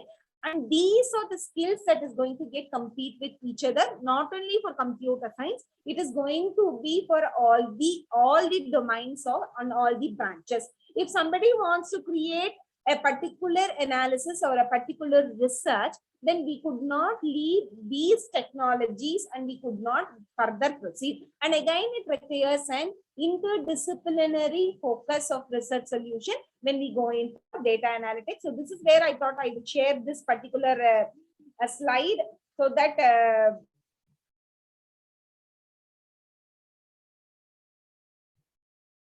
it will be something useful. Let me share my another screen. I don't want to talk much on this screen.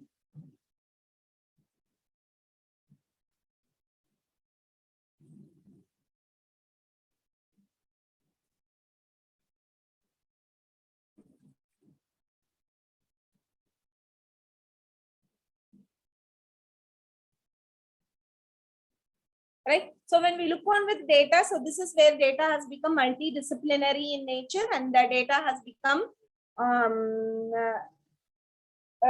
multifaceted in nature with lot of challenges.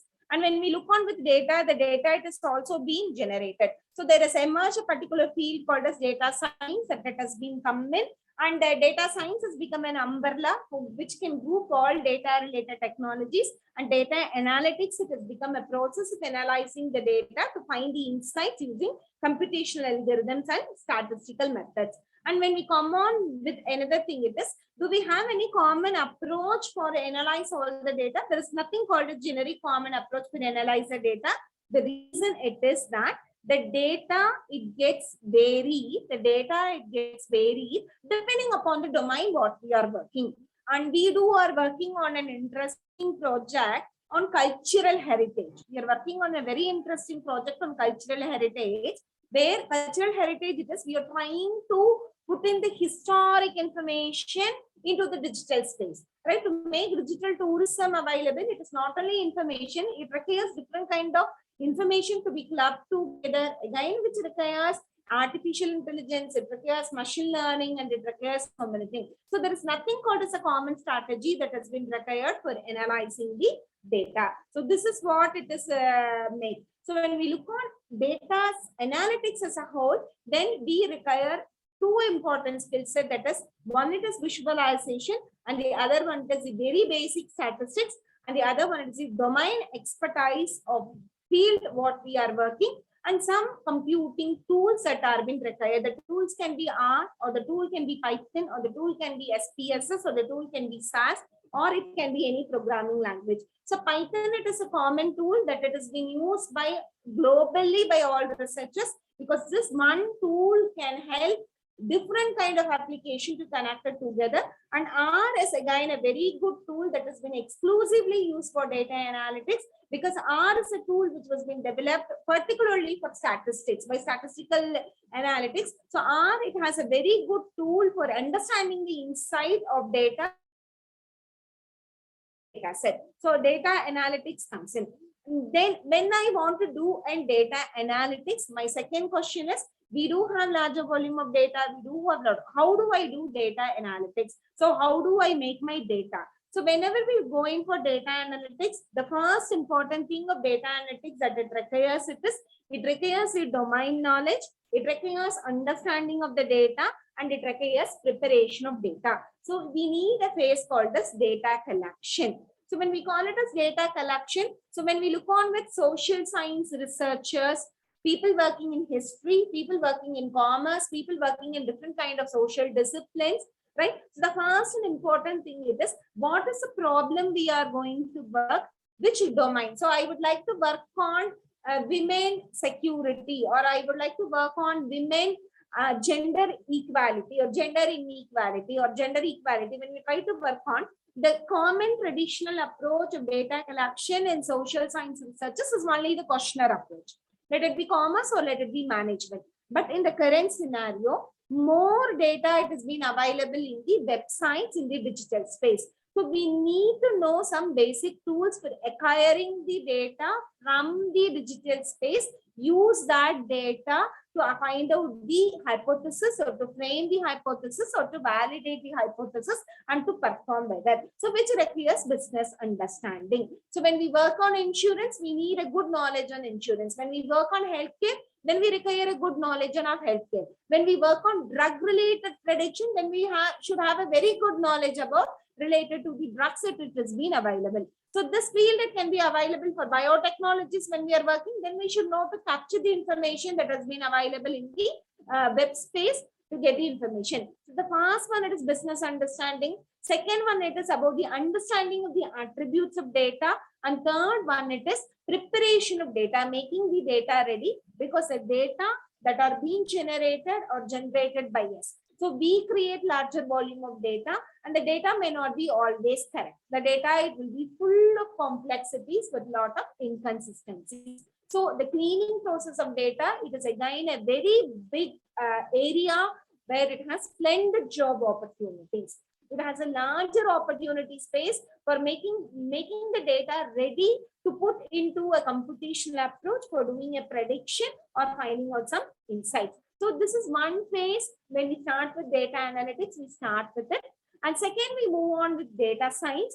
So when we go on with the second phase of data analytics, as we know that we generate larger volume of data. So what data has to be taken in very important. That category, we use statistical techniques and we use statistical methods. The basic median central tendency measures, mean, median, mode. We use variance, we use standard deviation, and we use some visualizations, right? Univariate analysis, multivariate analysis, and other analysis to identify the relevant features which can be further taken so that we can put that feature into a computational model for a machine learning or something else to do a prediction. So this is where data science process it comes into picture. And the third phase, it is about that executing the model and finding out the insights and deploying the model. This is where it comes in. So this will be the data science research methodological phase, whatever might be the domain. Whatever might be the domain. The contribution of the domain of data collection may be something challenging for social sciences, whereas the computational approaches may be challenging when we try to address problems, say for drug discovery, drug combinations, or when we work on a biotechnology-based study, or when we try to find out different combination of diagnosis of some specific disease, then the computational approach in the model, the accuracy of the model, it may vary as far this part is concerned.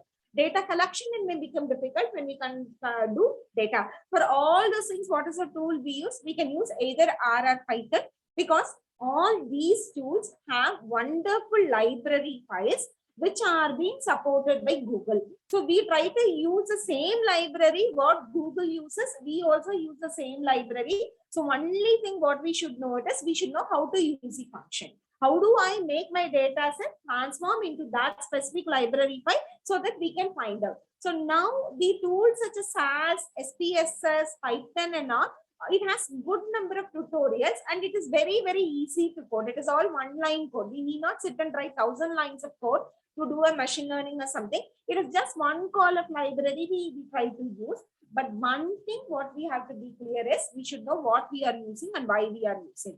Because whatever you put your data, it gives you an output. But one thing we have to be very clear it is what do I use and why do I use, that it is very, very important. And with this data analytics, we do different kind of analytics. What we do in descriptive analytics to understand what has happened in the data. This is again very, very, very, very important, right? And why did it happen? To understand the reason why did it happen, what made it to happen, that it is again the second part that it is important. And the future part only, it helps you to understand what will happen. So the first, what happened, descriptive analytics and diagnostic analytics, it uses the very basic statistic methods. And the job opportunities for this kind of analytics, 70% of the opportunities in data science and data analytics lies in these areas of descriptive and diagnostic analytics. And people hire students from undergraduation of statistics, mathematics, commerce, and every other field, and they hire postgraduate students. And only for this predictive analytics, you need a technical expertise of computational people coming into this predictive analytics, building a machine learning model. And again, there are opportunities for mathematics students. So predictive analytics, it requires to have a greater mathematical models to be built. So predictive analytics is an area, there are again opportunities for PhD research scholars, for students with mathematics background, engineering background, and computational background, which is far technical. Whereas descriptive and diagnostics, it is open for all undergraduates, and prescriptive analytics, it is one larger area. It helps you to know what will happen and how do we make it happen. So this is what is going to be the different phases of data analytics to start with it. So whenever we take a data, we do in descriptive analytics, we do in diagnostic analytics, and we do in predictive analytics, and we do with prescriptive analytics using the existing tools. And when we look on the data analytics, so what is descriptive analytics is looking back the history and knowing what has happened in my business so far and why my business has brought it. Because when you look on with all the business organization, all their inputs are available only in their past data, and the decision available, the right trustfulness of information available in their past It has to be taken so that we can predict, or it can be found out that this may happen in the future. So descriptive analytics is something like looking back the past information, understanding what has happened and analyzing why it has happened, what made it to happen, and it's similar to reading a mirror in a car. And when we go in for predictive analytics, it is something to finding out what happens. So it's similar to a Google Map navigation. So when we are driving a car, when we try to change the direction, when we try to do it, we require some input and help us to move further. So it is predictive analytics. It helps us to predict what will happen. How do we predict? And prescriptive analytics, it is something that the system is going to act so smart, so intelligent, and it is going to push up the decision by itself without any human intervention. This is where prescriptive analytics comes in. And where does prescriptive analytics like things that is going to happen? Suppose we have a disaster recovery system, we have a disaster management system, the volcano burst or the earthquake that issues, or when we try to have larger volume of data, and the machine has been trained with these larger volume of data, and if the system could alert automatically without any human intervention, an artificial intelligence is imposed to the system to say that what will happen and what is expected to happen in near future. When a system can learn by itself, then that it becomes prescriptive analytics, where a human intervention will be very less, it will be fully automated. The machine will be so smart and so intelligent to take a decision. It will be fully machine dependent. When we look on predictive analytics, the mid portion of training the machine, it requires a human expertise to be transferred into the machine learning models. So predictive analytics, it is we impart intelligence to the machine by training the machine, by providing different kind of data, whatever it requires. It gives us the information, and then finally, based on the knowledge what we are fed in, it can give us with a decision. This is similar to the Google Map navigation, what it is. And there are different kind of analytics methods that are analysis. So when you just go through the slides, this slide information, it fits in for every domain. Let it be from psychology, or they may be from commerce, or they may be from management, or they may be from statistics, or they may be from any discipline. Everybody would have used these components. Everybody would have used these components. Everybody would have come across these things. So data analytics methods, all these things. So where do the libraries available for this? All the libraries are available both in R as well as in Python. So only one thing, how long will it take you to read R and Python? There are n number of tutorials available. And when you look on with the packages, so one more question that comes in for all researchers as well as what? How do I install a software? What is my laptop configuration? See, let it be R or let it be Python. There is free cloud server available. So R Cloud is a free cloud server for R. You just type R Cloud in Google, type in, the first link will take you to R Cloud. When you take it to R Cloud, once you give your email ID, the environment and the space for working in R is free. So you can work with larger volume of data only when you have an internet connectivity and a laptop with you. Again, when you feel that you want to work in Python, then there is again a platform called as Colab, C-O-L-A-B, that has been available. Again, when you type Colab, only your email is required. You need not have anything. With an internet connectivity, you can start working on. So in the current scenario, cloud computing has made so many things at an ease. So anything can be done with R and as well as in Python, so that we can perform the data analytics part. So these are the different kind of data analytics parts that it has been required. And I would like to share this particular information, right? So now when we come on to the business organizations, this is what is data analytics. And one more thing I would like to share. So why should we move on to computational approaches for data analytics, and why does the traditional approaches that has been used by researchers is not suffice? This is a very basic question that has to be addressed. What is the necessity that I should go for a machine learning model, or why should I go for a computational model, or why should I go? So the answers are in these three phases. Since the volume of data has become more and more, and the volume of data has been increasing, and there are quite a number of challenges are arising because of the data formats that it is being pushed into the digital space. The traditional approaches will not work.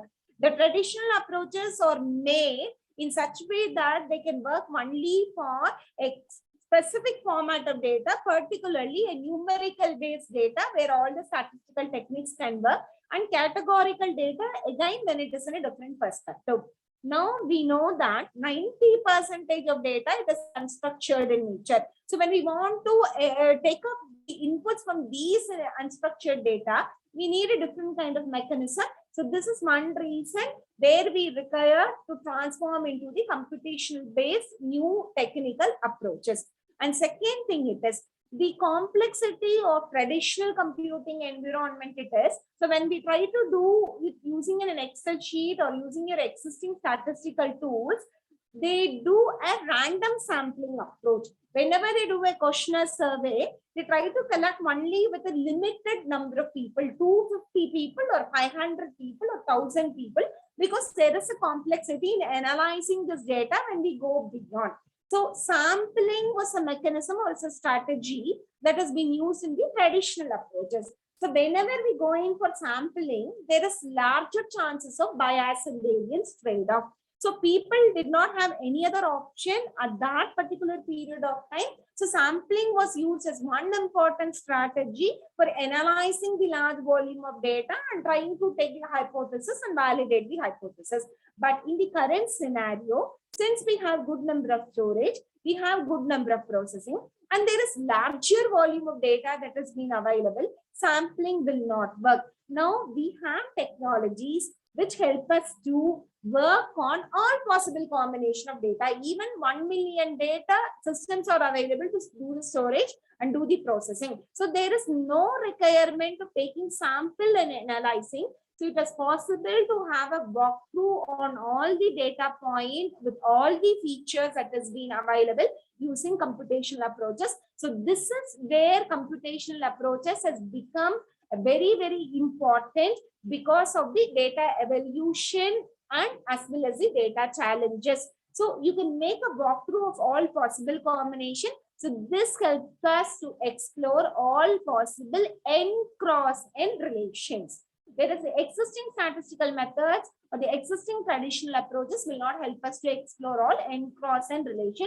The reason it is the complexity of storage and processing.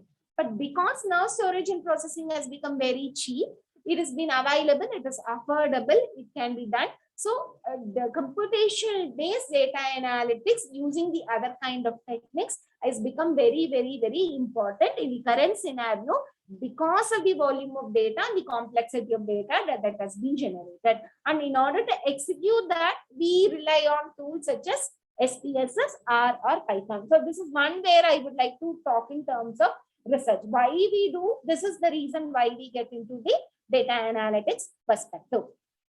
And second important thing, I said you that data gathering is one important challenging feature when we look on with data collection. So I think I can take 5 more minutes to talk on that. So as I said you that data analytics, one is for social cause or is for business intelligence. So let it be social cause or let it be business intelligence, we are being connected with business entities. So we have a process, there is a business entity and there are people connected to this, and people are being further connected with machine and object. So what data is being currently collected by the business organization to analyze and provide us with personal recommendation. Because whenever we look on for data, we do get plenty full of personal recommendation. Every time when we search, we do get different kind of recommendation, right? So how do we do that? It is when we look on, so individual, when people look on our data analytic perspective, we collect data about individuals, we collect data about objects, we collect data about machines, we collect data about business process. So what data can be collected about individuals is individual data can be collected in 3 ways. One is demographics, other one it is psychographics, and other one it is technographics. So what is demographic data? It is a data related to age, gender, nationality, education, socio-economic status, marital status. And psychographic, it is information about your belief, mood swings, sentiments, opinions, and preferences. And technographic is about your devices and technology. And second question is, how do I collect this data? So do I share this data? Could you give your answers? Do we share this data? Is this data of us, of every one of us, is available in the digital space? Is the data under these categories available in the digital space? I'm looking in for the answers. There are so many students who are over there, right? So is this data about your demographics, about your age, your gender, your education, your socio-economic status, whether you're from the middle class, you're in upper class, or you're lower middle class, all these information is being available over there? Marital status, all this information is there or not? The answer it is, all these data, it has been available, and anyone who would like to do an analytics, if he knows some coding, he can fetch the data. This data is available in job portals. The data is available in e-commerce sites. The data is available in social media platforms. Any data about individuals can be gathered from any of these platforms. One is primary data, because we do share our data in all social media platforms, and all these digital footprints help us to do a profiling about us. We do have a timeline chart that it is being given by Google. So where we have visited and what we have visited. And we do get recommendation about the searches, what we do then and there, even with respect to color when you visit your e-commerce website. So all these information is available. And when we look on with psychographics, where do people take about this information? Your status images, your status codes, your WhatsApp images, your WhatsApp codes, your Instagram images, your Instagram codes, all your images, people can judge your movements, judge your opinions, and judge your preferences. And technographic, it is a search what we do, what mobile we use, what car we search, what kind of watch we do search. So all these information, it has been available and it can be gathered for a relevant research study also. This is where all data relevant organizations, they do in order to provide us with personalized recommendation. Again, when we look on this aspect, there is a great cyber risk, or there is a great cyber privacy invasion has been happening. We, without our knowledge, the information about us is being taken in one way or other for a business perspective. But it is not without our knowledge. We have signed with the terms and conditions, which is not aware to us. But again, there is a physical threat and cyber threat that it has been available. So when I take this information, then we may end up with more than 200 features about individuals. And once that has been available, then the individuals connected with objects can be easily found out. So objects, we gather information related to structure, shape, size, and color, and the direction, whether I use a car during winter season or summer season, which time I use my car, whether to weekend or during my regular working days. Excuse me. What is my timeline? So whether I use it during the pandemic or what was it? So all the objects can be captured using the geo. Your mobile latitude and longitudinal position is suffice to help us to store us, and because mobile latitude longitudinal says me whether I visited a petrol bunk or whether I visited a hotel or whether I visited a park or whether I visited a gym. So it says me the direction, it says me the timeline, it says me the season, it says me so many things. Again, objects connected with people can be easily gotten. And once these information has been gotten, this can be easily connected to the business processes. So customer relationship, for product management or technical systems or whatever it is. And this is the way we do get personalized recommendation. This is the way we get personalized recommendation. And for any kind of social science relevant research studies, good amount of data can be gathered from the existing website and data analytics can be performed. So this is what I would like to finally convey. And when you look on with your skill sets that are being required. So what are the skill sets that are being required? As an essential skill for any data analyst researcher, the very basic skills you require a very strong skill of SQL programming. So writing some basic queries, which is English-like dialect, which is very, very easy. The reason is all our data will be available in database. In order to fetch the data from database, we need to know some basic SQL queries, and we need some expertise in R programming and Python programming, and or good knowledge about Excel or SAS or SPSS. And these are about some technical skills related to data engineering for computer science relevant researchers and students, knowledge in Hadoop, Spark, and other NoSQL databases. And the technical skills, what has been required is a good thorough basic knowledge on linear algebra for machine learning expertise, good thorough knowledge on statistics for everybody who would like to work on data analytics, very few basic programming constructs related to programming, such as using a for loop, while loop, all these things, logical thinking, and basics of natural language processing to convert the unstructured data to structured data. This skill it has been required. And finally, the core skill that it has been required, it should be a good communicator, good storyteller. Finally, the analysis part of data ends with the storytelling. So there should be a storyboard about the data, which help us to walk into the data, find out what we have explored from the data, and to say that what we have investigated from the data, and finally say that this is what is the data is, and this is how the data is going to move. That is going to get back the return of investment for the organization. And again, when we look on to that, so what are the skills that are being required? It's all from machine learning experts. And these are the skills that are required on data scientists. So this is again an altogether information on all those things. So there are different kind of emerging roles that are required. So there are data scientists, ML engineer, data analysis, data engineer, right? There are different kind of things that it has been looked in. So I think finally this 3:30, I've taken 10 more minutes of time, and finally we are at the end of the session. Sorry, there is a small spelling mistake over there. It's the predictive, this is given as predictive, right? So it's a very short session.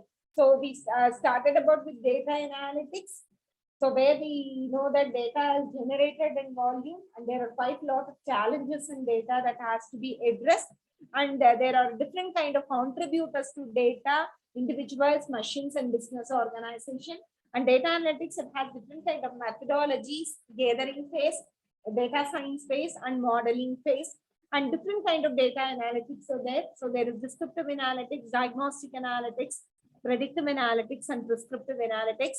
And it requires good skills on programming. We require good skills on logical thinking, a good communication, and basic programming, construct knowledge, and any one of the tools, let it be R, Python, or something. So this is what it is being covered in as a whole. And once again, it is a multidisciplinary research. So anybody can combine, contribute, since we do have expertise of different kind of people with different expertise. So the expertise of all the people can be combined together to solve a specific problem, which can become a data science problem.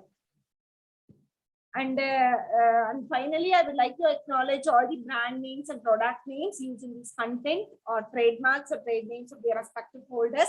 And hereby I acknowledge the contributors, because the slides, whatever I have taken it from so many sources, right? Some contents from Coursera, the slides are mine, but the content I have taken it from Coursera, some from IBM, and so many sources. So I acknowledge all the contributors. And finally, it is queries. If you have any questions, I'm happy to answer your queries.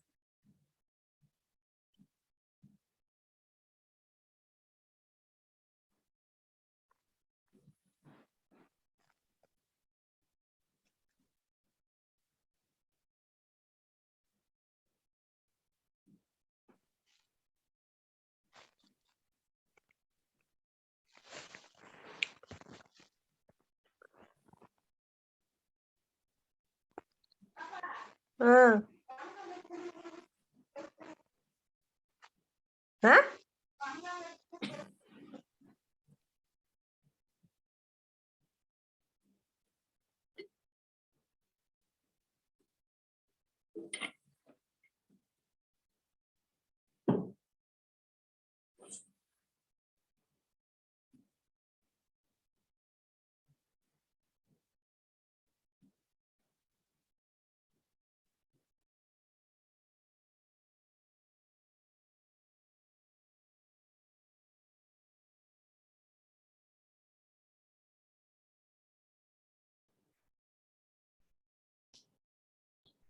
Very good evening to everyone.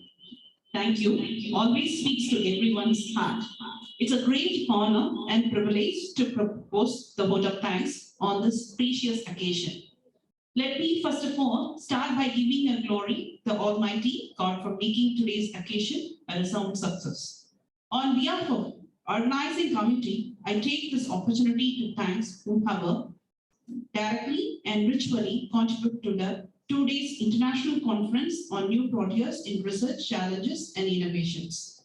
At the outset, I thank our chief guest and the resource person, Dr. B. Bhuvaneshwari, Associate Professor, Department of Computer Application, Barbie University, imparting the wisdom to the research scholar on the topic data analytic perspective in R. We are enlightened with your knowledge, ma'am, and Madam explained thoroughly about analytics, perspectives, needs, limitations, and also transmission of data.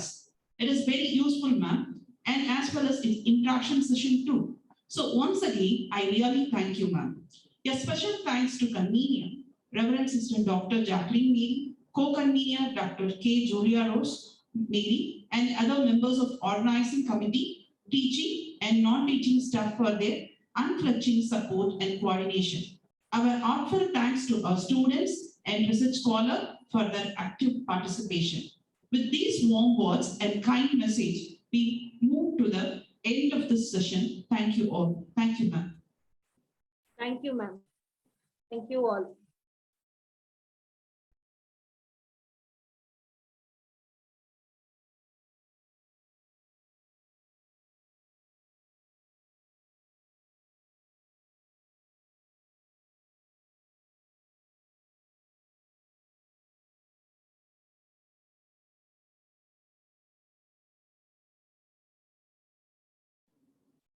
Dear participants, we have come to the end of day 1 of the International Conference. Thank you all for the silent and patient listening throughout the day. Join us tomorrow for day 2 NFRCI 2022. Thank you.